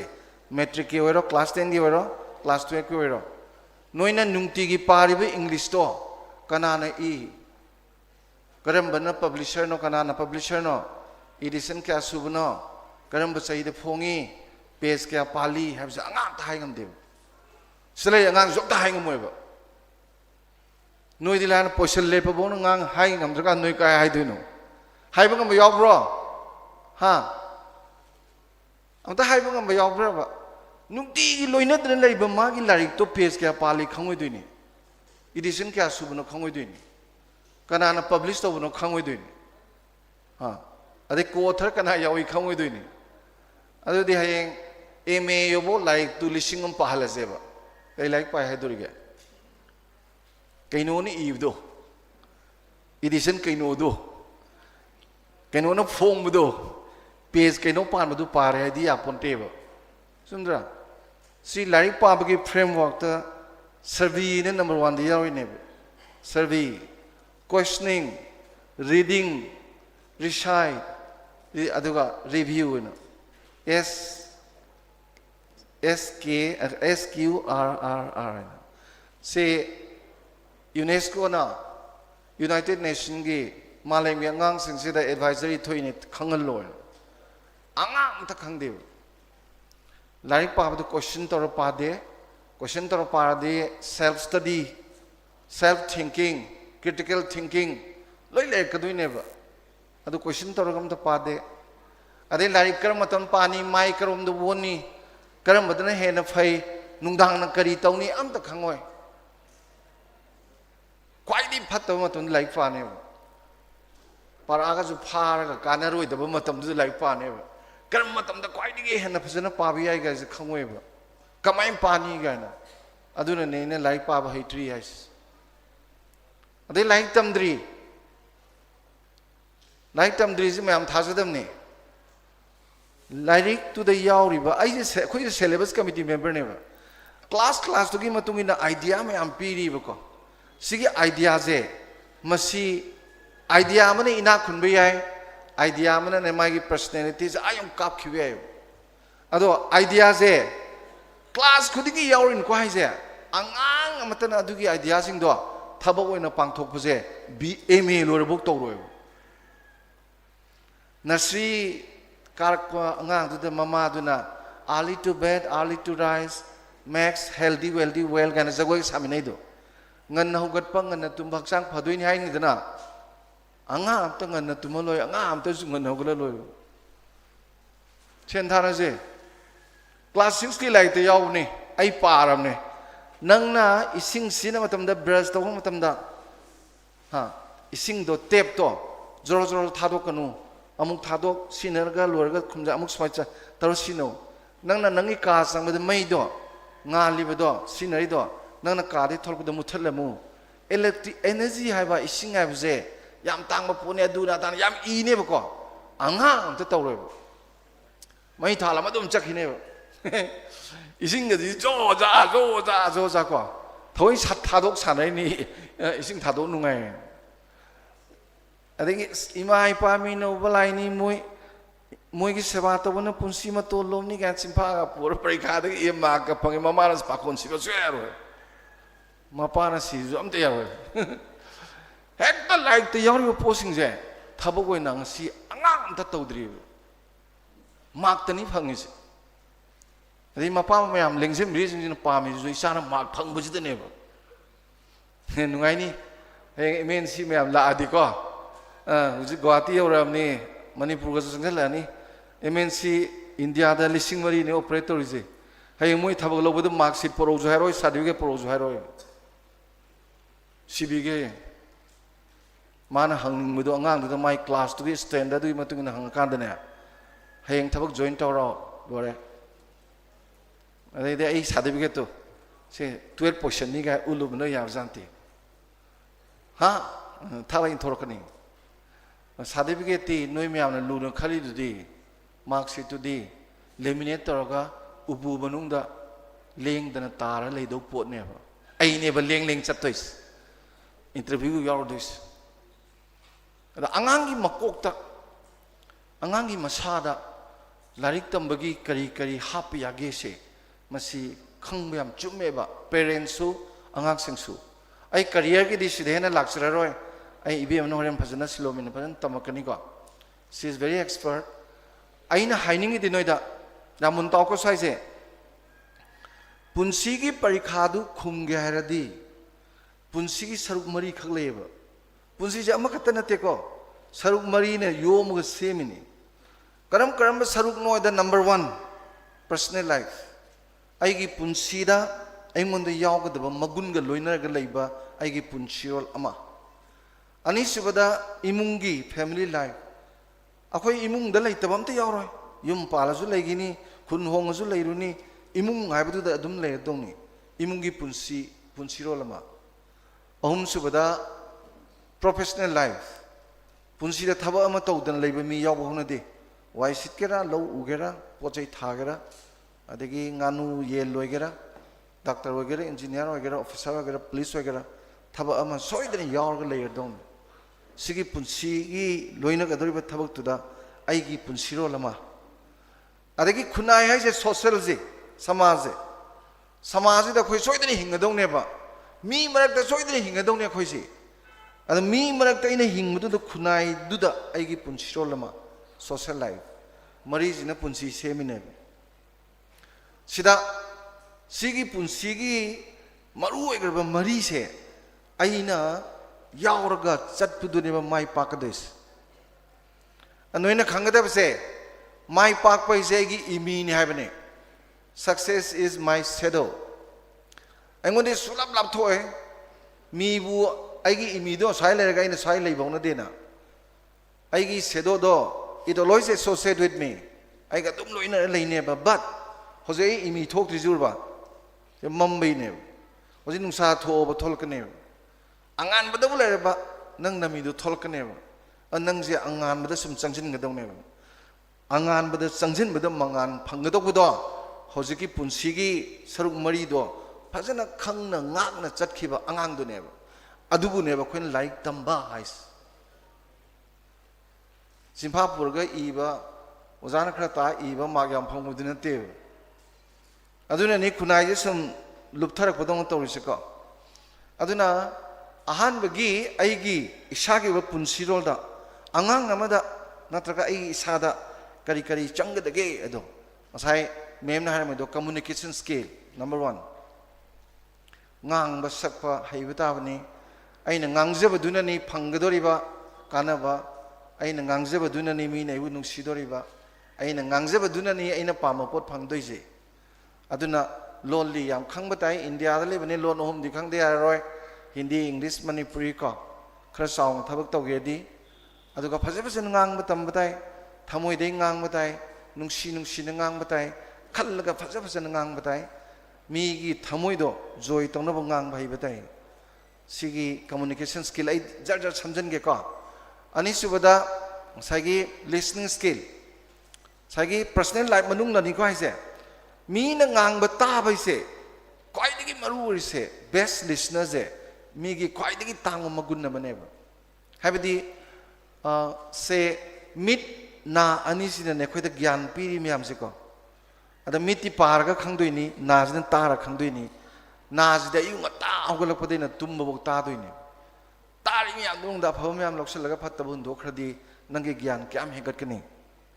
ozana class to bo tasal lak di bera kadro phada pasan ta ga dam ahlam ngang ba su ta ga dam ni ikhai ngang ba su ta ga dam ni ozana ngang bi ba loi na mag se pajan ta ba matam da di mit se mun yeng ga dam na eye contact to dam kai dong ida su ozana like ta ga swai yeng ga ta ba hona de ozada da mun yeng ga dam mit se sum yeng na ba se haina gi ba se sina kyam kan na ge da ne nang na sa da ne na sa na to na thaja ba self confidence superiority tendency le ba phane yam na nang na interview de chum na ngang ju nami tu lekha di ngang ba nang na mi na ngai doi khum ju ne nang thabak suan khaloi ba kagino de nangi personality de moina khange ba an ta ba siam puning jang ta ga dam ozana ta pu gumba maru e ba je puning sang na ta ga dong ni na gi antenna siam sathi bani ko sida ne nang na ne larik sa thawai yaw na pa ba asai da don ga thin na jagoi sa ba makhon su ta ro puning sang de dan ta rin kai then da wari sa ba da ne lang mi am du loi ta roi noi ni khatang gi wari sa ba du khatang ta ni hawa khom gam ta ro puning chang da toy ne puning chang da puning chang na ta ba phazan ngang ba ko aduga ahum subada decision making mama mapa na hojikan da angang gi damakta ngang leitana haira tohon bido to biganu angang na lepsaba warep ta tohon biu lal akan da sum thok biu lam dringai di moina ngang masak pada sum to biu mama mapa na haira ga sum to haira sum to dana angang sing se masagi warep lepchen na bagi pochi chawra ga ju mangi dana ko mingonda hangdringai thabak to ngam da mi bari le officer ga je car ga thau dana thabak chaung to ba ima ai nupi thi yarabo ga hangjan nupi thi ai khangdram mama pa na hai ngi torom ni ne science lo ga dong ni adu to ga dong ni ak phi adu selu ak koi be yaro ko ngasi thaban jong sa roi adu chalu ana to yes and le du na myam khali je khwai phaba angang ni sine bo adu di to magi masa du to maduna mana hai ngi to du nungai jaba mana hai ngi to hon tar di angang do Romeo korum drazu ai second tomba ko yai ke anga mo polo potena mu third tomba ke maming thon drazu yare bo ko mi anga du entity tongan jarim ni right leirim ni magi mai liberty leirim ni anga ngoringi nungai matam leidui ni inkal pagi matam leidui ni anga inkal pa da koi ge da ko helo duino yaroi ngai thingi ma pa do budu ne ba koi bazu laik tamini mama na ba gunda ga tinai ga nam saw yaw ne ai de sun pa do gunda anga wo tina le di madi kamai nan thok ka de khang mu ji ne ba ga hei dui ji heng mar moe na tilai ka tin amon ba dong to le ram ga ipang pangjar ga mama na ba ju sa da ba nium thak lau theng na gi de pung mang gi do ai defend to hei u de na tina ba da nium chum na phajana gyan ta na tin han ba da mama na ba phat ba leite habiati lei habiati koi nangang semada magi decision ji am lohon biu moi di ne sahi manga subade horadong ni decision lojaba khut ka samba thar in thorok pi phi suge ka haijel pi sak charger ge ka haido masai warem lori ni pizare lore asnung si ne in gives na ten yor kan da mama sak ke la o in na ba baba khum seng biu mapa hara rok sing baba gari in thok pi ro 12 tam ba ngang nu ko mapa tu inter sing tu yi Baba mama sumai madi pai ko minai gari indro ha o minai sak ilara o ka di nungai ni adu yora amni ko bera to amni ko jise luhong mo mama pune na ningai to yora isdi mama pude ma ji nusi pude ti iru zabinam ne ba na ngang jing si magi warip lojaba free thadok ba man to nung to hon ji is very important ko adu maina yam sangdok rani sum lak pasida magi masagi warep si lon bioba mai warep to loi to bioba ato du mai gi lepi warep to la lagadi aina convincingly nungsi na hai tare sana haiba imana loi to rijini wana loi to rijini adu si matang si madi akoina ahlu remni na khangi siri smai to bona phani si to ibe mai bungo na hai lo reba to bigere ha si permission ko hey mo yam pam de je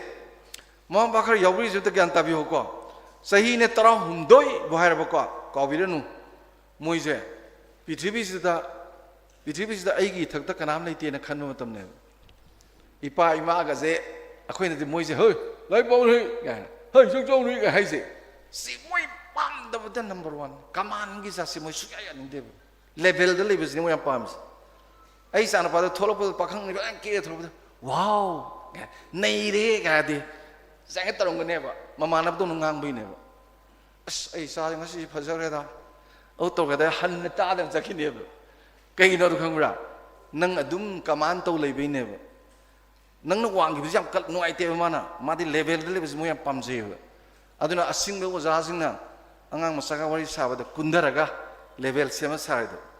angang loi lo ne ba swai ngang der ba angang lo ro ba kisu adumai to bo yam na pam ba matam ne aduna aina khanjabada decision le hello positive thinking je isa jungai re khoi jungai re akoi le ga moi le rak tuini khraga pha pha khan biyo akoi jam phajana dre mau hum le bada ne mau anim na saida hape yenge wari saba sale pi mau duna ne moi ni wari sa ja i manam da ne thain adai di pi kama sound mo dum horan office banung de juni ओजा ma'am से school मनुंग अफम खना पोंते principal के throw throw one जा कोई कांगू से कराई तमई लाइनो ज्ञान ता देव सी पॉजिटिव थिंकिंग से इज वेरी इंपॉर्टेंट को पॉजिटिव थिंकिंग फजन लेब मीदो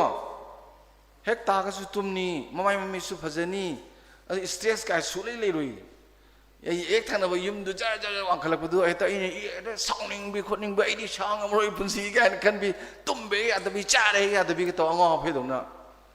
अदुदि युम दुदि सिमेना साबनि चेकना साबनि कैनो आइगी पाखन खंजरसु इमुंग हाइबम लेत्रो नुक्सी नाइगी नुपी हा कलक सेजनो चाक लोइ बिरब्रो गाइन ai नुपी कोदु तान गदमनि युम नग चना पोंते थमोइगी मरी लैत लाइरा तानदना अरई रेत पीनदना नुक्सीना थमोइगी मरीदु सागलगा नोमत मना मनि नाइदंगै चेकना लैब इमुंग दो अवांग युमदुना मपुनसिगी फंगरोइदमनेबा अदुदगिनेबा अंगा फबा थोलक्तोइस पिसा तिंदे कैनो बेमार तौ तौ गानो पिसा तिंब्रो नुसी नुसी गानो पिसा तिंब्रो चुमद्रने अहल लमन लेबा मकुबो मने पोन नत्रगा एगी पाबा इमागदो नुसी नुसी न सेवा तबजु पिसा तिंब्रो सिबो चेंग लेत्रजु ngasi चरा हेलेजे हाय नो फेन पेटर मिजी खनर तुमन ग्रे लोरी नो नो त्र तुमगदम ngasi di चेंग लेत्र माने मा हंगदि हंगनी फंगदे तै जानि गा तो खदोने साउनबो कैसु दरकार लेते अदुदने अंगा लै फरक तोइसे सी सोशलाइजेशन कवि अदुना आइना खंजबदको खैगी पॉजिटिव थिंकिंग से हम तौबियो हम नुंगाइबने अहन ग बोइसलोइ पा पुंसिजु जाम सांग नाजु सुना नारो ai sei 100 ni yam na haoidro man dai yam positive thinking le du pak su na dung man de an thamjaningi di sigi personal life sida dumaina adagi yam leiri ye empathy gaina se akhoi ipai pujin haina ba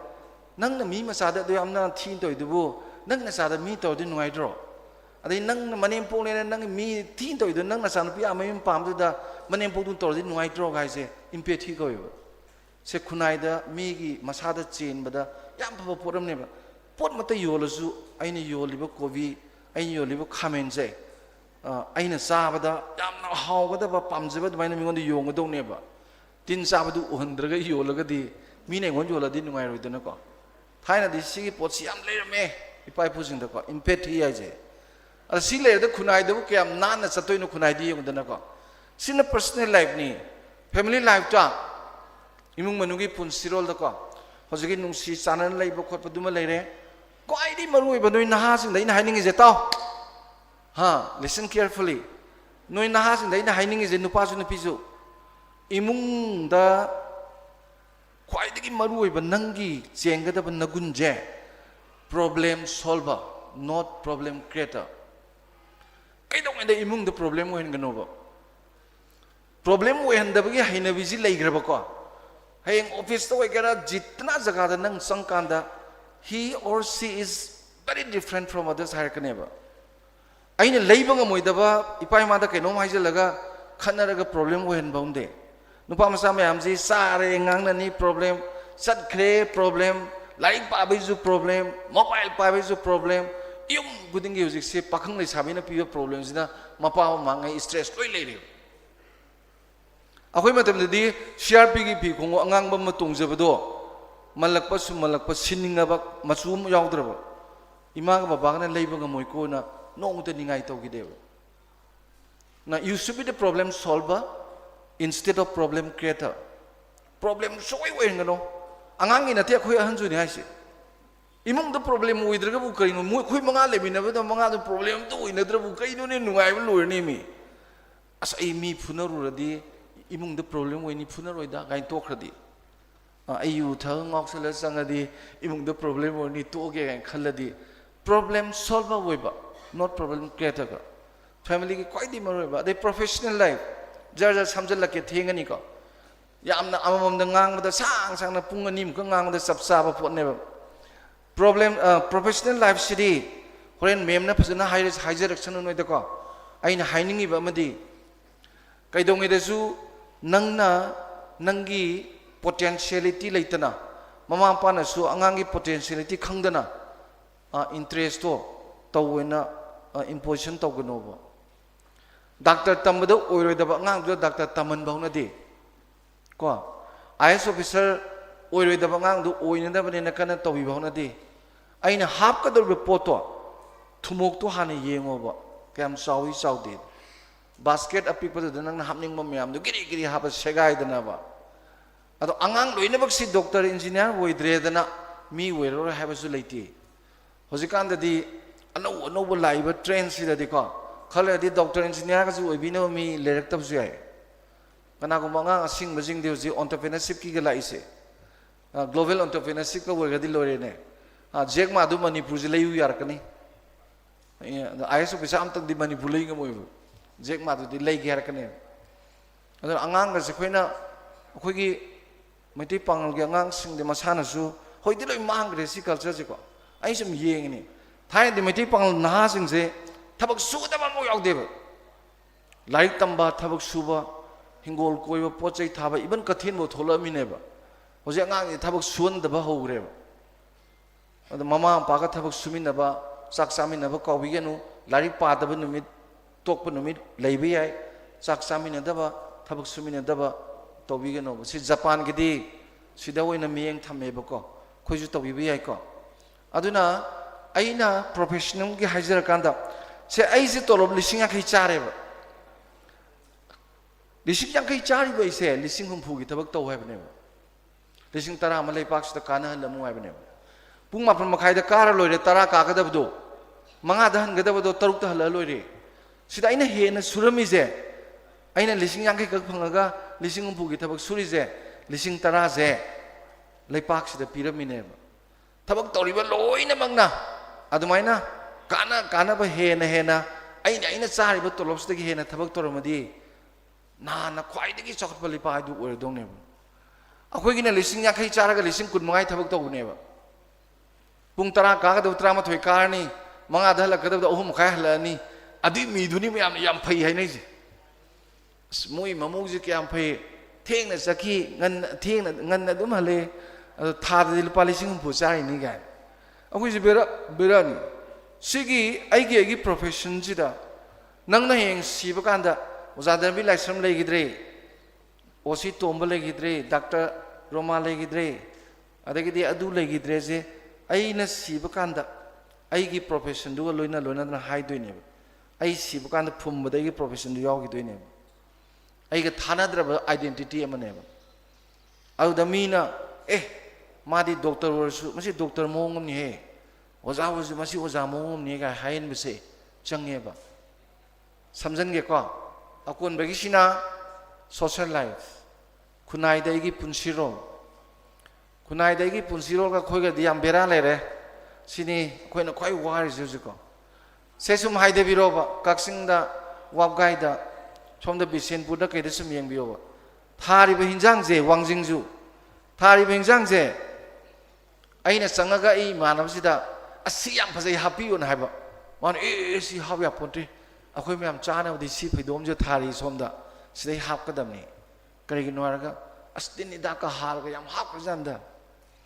नोय खोइ ma'am योनब चानबना तिनिदा का हारगा ता हापसले फजनबा मोइ इमुंगिना cam तौद्रे Manipur नोजे India दा cancer नाबदा fast ताखलैजे हिंजांग जिंगदा हापि ma'am जि उहुद तैनि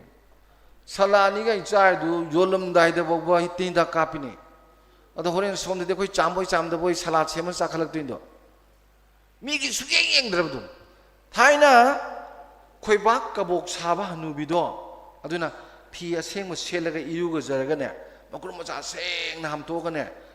कबोकते यावबा फौमांगसि फगना मल्लेदना नुंगसीना सागजानि लेपाकसिगी योइबु योहेन तालिबा साबि सानोनो चागदबनिको खोइना मांग सेंग तौरगा फजना पिजेद्रगदी तिनजंग गाइजंग गिबा याय को गायना नुंगसीना Sai ngасina kamaina tunggadage phongman khrein hapsalagu phagadra nungjireng khra hapsala phagadra hainaga kwadara ro paira ummana kabokta jada na pamyam yaw ai chakan iruzav di laino aidi kabok sem chagal lebo aduna miyam gi khanbase miyam gi ai khandradi kaino ne ai ju khani miyam ju khani dana aina taliba paisa jiga मियाम द कानबरा कानदबरा आइगी wealth सिगा मियाम की welfare गा mari leinan gadabneba aina paisa tap tain talaga miyam da tina wagadaba pot oirgadi aina taliba lando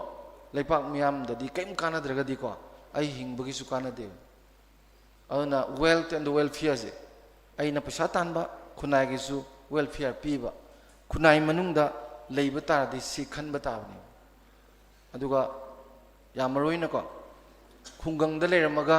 acho acho thobak torga khungang thado ga chatpajima tobidaba khungang do adugi apha phatta saruk yaraga sokhatnaba honaba ahal man kari kari angang nubiga semdana aso sang yam oiraga khungang thado pem yauriba ma ma leibadem kana gadaba masi tobidaba ko noi nahang atani na heng torok puju yaidana ko aduna loisilakpada ina haining se hi loi thamjaraga handak mayam urumgani ne mama sina macha pakhang manakta lepido aduda khoigi champak sida chini khara hapaga phi na kire dana ko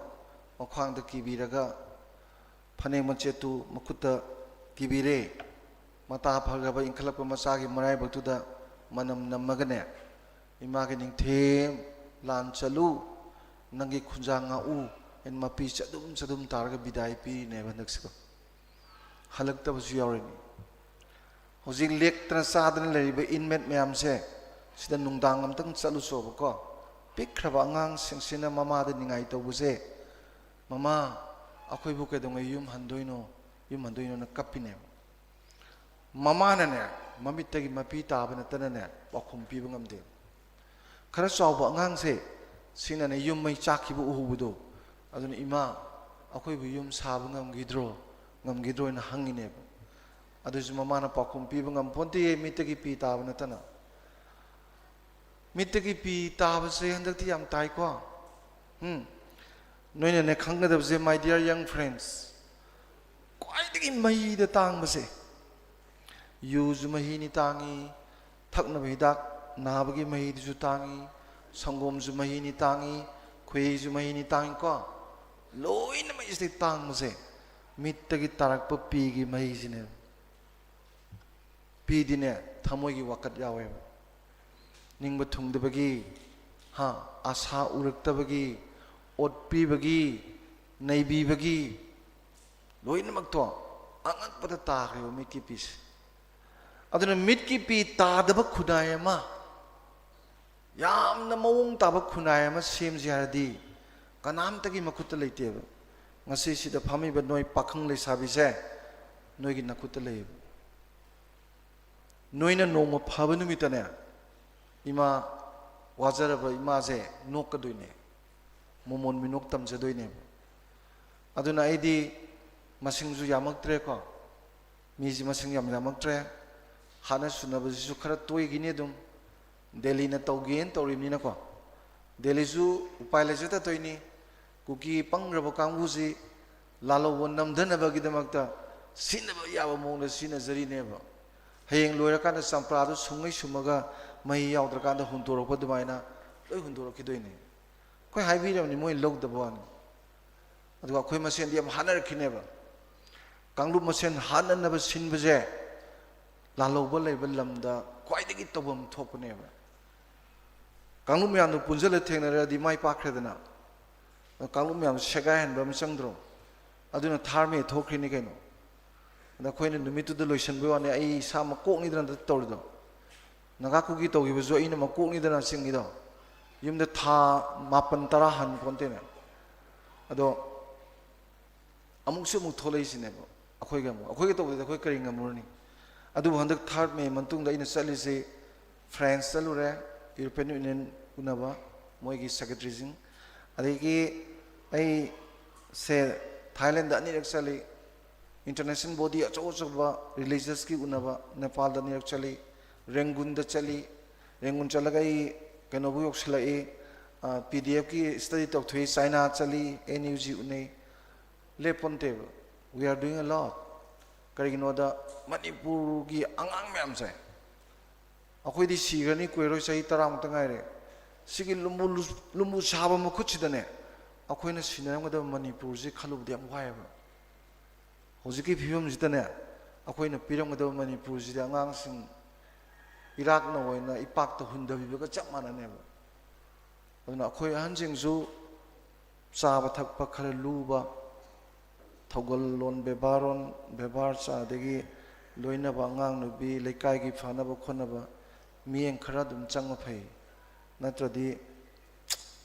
ꯃꯅꯤꯄꯨꯔꯒꯤ future ꯂꯩꯇꯦꯀꯣ thank you very ꯃꯆ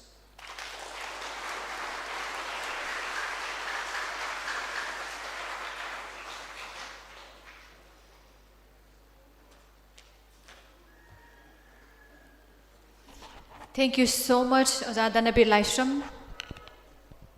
renowned social scientist. Yam phazaba wafamni khoi gi ozana thambira mi mayam se khoi tabra su ki matik bitna kong oi maru oina naha sing da ko na khoi gi damak tadi noina punsi da thengara ka doba ai gi ozana thambi ki wafam sing ki ta sengna makti in my opinion practical suggestion and instruction have especially to the youths na khoi damak ta punsi da thengara ka do mayam ama noina lauga daba daita adagi na khoi na sustain tawgdaba relationship yamna maru oi khre ko khoi punamak masidagi lawshin minasi phaba society ama khoi sana bai damakta khoi gi daite am chawi maraga sida khoi nungai ba khoi da kana ba wakhal loksing pi ga da ba speech me ama khoi special guest sing dagi khoi tami na khisi ngasi gi election biri ba special guest sing asida khoi ni kai khumna utpoina sigi thoram masibu grace to bai damakta saido gi maikai dagi khoi gi certificate of appreciation as a token of gratitude khudol tambigani Saidogi Kogi Saidogi members singna Lenkat Praktuna Kusinana Baina Nixing Zeri.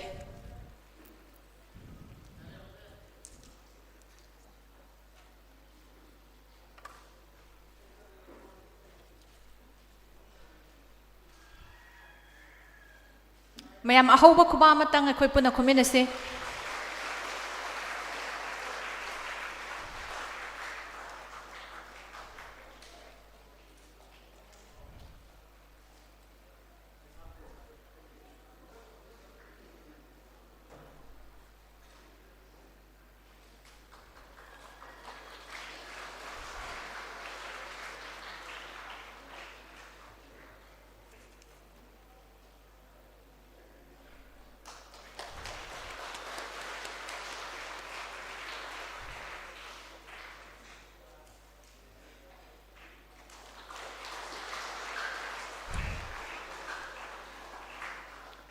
Tagachari Makata Poina, Matanga Kokochage, Matangi Wangang Loisi, former director, DDU, Kushal Kendra, DM College of Science, Infalgi, Kaikum Nasariba, respected Dr. Rehezudin Sekoza Samu, Zabusu, Wahikadang Tambirana Bak of Shinjariza. Tagachari Yam Kuina Pamzalaga Laira Abanina. Pamba haibasisu awaba mani satpa pamba tumba luna waba ngatane aduna awaba se kokna nabagi tamakta ai thobu su oijabanina yam tinna ngangjana ba honajari oza Danabir Laishramna takpirame handak maragasi mama oibi singi mittagi pi taba matamni Sidaida relief camp ta lairi bangang singna mama mapada nengai tori basi karino karam na pigadori haibasi achobu wahanga mani hairiba wahanga sibu mangda thamjaraga aikoi handak me gitang ahum english singani subna kulhum doidagi haukiba sigomba thohaningdaba thodokse hujik chathari basiga mari leinana masibu background da thammaga aikoi Manipur da khundam minariba maitai pangal sing haijabatai pangal sing ase masi yamna thauna phaba subanomba kanba wa culture leiba adugumba ipai pu sing adugi sada nauda ngaktani makhoi ase matamama da ining thau khake bage sana hak takta Manipur da lakhiba land da isang thoba Mama Lebak Maram Dam Gidamak the Tawai Katopa Ngamba Adugumba Ipa Lan missing ado Maduga Ima Meitei निंगोल सिंगा लुहोंगदुना युमबान काइबाल तौरेरगा Moina पोलकप चादा नावदा ngaktani aduna akhoi se ningol macha haidana khangnariba sini aina moirang college da leijaba matamda theater center amalai maduna ahanba oina ningol macha leiringai haiba drama ma aine hall da sanai ikui kuidana isayama ningol macha leiringai haidana mingtholi madusu chapmanai isayama su phongjabani ining thau leisemba sana jawban phongbi bani magi konungda magi sangaida si punamak asi aikhoi matam dugi ningol macha sing moige chada nauda sing asi thauna phaba thabak kanba subanomba kanba laibak asi chahong ngahong nabo honabada khunjaw laichaw nabo honabada sobu thodang lokhiba sing dugi chada nauda ni haibasi haujik kaw khibagum towi madu kawba fate chathariba akhoi awa ana sing asidaida akhoi su saruk yafam thoi maduda yumpham oiraga puthok saba drama ma khagni dasu sardar haina hariba drama sidaida manipuri sahitya parisatna akhoi khangat pidana handaki kumsi sahi 2025 ki sahitya gi literature gi award ama hudol tambi aingonda masigi significance akhoi sangai yumpham gi maru oina aigi isalise inau leiriba sing youth sing asdeida paudam janing bani aduna sigi liglam sideida aikhoi su aikhoi gi ngamkhai paring asibu ngakna na bohona bada aikhoi gi apun bagi saktam asibu ngakna na bohona bada achoba thodang lofam thoi matam adudada aikhoi emalai bag iramdam sigi chawkhatpa khunai ama oge dori bani haibasina ahan bada haujari ngasi asi youth convention ni ahum suba youth convention ni loinana career counseling program ni career counseling da mangdasu akhoi madam amana tapi khare yam phajana longjam rose kennedy na sparkle idu gi matang da karamna foreign countries da naharul singh thabak tawgdage haibadu gi yam detail oiba paudam ama ta khare ngasi nongne gi mamang dasu khabar de karida mayam da thena biri budune akhoi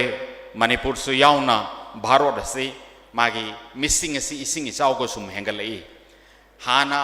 china sina makokta leibani ado handang marakti china amu lehore bharot amu henga khare ado at the same time missing yam hengalapagi achoba problem mayung na bagasigi tayun na ba thodok amada german da mi amu leitre haire adana german da town amadi mi yam handagi dana loina lakpiro free da leiraro akoi yum amata sangbi na ba leitre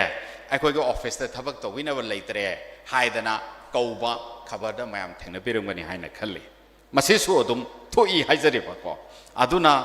akhoi ge naharol sing asi international market ta akhoi ge haithoi sing thoi basi sell to daba yate madudagi akhoi ge income economy si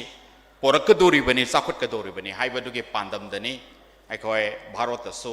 skill india gi mission amma changchan khibadu kadai phobo mai pak page haibadumadi ai khangjadre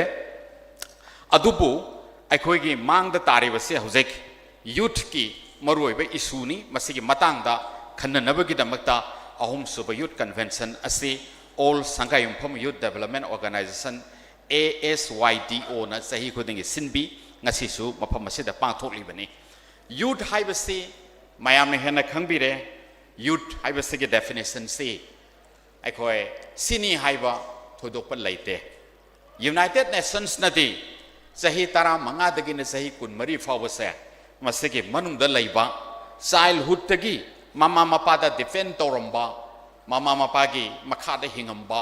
adugumba matam angang oringai matam dagi adulthood fawagi matam asigi transitional period ase youth ni haidana define tawani united nations na piri sahi lenga asina sahi tara manga dagina sahi kun mari fawani adubu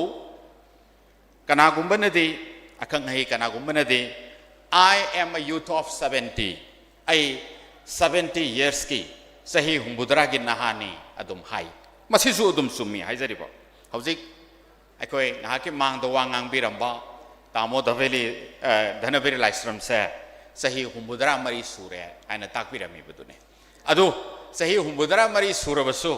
मागे सक्तम दु Young बदा नहा गुमना अदुम उई मागे energy मागे थौना लौसिंग पुनमक से नहा गुमना अदुम उइरी हाइजरी बको नहा हाइबसे लौसिंग लेबा ताई थौना लेबा ताई सुब नोम बकन बताई मिपाल तांगदब ताई लोइनना महाकना तौगे हाइबदा ngमदब थबक अमता लेरुइदबनी अदुबुनि युथना हारिबसे अदुना तारमो धनवीर लाइस्रम की डेफिनेशन दा मा युथ ने हाइबसे अदुम सुमी मा लाएरगा सिदैदा नोयगा वारी वताई साधना लौसिंग पुकनिंग लौसिंग शेयर तौदना अदुम तवी नोयगा लोइनै तिनै मागी ममानब सिंगना अदुम लैकाइदा लारिक ताब चतना खोतना अदुम लेरमगनी आइसु ngasi youth की थोरमनी हायदना फुरित कासी नांगेदे कुर्ता पैजामा आयाम्बा आई अदुम तौजै को लाकपदा ngasi मयाम ने यंगबियो आई खुदांग सुमायनागा तौबा फुरित का लिलीसे नहा दौना तौहनगे हन तौने खोंगराव गसी यंगबियो सिदैदा असे खरत यंगबियो सिदैना उचरि खोंगराव से मयाम दे खर कौना लेरमगनी मोजा सु उक्तबने से नहा रोल सिने याम तौनेना अदो मसी कानाबसु लै कैगनो हायदा हौजिक सिदगी अदुम थोखरगा मस्जिद अमदा संगे हरसो दुम याबा कैगनोदा आगे खोंगराव सिगी कटसे अमतंग येबियो समाइन तौदने तौसे तुपीसो दुम मनिंग दम हापगा दुम सटपा अमदा दुम इचन चन्नबगी मोंगने अदुगा मसे को सेचरिबा अखोगी कनो सेसु फुरिससु ngakaso amta yaudabani collar yaudabani kurta gi tagni a license de changaso dum yaba asmai tawdana youth haibase aisu youth ni sahi yankai manga gi nahane maramaduna naha oriba missing asina tawgeda ngamba adugumba takak aduni sigi matang asi yam maru oibani maramaduna sigumba convention sidaida naha singna tawgodo basi karino haibase ahan singa khannaina ba tanaba haibase yam maru oi adugi da maktani aisu hatang oisu yaujage na khandana ngasaidagi sum leijari basi ai yam sanangang jaroi manipur asi aikoi yamna opportunity ki lamda haiba tai ko aikoi mangda madam na takpirame opportunities haiba se aikoi na ngai ga da banate ai gi khudong saba lakpa ngai ga da banate ai gi khudong saba si isana samja ga da bani haiba dani masiga mari lena na aina mayam da haijaning basi manipur asi asia ki longest highway ani ahan bada asian highway number 1 AH1 se masi 20,557 kilometers sangi Turkey dagi asom European countries dagi Turkey dagi Istanbul hariba Turkey ki capital se masi dagi haure erga somchat kharaga akhoi ge Manipur se phaura aga som asomda mo Asian countries from the phau kharaga Japan ge Tokyo da loidoini ani suba AH2 Asian highway number 2 se masina 13,107 kilometers sangi punna karai dagi lakadagi haibada Iran gi Khosrabai hariba mafam du dagi la erga Indonesia gi Denpasar hariba mafam aduda loigedori bane hariba sangkhraba malem gi tangkhai hen thungkhraba sigumba highway ani se aikhogi laibak phaba amana moreda criss cross tawdori haibadi ani sikaknaraga thengnaraga chatori haijariba ko amoromda somdagi trans asian super highway lakadori aduga railway su yorkadori punamak si yanguragati manipur haiba mafam ase naharol gi damuktadi yamna opportunity leiba jaga mo oigedori masigi opportunity se aikoi maitai pangal amadi chimi tamit khunda minariba manipur gi naharol singsina matam sana matang sana lahuba ngamdrigadi aikoi soidana maki sigumba tanja sida tanpham sida asangba highway sina lakpa aduga train na thungraba asigumba opportunity na thallaba matam sida aikoi minai oigedori bani maramaduna ngasidagi hauna mafam sida tinbiriba naharol singsina aikoi hiram amada natraga amada haithoi singthoiba oidaba yade aikoina bharat ke thongak pa sesu oigedori bani asia ki economy ta aikogi manipur more haibasina masina achouba contribution ma pidori bani masigi khudong saba si launa nabagi damakta tongan ba senpham singda aikoi amada natraga amada haina na ba hona batai masigi damaktani aikoina manipur da leriba naharol singda skills ki training asi pina na ba hona ra ibasi ai 2014 da DM College of Science da leba Dhanamajuri Community College asi yamwana mapanda aikoge Australia ge tafe director sing na piba training ga yauzaruraga mogi country da karamain tawdana education system masiga industry sing siga pullerga naha sing siga minus same ge haibase yam kupna munna thijeluraba matungda syllabus curriculum ga se same dana National Occupational Standard and NOS mayam same badana National Skill Qualification Framework ki makhada tongan pe skill sector singda masigi job role mayam pukhat tane yaubas daida aisu madugi member oina madugi committee du da yaujabani adubu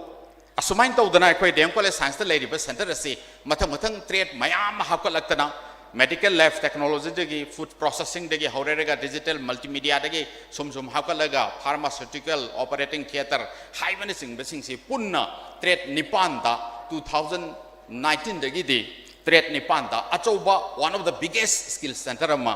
India go in oire masigi mathakta akoi DBT gi Department of Biotechnology gi makhada akoi department kharadi strengthen tawdana job role khare hengat handana yam kan honabani adubu 2020 dagidi akoi Manipur da lairiba maru oina akoi kalakpa mihaupa adugomba pham yam pamba haigatra khangdi kaimta khangdaba kanguna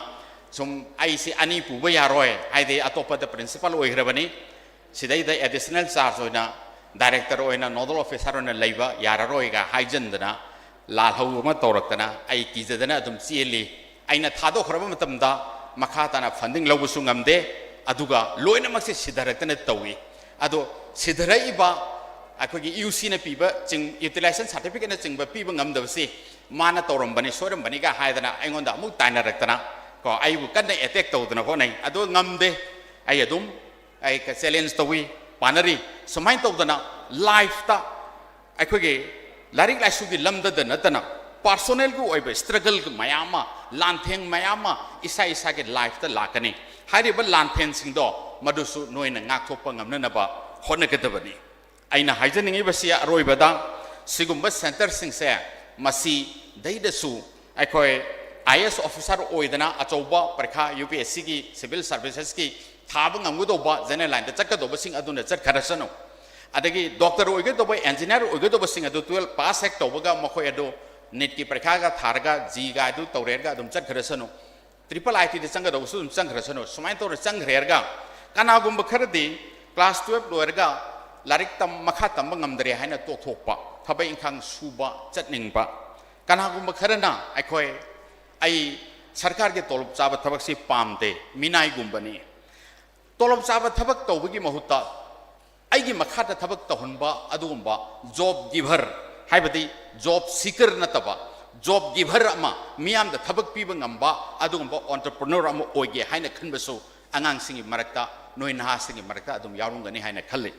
asigumba mayam si munnakupna nainarakanda mama mapa oja sing amati angang sing sina tanare harega karamba angang na kari lamda hainari bege haibatu yengbiraga mage tongan ba hiram singdu daida afaba makhal gi training piba yaba center sing hojik अखोई scheme मोइना लेरे मसिदा general line the चक्का दोबा आइना साइ हाइजा खरिबा अखोई doctor ओइहोदबा engineer ओइहोदबा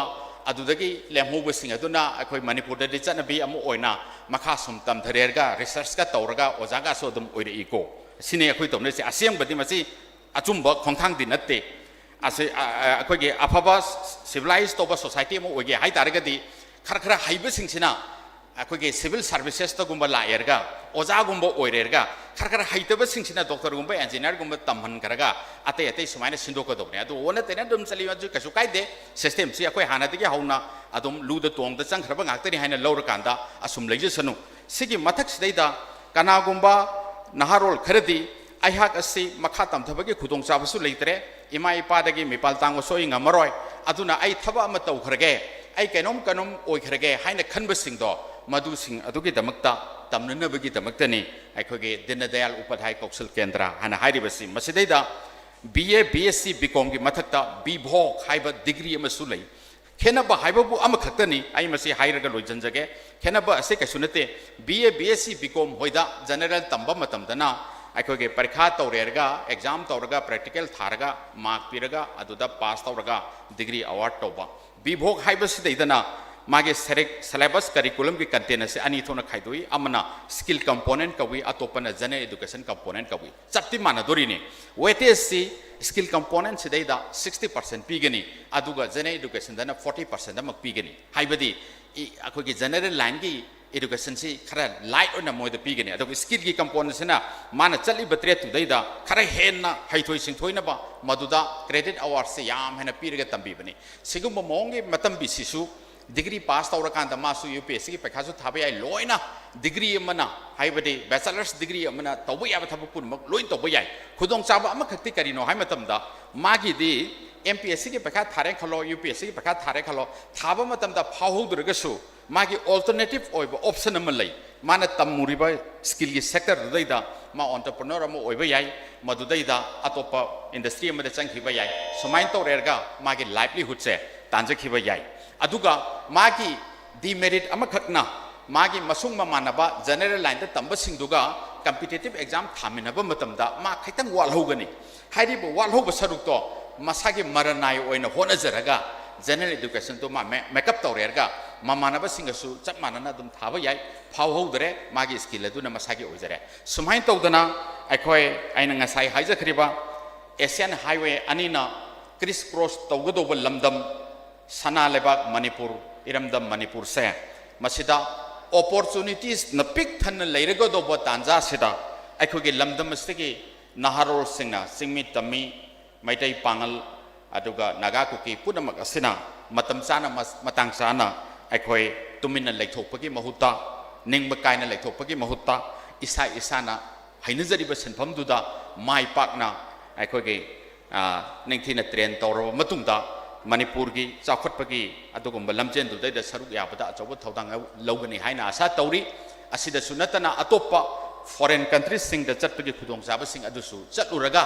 मदुना हलकप मतमदा अखोगे Manipur की इमालेबाग इरमदम मणिपुर सिगी चाखटनब होनबदा नोइना अचौब थौदांग लौबिरकनी हाइबसे चेना थाजजबग लोइनना आयाम तेलपना मतांग सिदैदा आई लोसनजरी मायाम पुनमक थागत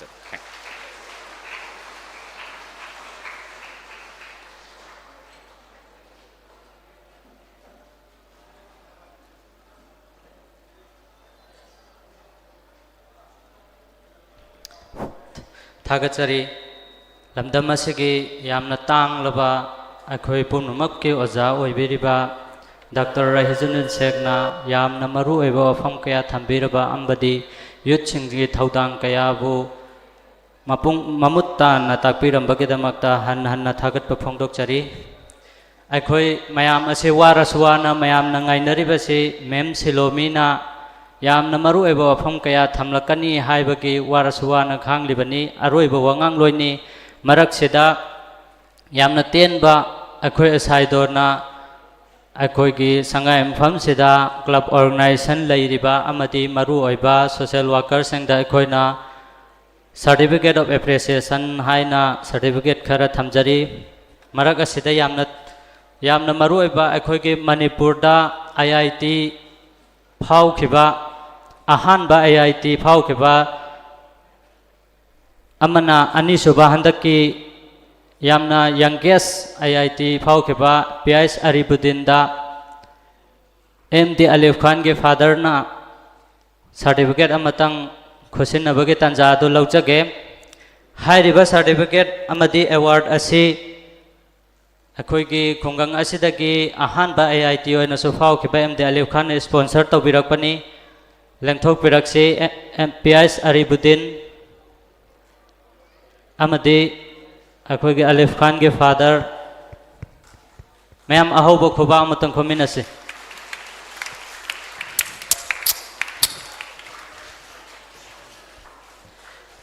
अदुगा अखोय एसाइदोरना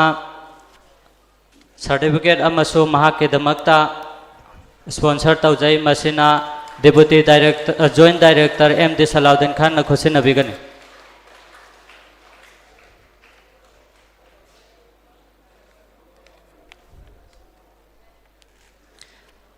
मरक असिदा एमडी जनाब खान सोशल वर्कर संगायम फंबो दाइस द लिंखन पिनब कौखचरी loina loina na MD Abdul Sattar social worker dais da lengkhat piraknaba organizing committee ki maigai da ki kokhatchari MD Ahmad Khan founder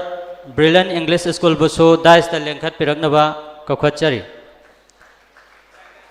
MD Iboyai social worker sangai umpham busu dais da lengkhat piraknaba kokhatchari aroi bada MD Salahuddin Khan Joint Director Minority Affairs Directorate busu dais da lengkhat piraknaba kokhatchari aroi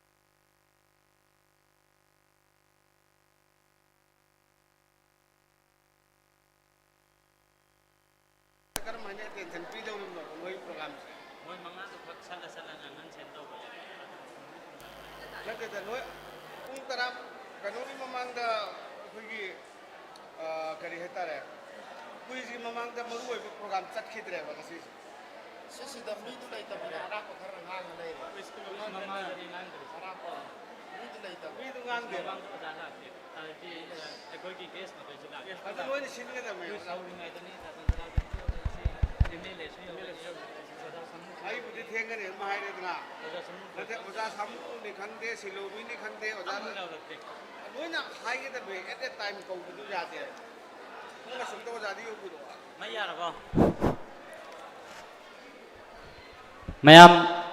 mai siyare hojek mem selomi gi yam namaru oi pa space lai gi gani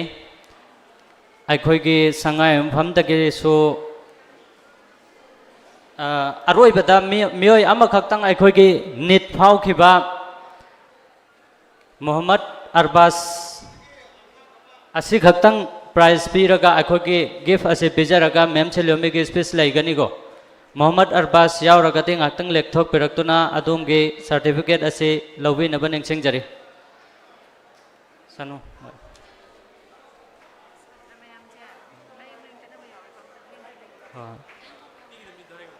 yare adum sanu na dum pebe president ngatang certificate ase pebe na baneng chengjari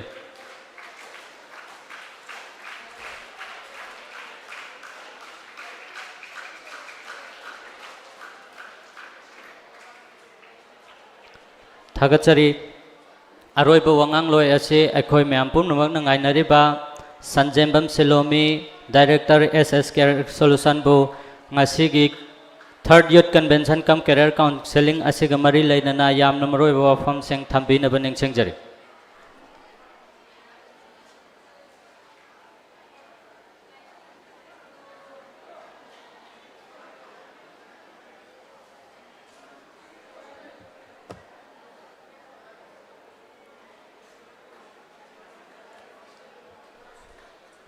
No yang warabo ware amuta adudi amutan lekhasi ko amutan lekhasi chhatra singje chhatra me amutan lekhasi ko angang khatani ko lekhasi ko aduga nogi namanabi namanabada munna yengo aduga bhai ai kem wade hayo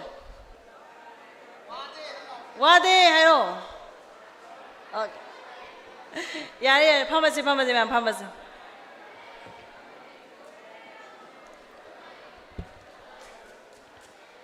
angang sai warim ni ge bako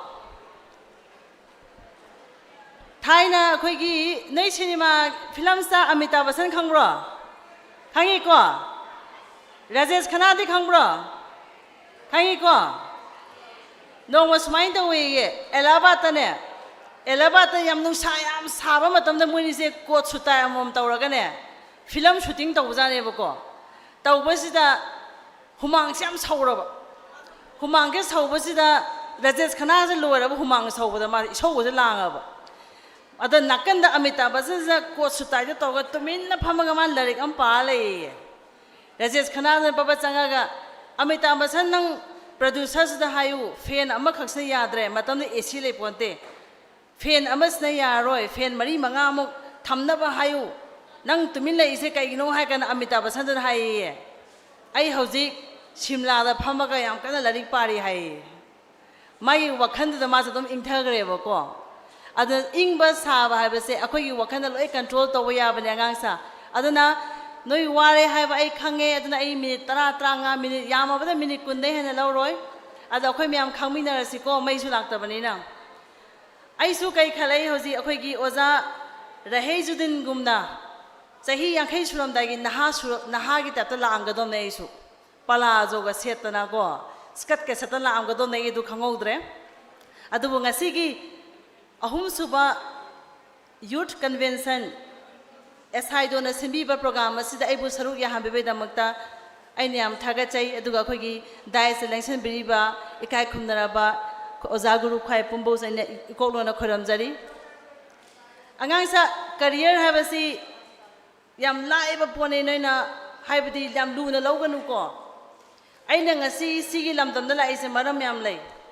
ai se haksang gi nungai ta ba khalai ba ai se career counseling to ba kya chatre do aina ngasi la ise kai gi no haibada haugi ba tha ahu mari da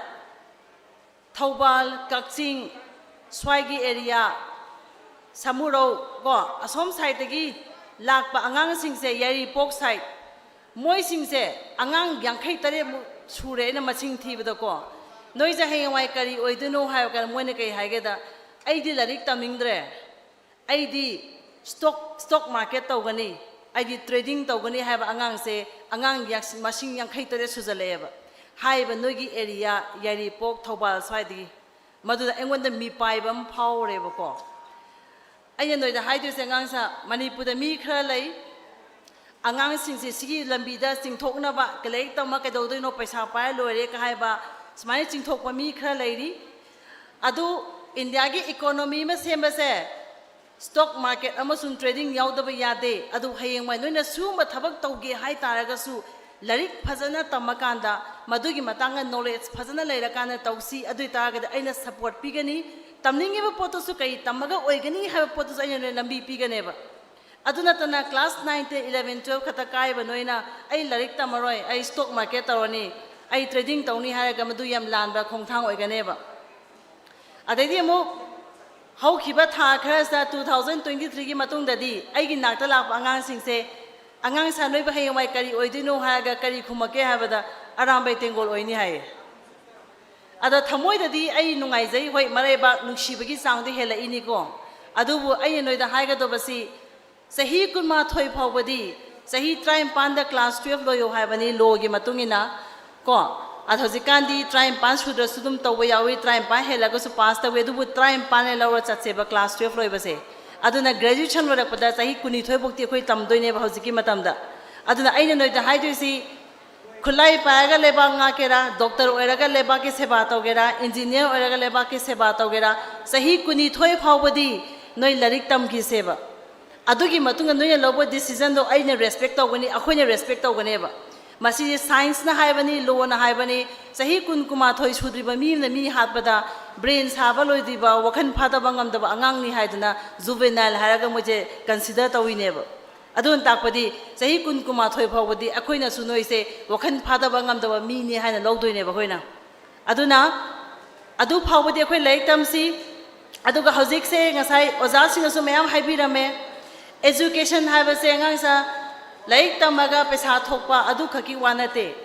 education laik tamba habas is a human behavior human organizational behavior kan tamiba subject khudimaki last semester da haiba posai tamakadoi ne laik tam ho ba habase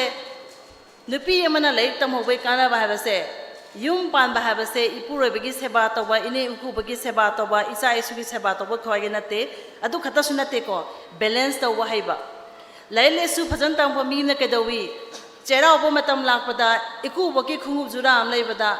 ipam gi apokpa ipage khungu jura am leibada iku boki su khungu jura am leira kane adu kai kawi balance kawe hauji no yum pala kanda inembo ka khatna seba ipuroi badi nang lobo namita ngi awan ngai punamakta aina nangi saruk nang mateng pangani hana lohongki banina inembo ka khatna matam ipuroi badudi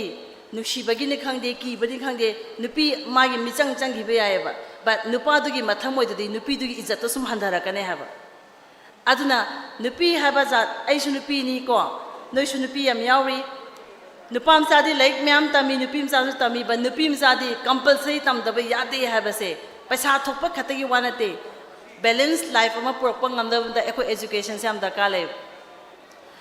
aduna angang sa noi hojik noi yam sare khange wasu ware noi gi marak sida aina hangdoi si madam aidi yam sang la larik tamningi sahi tara mung larik tamningi ka bangang kya miauge sahi tara mung larik tamningi bangang kya miauge okay ade mathai namasu hangage madam aidi class 12 loraga sahi ahum mari khak larik tamaga lupa lising yang khaing bu tolop charger ga ka bangang kya miauge okay khai yaure adaidi thamoi chena khumsi ko ngasi di oja guru su kanam yaudi ima baba su yaudi sei to kanam leite madam ai le su pa paring de bangang kyam yaw ko thang lo ne anoi ne aina hana sem doise okay ado India government na ngasai akhoi oja na haibiram bado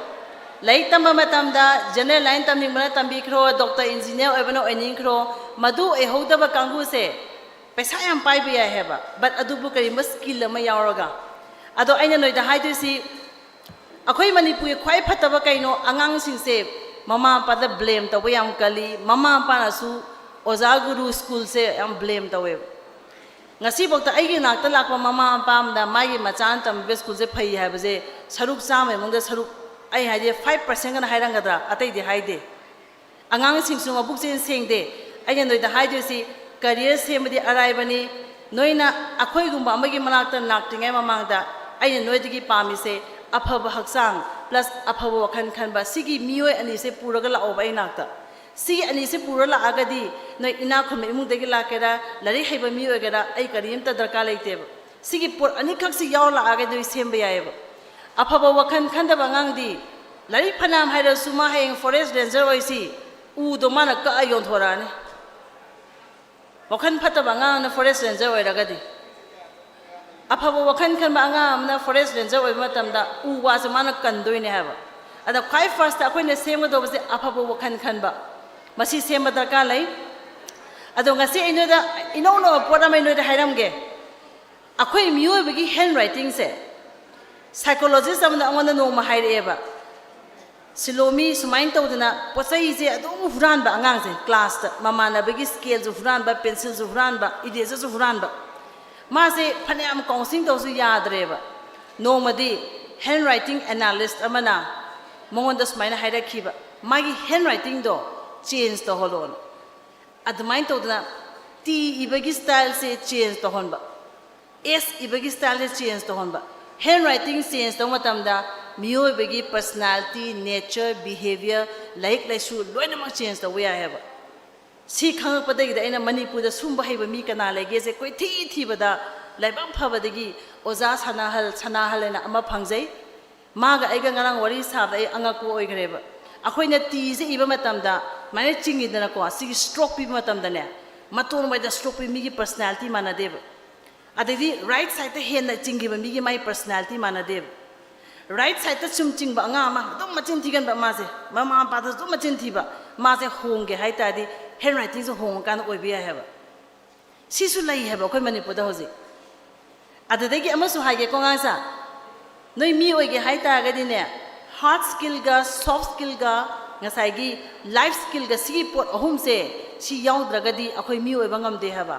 ada oza amana so ngona haira ki ma pan lai ba oza khana silomi angang lai tak pada imung gi thabak to angang se life skill yang wang ma kangu se moi se lai tak pa yam nungai ha ba oza se no mas mai tawi moi angang manga ma na tuition tawi angang sa gas ta mai on tawro ko na ma ha thambasi sangom haijalasi makhum kupsansi aduga brong son se sangom je kaidor toino ha kan angang taruk sida angang marimna sangom do patharakani hai angang amadi corner da mathan da phamagane kem khumukti answer se nandi kaidore kem khumuktri kaidore ha kana oja sir moina hai jole la le hai adu nang answer do khumo hai jani manus mai hai sangom do brong sawro matung da ma konggon khara tholakani konggon dugi mathakta bubble di mathakta plate to ngat makhum do ngatang tawra legani adu kana sangom do patharakani hai adu kana no practical knowledge leiba angang ne imungi thabak to kangu ne base imungi thabak to angang sing se practical knowledge leita ga di theory takpam lai haba aduna aina noida haide si life skill have pot se yaw daga di akhoi mapung phaba sunga ya de adu nomagi soida ba pungkhaya mapung ma yungi thabak to hoiba noina hoji physics chemistry maths bio noina wari do nogi imung da loi lei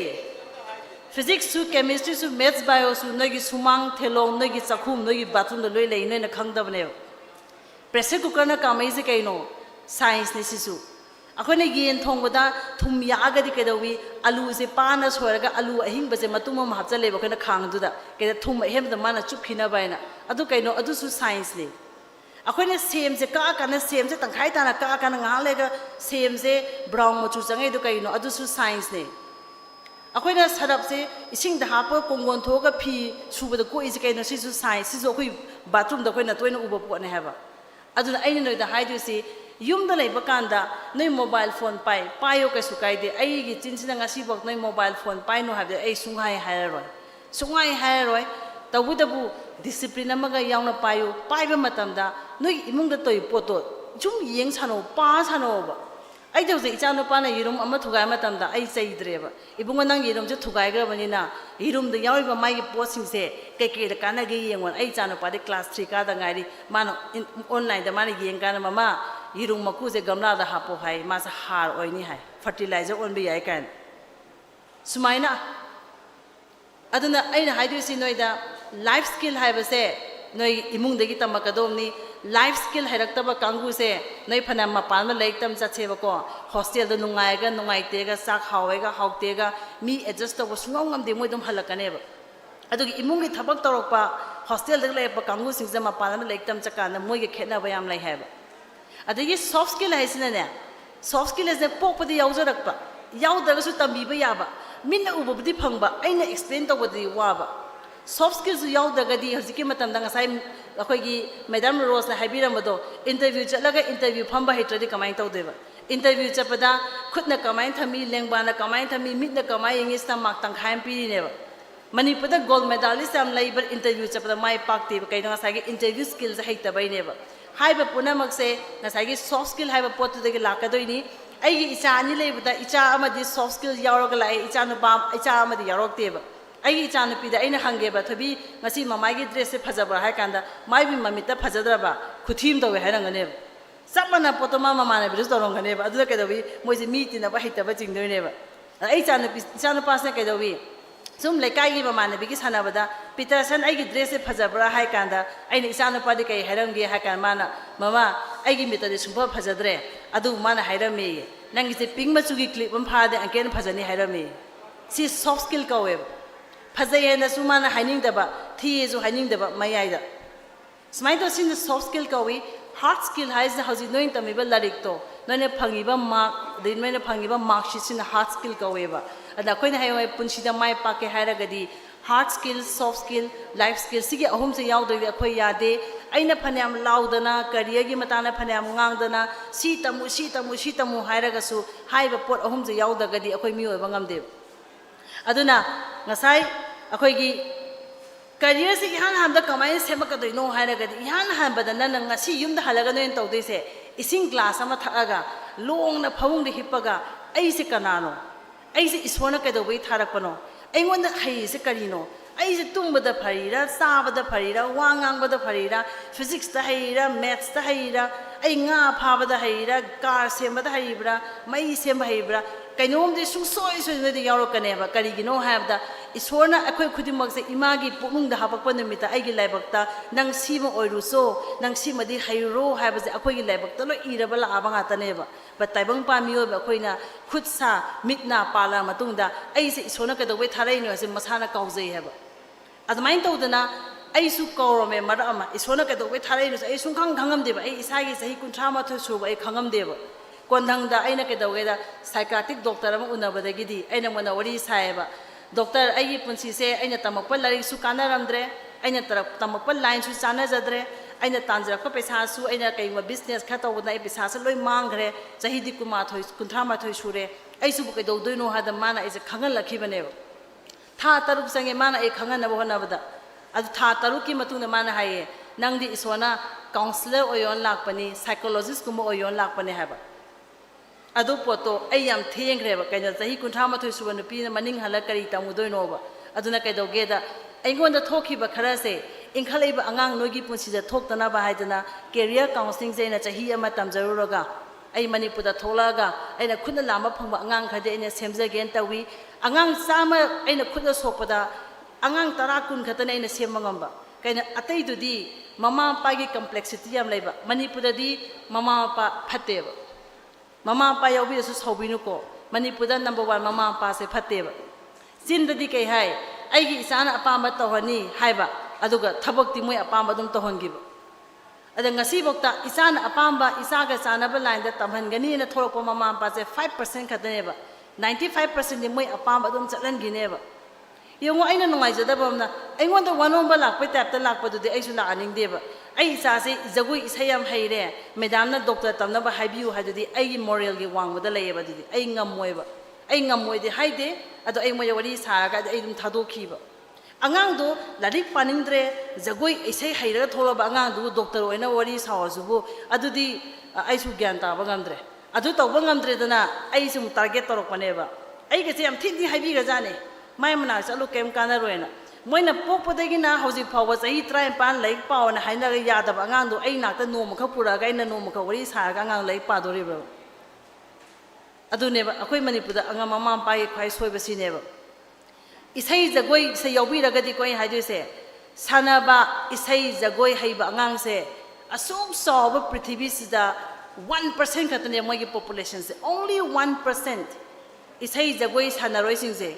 moi di iswana ne khangal ba kangu ne ba they are chosen ones kai do be khangal no khangbra मियोबा जाति से नोंग फदोक सुनना कफलुसो नोंग फदोक सुनना नोलुसो थारक कांगुनेबा मियोबगी दमक्ता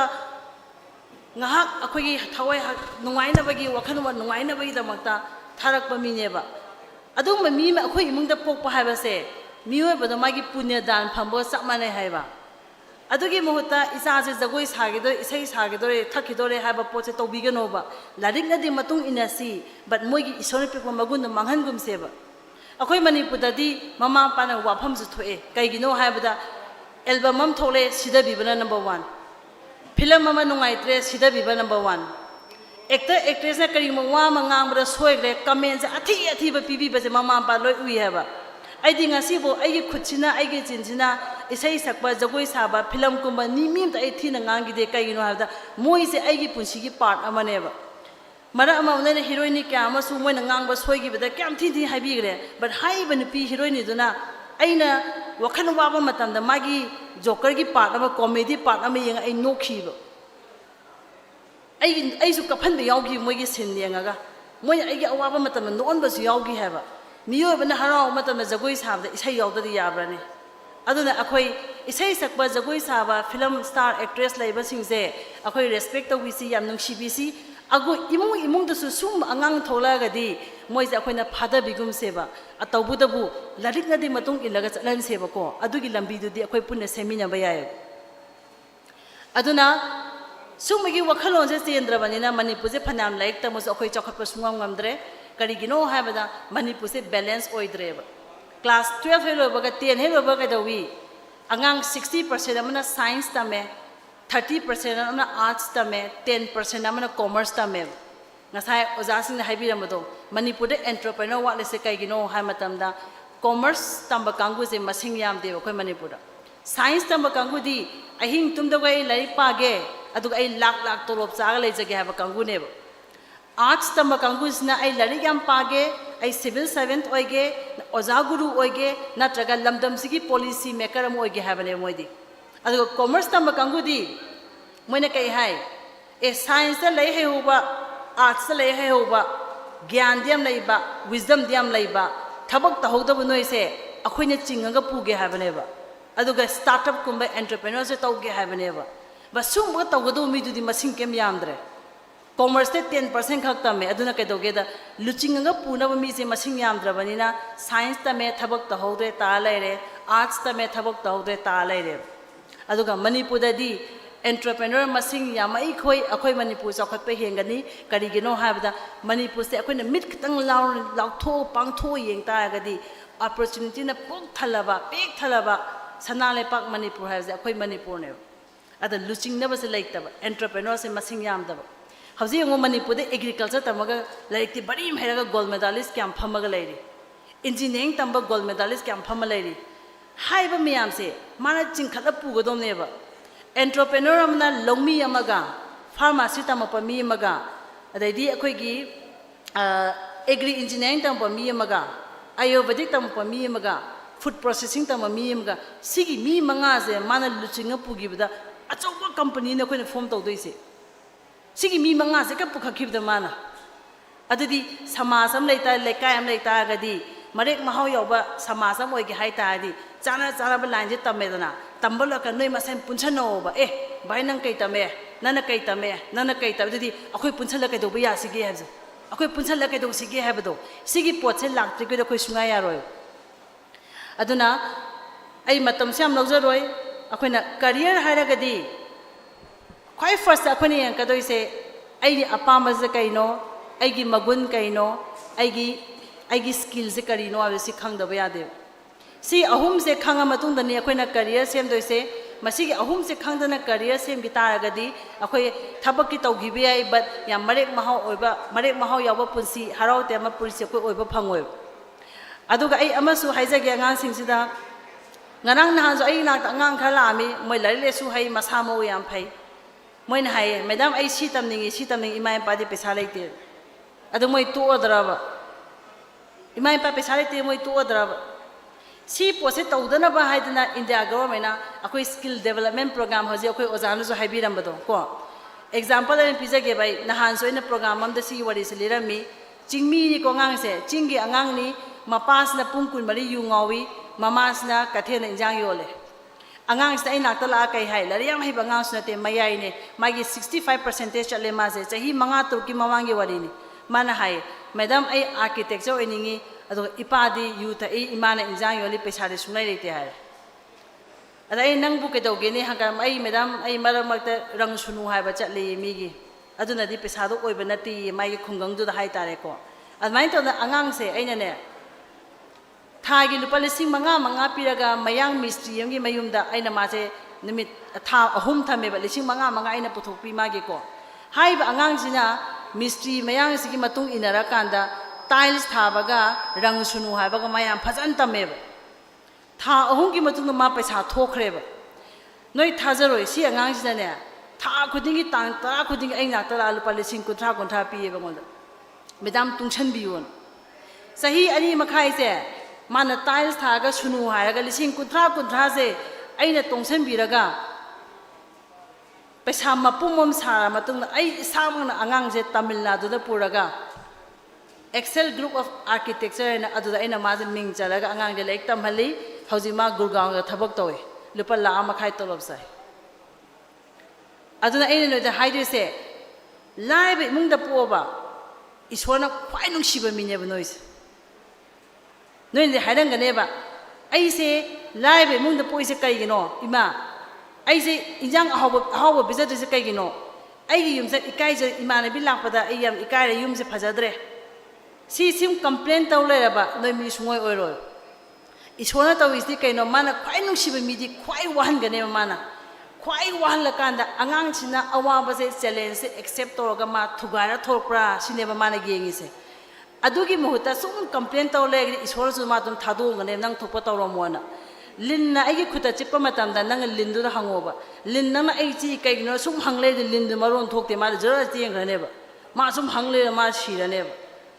ꯂꯤꯟꯅ ꯑꯩ ꯆꯤꯛꯑꯝꯃꯕꯅꯤꯅ ꯑꯩ ꯀꯩꯗꯧꯁꯤꯒꯦ ꯃꯥ ꯍꯧꯂꯥꯡ ꯆꯦꯜꯂꯒ hospital ꯆꯠꯄꯗꯨꯅ ꯃꯥ ꯍꯤꯡꯗꯣꯏꯅꯦꯕꯀꯣ ꯑꯗ ꯂꯥꯏꯐꯁꯦ ꯁꯤꯒ ꯆꯞ ꯃꯥꯟꯅꯩ ꯍꯥꯏꯕ ꯑꯩꯈꯣꯏ ꯑꯋꯥꯕ ꯏꯃꯨꯡꯗ ꯄꯣꯛꯂꯒꯗꯤ ꯈ꯭ꯋꯥꯏꯗꯒꯤ ꯆꯥꯎꯕ ꯑꯣꯄꯣꯔꯆꯨꯅꯤꯇꯤꯅ ꯏꯁꯣꯔ ꯅꯣꯏꯗ ꯄꯤꯔꯛꯏꯁꯦ ꯑꯗꯨꯅ ꯑꯩꯅ ꯍꯥꯏꯗꯣꯏꯁꯤ ꯑꯩ ꯀ꯭ꯂꯥꯁ 10 ꯂꯣꯏꯔꯒ 12 ꯂꯣꯏꯔꯒ ꯏꯃꯥ ꯏꯄꯥ ꯄꯩꯁꯥ ꯂꯩꯇꯦꯅ ꯂꯩꯔꯒꯗꯤ ꯁꯨꯡꯉꯥꯏ ꯌꯥꯔꯣꯏ ꯑꯗꯨꯒꯤ ꯃꯍꯨꯠꯇ ꯒꯚꯔꯟꯃꯦꯟꯠꯅ ꯄꯤꯔꯤꯕ ꯁ꯭ꯀꯤꯜ ꯃꯌꯥꯝꯁꯤꯗꯒꯤ ꯅꯣꯏꯅ ꯑꯃ ꯇꯝꯕꯤꯔꯒ ꯍꯥꯟꯅ ꯄꯩꯁꯥ ꯇꯥꯜꯂꯨꯁꯨ ꯑꯗꯨꯒ ꯂꯥꯏꯔꯤꯛ ꯇꯝꯃꯨꯁꯨ ꯍꯧꯖꯤꯛꯇꯤ ꯀꯩꯗꯧꯋꯤ ꯅꯦꯁꯅꯦꯜ ꯑꯦꯖꯨꯀꯦꯁꯟ ꯄꯣꯂꯤꯁꯤꯅ ꯍꯥꯏꯔꯤꯁꯦ ꯆꯍꯤ ꯑꯁꯨꯛꯇꯪ ꯁꯤ ꯇꯝꯍꯧꯒꯗꯧꯅꯤ ꯑꯗꯨ ꯍꯥꯏꯕ ꯑꯝꯇ ꯂꯩꯇꯦꯕ ꯃꯣꯏꯒꯤꯗꯤ ꯅꯪꯒꯤ ꯄꯨꯟꯁꯤꯅ ꯍꯤꯡꯉꯤꯈꯣꯏ ꯇꯝꯕ ꯌꯥꯏ ꯍꯥꯏꯕꯅꯦꯕ ꯑꯗꯨꯅ ꯑꯊꯦꯡꯕ ꯂꯩꯇꯦ ꯑꯩꯈꯣꯏ ꯍꯥꯟꯅ ꯄꯩꯁా ꯇꯥꯟꯁꯤ ꯍꯧꯖꯤꯛ ꯌꯦꯡꯉꯣ ꯃꯅꯤꯄꯨꯔꯒꯤ ITIꯗ ꯆꯠꯄꯤꯔꯣ ITIꯗ ꯌꯥꯝ ꯂꯩꯈ꯭ꯔꯦꯅ ꯃꯁꯤꯟ ꯃꯦꯀꯥꯅꯤꯛꯁ ꯀꯥꯏꯅ ꯀꯣ ꯃꯈꯨꯠ ꯃꯁꯥ ꯍꯩꯕ ꯑꯉꯥꯡ ꯒꯥꯔꯤ ꯁꯦꯝꯃꯦ ꯍꯩꯕ ꯃꯩ ꯁꯦꯝꯃꯦ ꯍꯩꯕ ꯀꯣ ꯊꯥꯡ ꯑꯃꯇ ꯑꯗꯨꯝ ꯇꯔꯥ ꯑꯃꯒ ꯊꯥꯡꯒ ꯅꯨꯡꯊꯪ ꯑꯗꯨꯝ ꯇꯧ ꯂꯩꯕ ꯑꯉꯥꯡ ꯍꯧꯖꯤꯛ ꯃꯁꯤꯟ ꯃꯦꯀꯥꯅꯤꯛꯁ ꯇꯧꯕ ꯃꯇꯝꯗ ꯑꯕꯨ ꯙꯥꯕꯤꯗ ꯗꯨꯕꯩꯗ ꯀꯩ ꯃꯣꯏ ꯇꯣꯂꯣꯞ ꯀꯌꯥ ꯐꯪꯉꯤ ꯈꯪꯕ ꯑꯉꯥꯡꯁꯦ ꯂꯥꯛꯁꯇ ꯐꯪꯉꯦ ꯇꯣꯂꯣꯞ ꯑꯗꯨꯛꯀꯤ ꯃꯇꯤꯛ ꯃꯣꯏ ꯍꯣꯏ ꯈꯤꯇꯪꯗꯤ ꯋꯥꯏꯀꯣ ꯑꯗꯨ ꯑꯣꯏꯇꯥꯔꯁꯨ ꯅꯪ ꯂꯥꯏꯔꯤꯛ ꯇꯝꯖꯅꯕꯒꯤ ꯃꯇꯝ ꯈꯔ ꯄꯩꯁꯥ ꯇꯥꯟꯒꯦ ꯀꯩꯗꯨꯗꯤ ꯌꯥꯝ ꯂꯥꯏ ꯍꯥꯏꯕ ꯁꯨꯝꯕ ꯑꯃ ꯍꯩꯔꯀꯥꯟꯗ ꯑꯁꯨꯝꯕ ꯇꯝꯁꯦꯕ ꯑꯗꯨꯅ ꯑꯩ ꯍꯥꯏꯅ ꯁꯣꯂꯨꯁꯟ ꯊꯤꯁꯤ ꯑꯗꯨꯒ ꯃꯅꯤꯄꯨꯔꯗ ꯌꯦꯡꯉꯣ ꯑꯩꯈꯣꯏꯒꯤ ꯗꯤꯄ꯭ꯂꯣꯃꯥꯗ ꯏꯟꯖꯤꯅꯤꯌꯥꯔꯤꯡ ꯗꯤꯄ꯭ꯂꯣꯃꯥ ꯂꯩꯔꯦ ꯁꯤꯅ ꯀꯩꯗꯧꯒꯦ ꯍꯥꯏꯕ ꯃꯇꯝꯗ ꯍꯌꯦꯡ ꯀꯣꯟꯅ ꯑꯩꯅ ꯂꯥꯏꯔꯤꯛ ꯌꯥꯝ ꯄꯥꯗꯅ ꯖꯤꯒꯤ ꯄꯩꯈꯥ ꯊꯥꯗꯅ IITꯒ ꯐꯪꯅꯤ ꯍꯥꯏꯕꯒꯤ ꯊꯥꯖꯕꯗꯤ ꯂꯩꯇꯕ ꯑꯗꯨꯒꯤ ꯃꯊꯛꯇ ꯏꯃꯥ ꯏꯄꯥꯅ ꯍꯌꯦꯡꯋꯥꯏ ꯄꯩꯁꯥ ꯌꯥꯝ ꯄꯨꯊꯣꯛꯑꯒ ꯏꯟꯖꯤꯅꯤꯌꯥꯔꯤꯡ ꯇꯝꯕ ꯉꯝꯒꯅꯤ ꯍꯥꯏꯕꯒꯤ ꯁꯛꯇꯤꯁꯨ ꯂꯩꯖꯗꯕ ꯏꯟꯖꯤꯅꯤꯌꯥꯔ ꯑꯃ ꯑꯣꯏꯅꯤꯡꯕ ꯑꯉꯥꯡ ꯂꯩꯇꯥꯔꯒꯗꯤ ꯀ꯭ꯂꯥꯁ 12 ꯂꯣꯏꯕ ꯉꯥꯏꯕꯩ ꯗꯔꯀꯥꯔ ꯂꯩꯇꯦꯕ ꯑꯗꯩ ꯀ꯭ꯂꯥꯁ 10 ꯍꯦꯛ ꯂꯣꯏꯕꯒ ꯃꯅꯤꯄꯨꯔꯗ ꯑꯩꯈꯣꯏ ꯗꯤꯄ꯭ꯂꯣꯃꯥ ꯏꯟꯖꯤꯅꯤꯌꯥꯔꯤꯡ ꯂꯩꯌꯦꯕ ꯀꯝꯄ꯭ꯌꯨꯇꯔꯗꯁꯨ ꯂꯩ ꯃꯦꯀꯥꯅꯤꯀꯦꯜꯗ ꯂꯩ ꯏꯂꯦꯛꯇ꯭ꯔꯤꯀꯦꯜ ꯂꯩ ꯏꯂꯦꯛꯇ꯭ꯔꯣꯅꯤꯛꯁꯇ ꯂꯩ ꯅꯣꯏ ꯑꯗꯨꯝ ꯇꯝꯕ ꯌꯥꯅꯦꯕ ꯑꯗꯨ ꯇꯝꯕ ꯃꯇꯨꯡꯗ ꯑꯃꯨꯛꯀ ꯅꯣꯏ ꯃꯈꯥ ꯆꯠꯊꯖꯒꯦ ꯍꯥꯏꯁꯨ ꯃꯅꯤꯄꯨꯔꯗ ꯒꯚꯔꯟꯃꯦꯟꯠꯒꯤ ꯀꯣꯂꯦꯖ ꯂꯩꯔꯤꯕ ꯍꯧꯖꯤꯛ ꯏꯟꯖꯤꯅꯤꯌꯥꯔꯤꯡꯒꯤꯀꯣ ꯁꯨꯃꯥꯏꯅ ꯇꯧꯗꯅ ꯇꯧꯕ ꯌꯥꯕ ꯂꯝꯕꯤ ꯃꯌꯥꯝ ꯑꯩꯈꯣꯏ ꯁꯦꯝꯁꯤ ꯑꯗꯨꯒ ꯑꯩꯈꯣꯏ ꯇꯝꯅꯕ ꯍꯣꯠꯅꯁꯤ ꯑꯗꯨꯕꯨ ꯑꯩꯅ ꯅꯣꯏꯗ ꯍꯥꯏꯗꯣꯏꯁꯤ ꯂꯦꯝꯅ ꯐꯝꯕ ꯂꯩꯕꯒꯤ ꯊꯕꯛꯁꯤꯗꯤ ꯃꯔꯝ ꯁꯨꯡꯂꯩ ꯂꯩꯇꯦꯕꯀꯣ ꯀꯔꯤꯒꯤꯅꯣ ꯍꯥꯏꯕꯗ ꯏꯟꯗꯤꯌꯥꯗ ꯑꯩꯈꯣꯏꯅ ꯇꯝꯕ ꯌꯥꯕ ꯂꯥꯏꯟꯁꯤ 1,794 ꯂꯩ ꯑꯩꯈꯣꯏꯅ ꯇꯧꯕ ꯌꯥꯕ ꯀꯝꯄꯅꯤ 3,000ꯒꯤ ꯃꯊꯛꯇ ꯂꯩ ꯑꯗꯨ ꯐꯥꯎꯕꯗ ꯑꯩꯈꯣꯏꯒꯤ ꯅꯍꯥꯁꯤꯡꯁꯤꯅ ꯊꯕꯛ ꯇꯧꯗꯨꯅ ꯐꯝꯃꯒ ꯂꯩꯕ ꯍꯥꯏꯕꯁꯦ ꯑꯁꯣꯏꯕ ꯑꯃ ꯁꯨꯡꯁꯣꯏ ꯁꯣꯏꯗꯅ ꯂꯩꯔꯝꯒꯅꯤ ꯑꯗꯨꯒꯤ ꯑꯁꯣꯏꯕꯗ ꯀꯩꯅꯣꯁꯦ ꯑꯩꯈꯣꯏ ꯊꯤꯒꯠꯃꯤꯟꯅꯁꯦꯕ ꯁꯤ ꯊꯤꯒꯠꯃꯤꯟꯅꯔꯀꯥꯟꯗ ꯁꯦꯝꯗꯣꯛꯃꯤꯟꯅꯁꯤ ꯃꯁꯤꯗ ꯑꯩꯅ ꯑꯈꯪꯕ ꯈꯔ ꯑꯩ ꯍꯥꯏꯖꯒꯦ ꯈꯪꯗꯕ ꯂꯩꯔꯁꯨ ꯑꯩꯒ ꯊꯤꯃꯤꯟꯅꯁꯦꯕ ꯀꯗꯥꯏ ꯀꯗꯥꯏ ꯀꯩ ꯂꯩꯒꯦ ꯀꯃꯥꯏꯅ ꯇꯧꯁꯤꯒꯦ ꯍꯥꯏꯕꯅꯆꯤꯡꯕ ꯃꯌꯥꯝ ꯑꯃ ꯁꯤꯒꯤ ꯄꯣꯠꯁꯤꯁꯨ ꯑꯩ ꯊꯝꯖꯅꯤꯡꯉꯤ ꯑꯉꯥꯡꯁꯤꯡꯁꯦ ꯑꯩ ꯋꯥꯅ ꯎꯔꯦ ꯑꯗꯨꯕꯨ ꯑꯩ ꯂꯣꯏꯁꯤꯟꯅꯕ ꯇꯧꯖꯔꯒꯦ ꯍꯧꯖꯤꯛ ꯁꯝꯂꯞꯅ ꯍꯥꯏꯕꯗ ꯑꯩꯅ ꯅꯣꯠꯁ ꯃꯆꯦꯠ ꯑꯃ ꯁꯦꯝꯖꯔꯛꯏ ꯁꯤꯒꯤ ꯃꯇꯨꯡ ꯏꯟꯅ ꯑꯉꯥꯡꯁꯤꯡꯁꯦ ꯃꯌꯦꯛꯀꯤꯗꯤ ꯑꯩ ꯅꯣꯏꯗ ꯉꯁꯤ ꯄꯔꯥ ꯑꯃꯁꯨ ꯇꯝꯕꯤꯔꯝꯒꯦ ꯀꯩꯒꯨꯝꯕ program ama chatpada pikkera saugera ko noigi nakhuta kolom ama diary ama paiba habase sigi hanebis noi thamgadobane si thamdragadi noi yang watli habane hoji adang si soft skill su yaw podam ne sigi posing se aduna kayumba akhogi sangai yumpham club ki members in ayaba bibiragadi manipurda khwaide phaba ai trainer purake ai pesa su lawzaroi angang sin amutang pulan biu sigi hall simaksida ai angang sing yo eba 2 days ki oigera 3 days ki era 1 week ki oigera ai personality development program ai sinjage ai gi isagi on expenses ta ko angang khomjam biu aduga soft skill training se ai tawbigi angang singi ai na tawroi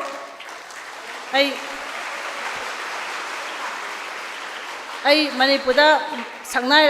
rabi trainer yam laire soft skill da ko personality development da yamna sahi tara tranga gi experience level mi mayam lai ai moi pujara ke du angang sing sa em tang train tau jage haiba pose athu bada sinbiu kaida sum haina raga to kita di kaung lagi doine handa ki thasi makte sinbiu yaraga di ko adu angang sing se school ka bada athing ba lai thamba nungai te haraga na nomaijing ba yeng sina traga evening da su yai school halakpa matam se sumba timing da sello haraga su ai dum thajarake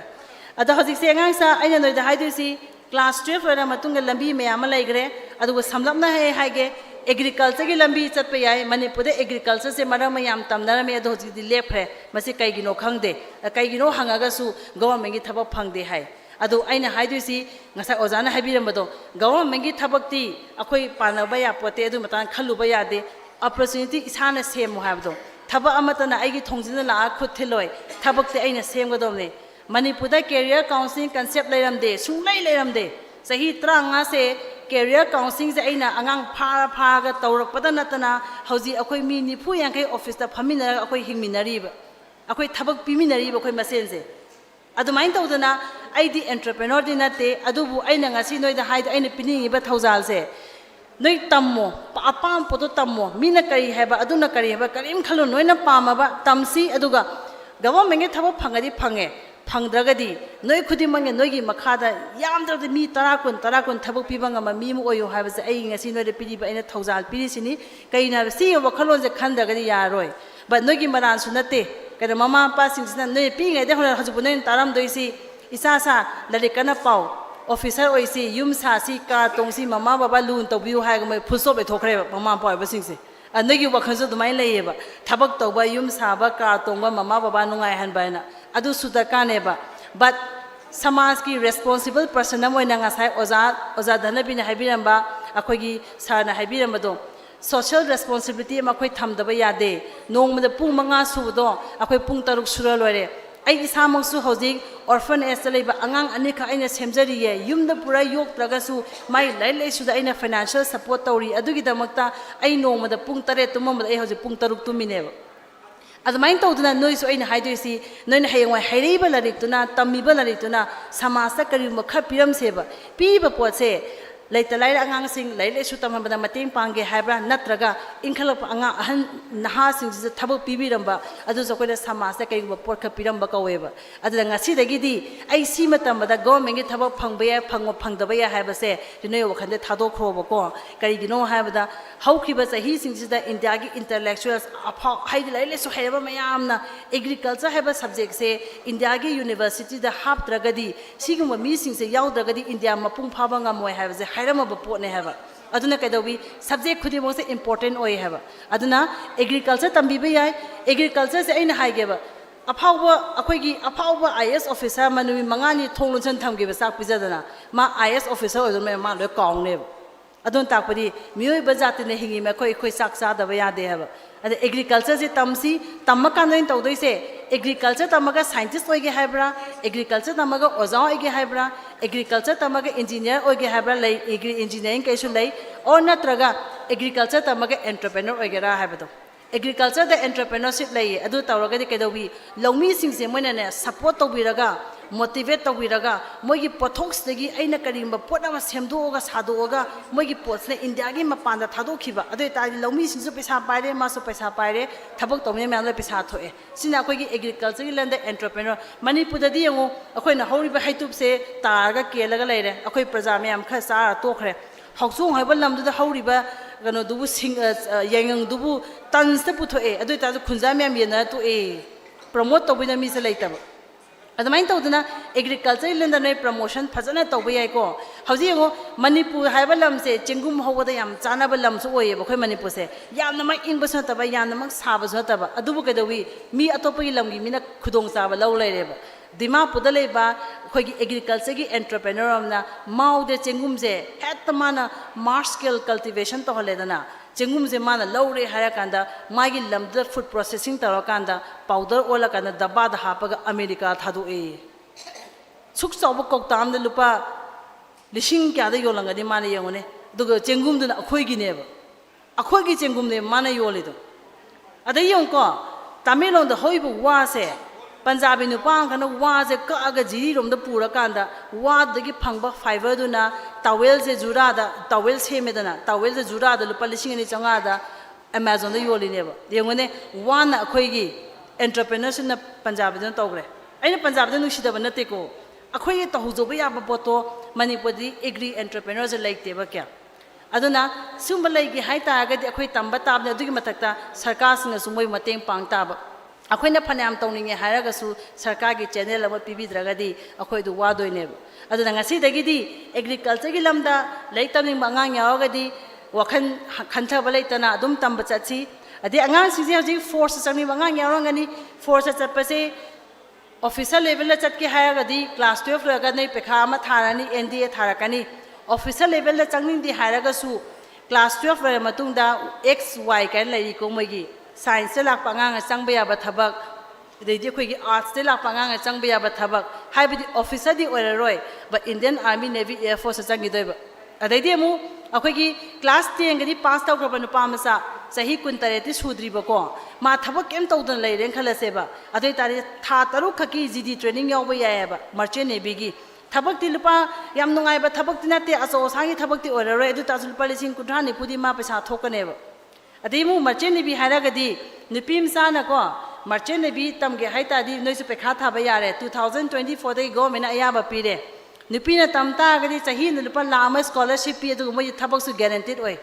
nupim sa gidi ko merchant navy haisa kanano country amaga marakta lalo tiki pose mon jahaz se pura lakane ba madugi jahaz bu senaraga pubirei ba yaraktab kana su semba ngamba mi ko madu mayam da punsan badu bune ba kana merchant navy haise ada merchant navy su nupam sana tambe nupim san tambe ada moi siam discipline labor professional ne ba sisu nei katukrangi mi di obe yadre aduga pekha ma thai Indian Maritime University hai sigi pekha sa noi thaninga gadi class 11 12 the physics ka maths ka chemistry compulsory logani aduga class 12 hai loiba noi ai nakta la ka do ba aina noi online da coaching ma yahan gani coaching the selection phanga gadi noi India tamba yare selection phangda gadi pesa phanam lai ko India tamba ya de adnoin taro ka doi se akhoi gi khalla matung noi tamba ya ba se naval architecture marine engineering ko si tamba ya ka doi ne aduga merchant navy se aina discipline laina khangi je kemnate aigi chhatra ma khak Punjab ta engineering tamba chalaga ma drug saraga hale lariam hai bangani mapa ga mama sna lekti kya ta paisa di am pai ba leile sudi kya tam ja hoda ba da macha sna lai haira banina marksu akoi gi South India ta mapani ma je ko adu 90% 94 95% chapanga ne class 12 ta adu lari da hai bangang du kamai to da ma drug sari no ha ba ai ju gyan ta de adu ai office study akoi gi psychologist su phame ba ko aduna magi drug addict ki magi counseling to bala pasna nongmadi angang sa ai ge thengna ba aina di angang gi clinical counseling to ya de ai psychologist na te ba ko angang se wari saba kan da wari se pau phong na dre ba namin kai ko ge ha ga angwa nok phek ka taraga ai ya ma do America da le bani phone to hangoi mai maming do mai nga sai gi drug to magi mahi do sala na ma di pra ngauri ne ba tan ja si da dai ngongmadi mana kai do ge da ai office ta ichanu pa gi pes kari no mayem le bi be na daw sang maya gi ko mana no mai se ising se hala ka mana ai office mana kapa ka sana pung cho le ba ai office do mana mumu so le ma chin si da aina ga AK47 saram ta ga di as amutang kapa da khoi gi yekna ba mi ge se cham chani si ne na mana ko ma thana mumu so le anga ai di brain do ya tra ba ma se ada aina mana smana so le ju kai gi no na aina magi mayum da chalaga yeng ba kan di angang se magi mayum je le rami se lebak na bom sa ba misal gi drawing mana ye ga phalang da thet pa ko ai ukak na ga khoi wakak na ga no mai sa ba सुमाइन तो मैं आम ले मैं my म्यूम सिदा ओ आई जे ज्ञान तारे मान drug चारे इसे कई गिनो है बसे माना इंजीनियरिंग तमनिंग सिदी मादी मशीन सागे है बनेबा एरोप्लेन साबा बाइक साबा मैकेनिकल इंजीनियरिंग तमगदो मंगांग नेबा एरोप्लेन गुम्बा बाइक गुम्बा मशीन को every machine साबदा यावे है मैकेनिकल इंजीनियर से अद ममा पादन लाइक तो क्या हाइदी यामा तमहौदबनिना इंजीनियरिंग द मखन मखन ले जे खंगजदबा अद मोइना करिबा एजुकेशन कंसल्टेंट मनाक चलगा ए जुदिंग फरे सिविल इंजीनियरिंग तमोना मा सिविल इंजीनियरिंग तम चले मेबा पंजाब दा सिविल इंजीनियर से मैकेनिकल गेम खेनेयबा सिविल हाइसना यूम साबा थोंग साबा को हाईवे साबा एयरपोर्ट साबा से सिविल इंजीनियर कवे मैकेनिकल हाइसना एरोप्लेन साबा बाइक साबा रॉकेट स्पेसक्राफ्ट सैटेलाइट एनी मशीन अखोने इसिंग चिंगिबा तुरु मशीन काइसे कॉम्बिनेशन ऑफ मैकेनिकल इलेक्ट्रिकल है सुंबा लाइन दे चचनिंगबा अदुमादे खंगदमिना लाइक तम चले आदे माने खलिसना माजे वर्कशॉप तक सोंथरागा हेत मादी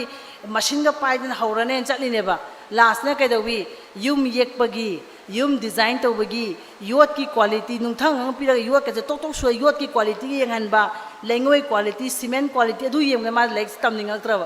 बिटसे हलकपदगी माजे कॉलेज काद्रे अदुग मा ड्रग चाबी मे आंग माजे पुनगी बनेबा येंगोनी अखोगी अदुक लै हेब अंगांग दो खोंथांग अमा सोयबदा मा ड्रग एडिक्ट ओइरेइनेबा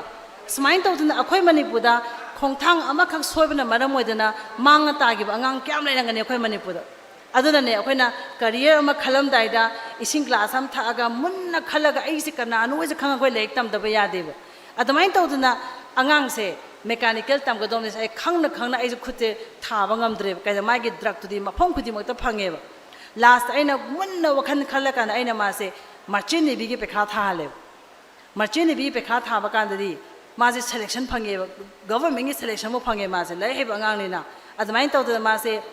चाही मरी मासे मर्चेंट नेवी की ट्रेनिंग तौरे नोंमा खमाना एंगोंदा फोन तौरखी मैडम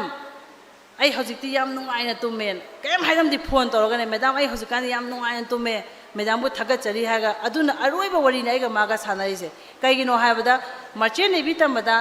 ngसाइगी नोंमै पीबगी ट्रेनिंग तौबिद्रगसु मर्चेंट नेवीदसु अवांगबा थाक्ता अखोगी पुलिस अदुम हाइबदि सिक्युरिटी से यावदा यादेबा अखोइना जहाज अमा तोंगा चप्पा मतंदा कैनोदा समुद्रसिदसु अखोइना खंगदा वानी हजिकी मतंदा खुलाई पाइबा स्मगलिंग तौबा फत्ता हाउदी तौबा पाइरेट्स मयाम लैब अखोइ समुद्रसिदा अदुना कैदोगेदी अदुम्बा मी थेंगनारगसु हे डिफेंड तौबा ngamnaba मर्चेंट नेवी की जहाज मनुंगदसु मी खरदी नोंमै कापा हैबा नोंमै पाइबा मी दुम यावरि पोडेबा अदो यामथिना पाइरेट्स याम लैबा नमददी मर्चेंट नेवी की जहाज लापदा इंडियन नेवी ना गा तागा चप्पसु यावरि पोनेबा जिसे को अदुबु मी खरदी हैतबा यादेबा नोंमै पाइबा जमाइन तौदा मासु नोंमै पाइबा हैबा मी अमगी ट्रेनिंग पिरकपदगी नोंमै साबा ngamौदुसमा नोंमै खक पाइबा ngamजबदा मा हावoi जगरेबा ngang अदा लाइबक थीबदी अंगांग से मर्चेंट नेवी तंबलोर कांदा थबक तवमदाइदा मोजे पासपोर्ट सेमदबा यादे पासपोर्ट से मणिपुर सेमबा लापदा अखोई लंबीदा नोंग सुबा सुमा नुमित अमदा एक्सीडेंट थो लैगिद्रेबा ngang से अदो सीबा नाबदी इसोना तमेबको अदुबु चाही मरी खक माना ड्रग चादना याम नुंगाइबा पुंसिदो अदुगी दमतदा आई याम पेंजा होवे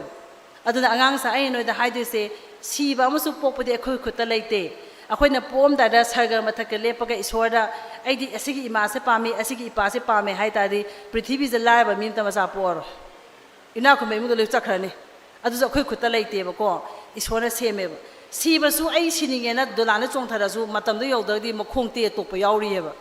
द सीबगा पोपदे अखोइ खुता लैते बट पोपा अमसु सीबगी मरकी पुंसी अखोइ खुता लैयेबा आई निंथौने हिंगे मिखा पोने हिंगे सि अखोइ खुता लैय हैबा अदना कैदवी पुनमक से कैदा लाई करियर हैबा पोथलोय लाकदोइनेबा आई पुंसीजे कमाइना हिंगदोइनो हैबे मतुंगिना नंगना होनादोइनेबा आइना निंथौ ओइगे हाइता नोंदा पुंग 10 लाइक पा तारे आई हवै मिखा पोने हिंगे हाइता नोंदा पुंग खाम लाइक पा तारे उपाय लेते याम थिन इचम चंबा सिंपल फंडामेंटल लेबसिदी केंताई को गांसा अद आई नोइदा हाइजेसी इंजीनियरिंग तमनिंगे हागा पंगतम तंबा यादे इंजीनियरिंग दसु फिजिक्स याम हेना हेबंगाना कै तमगनी केमिस्ट्री याम हेबंगाना कै तमगनी बायो याम हेबंगाना कै तमगनी ख्वाइदिगी तोरोब सावबदी आई ngasi बोके एक्सपीरियंस ता केमिस्ट्री हेबंगाना तंबा इंजीनियरिंग हेले तोरोब साव केमिस्ट्री हेबंगाना chemical engineering petroleum engineering biochemical engineering तमबा अदुकी मतिक मै तोरोब से साव सी मयामना खंगदेबको सी येंसी अदुगा आई हजि हाइगिबदो फोर्स की वरी मयाम लीग्रे अद हयंग नोय डायरेक्ट ऑफिसर ने चंगे हायरगदी नेशनल डिफेंस एकेडमी पेखा थाबिरो अदु थागे हाय तागदी ने क्लास 6 तगिना क्लास 12 फावबगी physics chemistry maths bio social science लोय हायगदोबा क्लास 6 तगिन कोय हायरेसे नोय दि खलंगनेबा क्लास 10 बोक्ति हमु पास तो चा खलोरेना बट अदुबु क्लास 1 दगिना क्लास 10 बोकी नॉलेज सिजना हयंग नोय हिंसाबी सारकदोयनेबा हयंग वाइ पुंसीदा अदुना कैदवी क्लास 6 तगिना क्लास 10 मो जखोय मिरायबे यादे मेडिकल एग्जाम थागे हायसु क्लास 6 तेना क्लास 10 मो momo ताहौदबा nga je sungkhan khalaroy engineering thage g thage hayasu 6 to 10 momo तादबा nga na khalaroy NDA Pekha थागे हायसु 6 to 10 जे याम फजन हाइबम चंगे बा खोयदो अदुना NDA थागे हायरगदी physics chemistry maths bio social science सी हाइतबा यादे हिंदी अमसु इंग्लिश याम फजन ने ngang ba haigado ani समक्त अमा याम फजन हाइगदो अदुगी मथक्ता ngसाइना हाइबा सॉफ्ट स्किल हाइबदो इंटरव्यू कमाइ चंगदगे हाबसे नन हेंग डिफेंस की मर्चेंट इंडियन नेवी की नंग हेंग एग्जांपल इंटरव्यू याउ चलेंग खलासेबा NDA की पेखासिदा नमिंग कई कौगे हागा मथक्ति यंग आई मिंग तोंबा कौगे हायदे खलरोयबा ngasa ओजा धनबिन हाइबिरमदो आई टू आई कांटेक्ट हाइबसे सी पुनमंगसे सॉफ्ट स्किल ट्रेनिंग लो यावरकदोइने हाबा हाइबा ट्रेनिंग से याम थुना पिबिनिंगेबा अदुना खोगी क्लब ना अथुबा सिनबिरो अदुमा लाइरे कोंगांसा अदुगी नतना मु केदोगे हाबदा मपालंद लेबा खोगी मयांग मचासिंगदी के NDA से खलौद्रबा अदुई तादि मोगी टारगेट से CDS नेबको CDS हाबदुदी एनी ग्रेजुएट ना थाबा याब एनी ग्रेजुएट हेदे अंगांसा कइनो सही क्लास 12 लोरा मतुंगदा नोइना तमिबा सब्जेक्ट की ममांग दे B से याव B फॉर बॉय B से यावरबा B से बैचलर हाइने सी से बैचलर वो याव पोट अमा तमाबा मी खुदिमक से अखोगी सरकार के ममितनो से डिग्री होल्डर नतगा ग्रेजुएट होल्डर ग्रेजुएशन लोइबा मी ओरकदोइनेबको अदा CDS हाबसिदी एनी ग्रेजुएट ना थाबा याबनिना मोदि केदोगे द मयांग मसासिंगदी मेडिकल तंबामा पैरामेडिकल तंबामा इंजीनियरिंग तंबामा लॉ तंबामा नतगा ह्यूमैनिटीज को सिगी मंगा से तमकांदा मोय CDS थायबा खलौद्रगसु हायबा मी मंगा सिदी तोंगाना Indian army navy air force तोंगाना मोयगी पेखाम तोंगान लौजरी CDS नतबामा अदुना केदोगेदा अंगांग सिंग यावेबा एगी छात्रा अखोगी कोलकाता मचाने को NDA से ट्राई तोयमा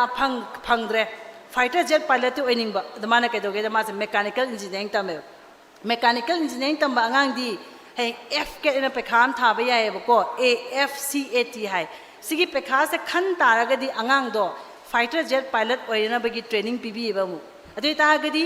NDA दगी संगप लंबी उस लेरे इंजीनियरिंग तमगा संगपसु याय हेबा लंबी लेरियबको अदमाइन तौदना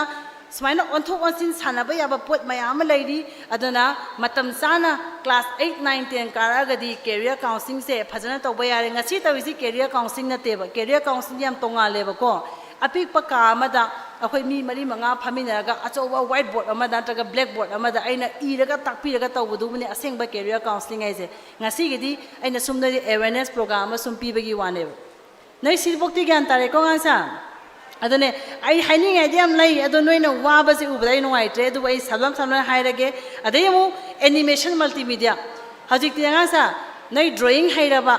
को एडिटिंग तब पामबा कंप्यूटर से हाइनरबा आई नोइदा हाइदेसे एनिमेशन तमो एनिमेशन मल्टीमीडिया तमबदा VFX अदु हापा तमो VFX हापगदी नगी अपॉर्चुनिटी याम लई ग्राफिक डिजाइन तमुरानो ग्राफिक डिजाइन दी अजु and sum ताबदा company Singh rubber से लेपे कइनोदा आर्टिफिशियल इंटेलिजेंस आयाम सिनग्रेब मोइसे ग्राफिक डिजाइन से अदुबु इमोशन यावबा कार्टून पिक्चर कार्टून नाइबसे इमोशन अम याव नमद्रा सुमबदे केसु ए ना पापक सिनबा ngamgiroibako aduna animation tamasu VFX yawiba adugi mathakta noina computer se hainaraba computer haiba midi pesa yam tanba yare kaino computer haiba is anga makhan anei lei physics ka math ka haiba anga tangodo computer ama physics ka math ka haihodo anga tamba yaba computer ama ba loirakpa matam dadi moi gi mathok chap maneba tawbudabu amana engineer gi mingthon phangbai wani thabakti chap manai tolo dum kaisu khetna bo oideba ko hoi adubdi engineer bi kitang henna chani mana lising yankhai phangbada ngai physics ka math ka yawdan tang pangang dan lupa lising ni phu phangadra adubu sumaina samna hada hojiki matam da khoi manipur dadi bachelors in computer application tam se maths yawdadi yaroi hai adubu mapalam gi university de maths ki taka leite haji noi na computer se pamaba noi hayangwai apps kuma develop tawninga ba website design tawninga ba mobile games ka develop tawninga ba adoi ta gadi Bachelor's in Computer Application tambakanda Artificial Intelligence amasung Machine Learning haiba pot anisima hapga taminagraba adoi tagadi na apps develop to hairani apps ama sabada no yam hairaba mina pamaba lupa lak manga de taponte website ama design to wada no hairaba phajana hairaba lupa lak ani de taponte sidi kedoge hada prithvi ki any corner da internet po phangaba adum paisa tanbe ya si kango sidi admain tawdana makhan makhan mayam laigre angang sa ko ade medical line chatninge dana thamoina miyoy bajati se sema tawjarage amot akai awaba se ai am ta khangjar ro ha ga tholok pa midu khatane medical tamsi na tagadi du matam mangbo egane ba medical ha ba se ai naung pi se aseng ba doctor ne ai naung pi se prithvi thado maga chat khre hogi ba sahi da ko adugi ma chakhibagi achoba nungma thamoi da dum nalaga lei punsi supan nalaga lei gani inaun pi se le sabini ko ma se hoi tamthi da bana bam da lei gidre man nong mangon da haye je doctor obegi nungai ba se kaino ena kaino hange nong ma nupi ma la e ma bu thin ba leng ba tawraga ma pure ba sula e ma sa nupi sula e ma pure ba da ma mite ma pita ga ma sa nupi so ma pita ga ai ma se kallo hai ba jane ada moi de matam de MBBS tambal loi ba da ngai ba ngang ne aduga mogi kha senior doctor am ga tawraga ma se yeng ba kan ma se appendix ne hai ma na puk thin ba leng ba tawido admain tawdana moina nupi se kal kan sida mabu ka se moina loina mak tawba ya ba stitches loina tawbi da matung se inaw pina hai magi ma pura ai tam jaruge mai nupi se kem tawdre ai tam jaruge man request away mai senior da ada mana chalaga mai ma pura da man tam bajane mai to da madam se kem nu sa thibiranu madam se appendix or messi taw ma se hoji pura ma normal ore ma matam khrap ngak pothari ne ngak le de unaba phangni ha ba kan sida ngasai gi tarak pa pirang do ngasai oza dana bina habi gebdo miyo bigi mitte tak pirang se khwai de tango pirang ne have se e khoi naw pina zo haira me ba adu gi pi de ubada ne ma gi thamoi de phangba atma shanti se aroi bi ne have sumaina wakhan khan ba doctor sumaina phawang ma doctor se yam se le rangani ko like the yam le rangane doctor di oi ba sigi pot se phaw da adu ai noi da haide se doctor moi ge hai tara ga di thamoi de gi hangoi ba ai sum amusu nok se ba ko air hostess oigado mi nurse oigado mi doctor oigado mi mama pana pakhon sibda sungya yaningdra ba mama pana pakhon sibda pang sauro ba noi hai ba mi ohon je sungoi oirano chumi ko ai se air hostess oibada di yango sima tobira kera ising sama pubira kera ai ngak se nungai tre noi nga ba ya ba kaile ai am ingre blank em pubira kera sigi pakhon nga ta ne ba sira ka doi je khoida ada magi thamois ne adu tawning ba phawgo dom ne ba adu de ta na mama na ising batilam thango ha da sau sau law ba pakhonem si da sau sau lang ba no air hostess oi sunga ya ro nurse ki line su chamane doctor su chamane adu na ngasai na ha ba do p ahum ha ba do preference potential and personality sigi p ahum se si yenga khoi career sem se ba ko ngang sa sima su thamjaninge aduga ai loisalak poi na ina pami se angang se hainingi se nogi wahang pakhang amani leiraga dei lawjarange timing su pung taruk kyano pung mangai henjale haining badi mayam laire adu maiga laktabne saga sabne pung ne thengjalakbane nogi wahang pakhang amani lawraga ngasi gi kaida bagi ai ya thang lawjaninge kai kai leibige ngangsa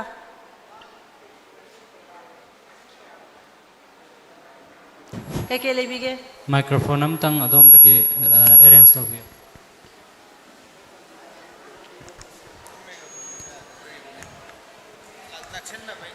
Maraksida akhoi quiz competition tawkhibagi prize to muktang yanthoke khudong chaba lawcharaga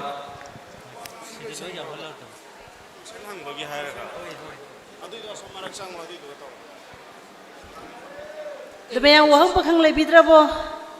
khud thangatpiro okay nupam sama le to nupam sama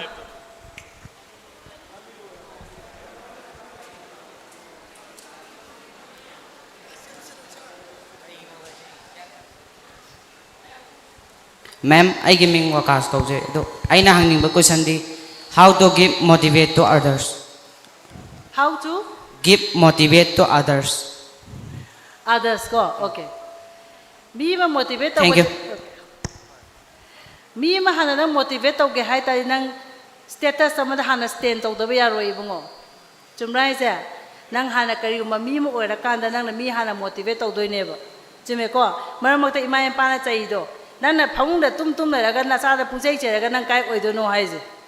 chume ko ada mi ma motivate tawge haitade first of all nangi status ama nang hana semgodoba si hai da nang neta doctor engineer IS officer oyo habanate nang na haijari ba line nang karimba nang status sama sema matungda akoi mi motivate tawseba aduna tabida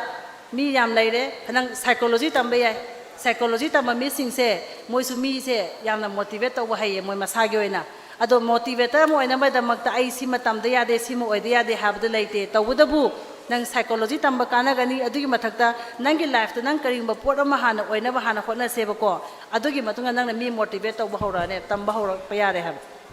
kentai ko amai tawse ado career ga bari leina bada ai si tamagadi kai obi age haiba question oina hambiyo ko hojigedi Ma'am, I giving Wasim Khan ka way.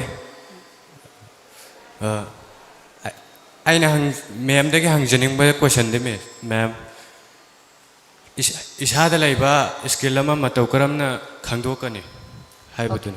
Ishara kari ke skill yaw ko se kamai khangdo no haiba ko. Adugi da maktadi nangi a series of counseling to bada kalare adugi mathakta nang tawbiya ba akoi gi career assessment test mayam su lai ko. Adudi noma ai office laga adugi test khado tawthobina si adugi mathakta kaima test so tawroi hai ta gadi nangi ipa ima nangi abo ibu bo su lai gadi pulak nanga tawga pulak wari sabam da kale kaino da moga sung wari sara matung da noi abo ka ibu bo ka ima ipa na hai ba wahi khara aina phaho budi ngamne ba nang kai da hai ge se kam nang na sana khangjadra gadi gyan tare ko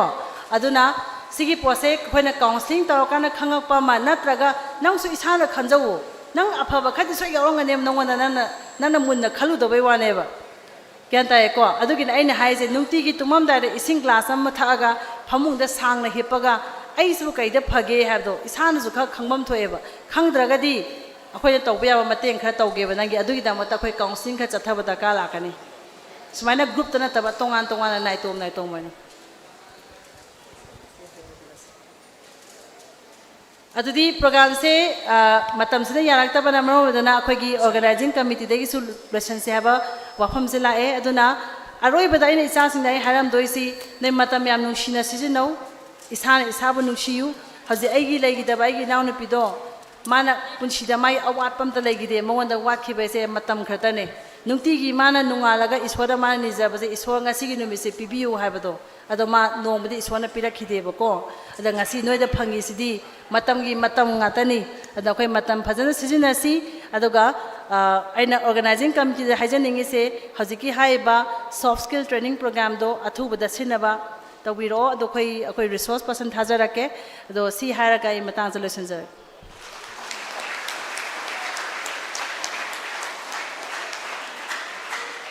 Thagachari Ma'am Sanjambam Sulomi Director SS Career Solution Akhoi marak asida aroiba akhoi gi closing board of thanks pidringai mamangda Sir Salaudin Joint Director Minority Affairs ka interaction mati amokhak leigani ko adu leitringai mamangda akhoi gi quiz ki certificate simatang akhoi distribute tawjahoge first ta khiba Taj Khan amadi Sohail Khan Dynamic Academy of New Generation aduga second tabi khiba Jakawat and Rafsan aduga certificate of participant haina yaubi ramba singiso ekhoina khudol amamam tamjari MD Amanat and Rahesh Khan of Brilliant English School Alia and Ajiruddin Islamic Child Care aduga loina na KS Haroz and Aribam Nafisa hai riba singa se lengthok biraktuna hai riba khoi ge certificate singa se lobina baning singjari hai riba certificate se bibina bagida makta Sir Salaudin Joint Director Minority Affairs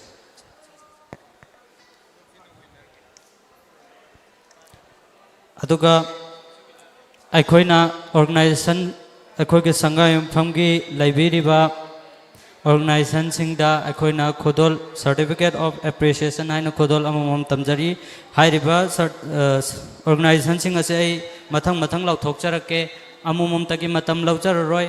club organization-sing ge miyoi sing adu thokpiraktona hairiba certificate sing ase lobinaba ningchingjari loina na Sami Singamayum amadi Muhammad Arbas MD Sabir Ahmad hairiba miyoi sing ase thokpiraktona hairiba certificate of appreciation ase lobinaba ningchingjari hairiba organization sing adudi all Sangayum youth all Sangayum Pham Sporting Association asa hairiba miyoi sigi hairiba association asigi member natraga executive sing lairagati thokpiraktuna certificate ase lobinaba ningchingjari ani subada Muslim Student Development Organization MSDO Sangayum Pham ahum subada Integrated Social Development Organization ISDO Sangayum Pham Mari subada Social Development Organization SDO Sangayum Pham Manga subada United Development Committee UDC Sangayum Pham Taruk subada Dabang Boys Sangayum Pham Taret subada Idga Committee Sangayum Pham Nipan subada Kabarstan Committee Sangayum Pham Mapan subada Water Supply Committee Sangayum Pham Tara subada Anjuman Sangayum Pham Part 1 and Taramathoy subada Anjuman Sangayum Pham Part 2 and Taranithoy subada All Sangayum Pham Badminton Association Manipur Home Department Sangayum Pham hairiba sing ase lengthokpiraktuna certificate sing ase lobinaba ningchingjari mayam ngaktang phambiyo Sir Salaudin ga atenba interaction ama leidi adomna hangbiningba khangningba yauraga so adom hangbibe yagani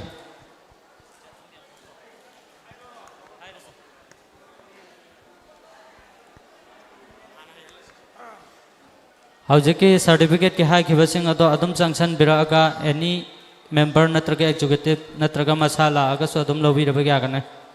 sir hobiro angangsing yang waramani hojik ngasigi chatharaiba program sigi chief guest obiramba honorable MLA Thamok AC Sri O Suryakumar loinana function sida yaubi khiba amadi hojik phawda leibiriba kwai punama kwai ahan mamukri kai kumnaba ucheri ngasi si program si yamna sangman khare yamna nungai program di oiba yam sangba program oibanina hol da phambiriba ngangsing yang waramani sigi su khandaba yade khoina wa sum ngangani tagadaba ngangsingna mahut subjin sindaba ngang bami ta sinba ta bami di subjin sindaba adu pung 13 da program hongnabo lakpa haibase pung 13 khai dagi tholokpo soidun oirangani 10 dagi tholokpo oirangani aduga hoji pung 5 tasile sida pung 7 nipan hol sida confine tawraga phamakpase in any condition dan hoida wangang bata taning ba matam oiraroi aduna nungma phajana gyan tana koi wari watai sarase tawdabo aina sumba program si sidbi bagi damakta asaidobo from the core of my heart I thagat phongdok chari aduga I also thank this organizer for providing me the opportunity of speaking a few words adu tasunatana ai khunjida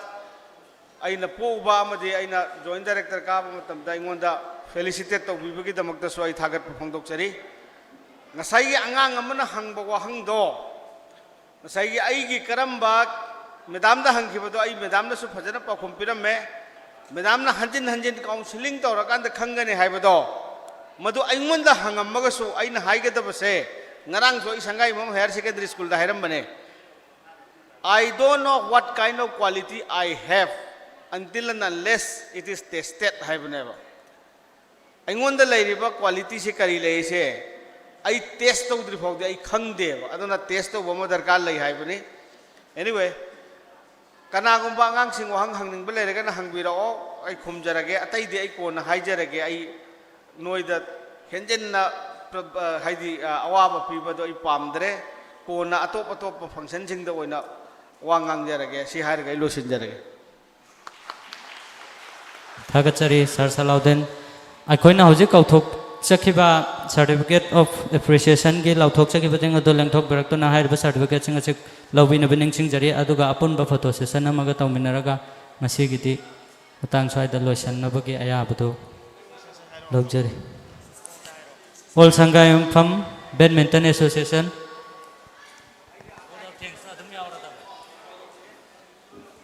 Kabarstan Committee.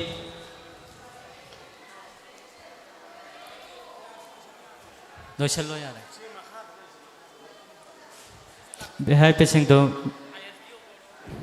Se.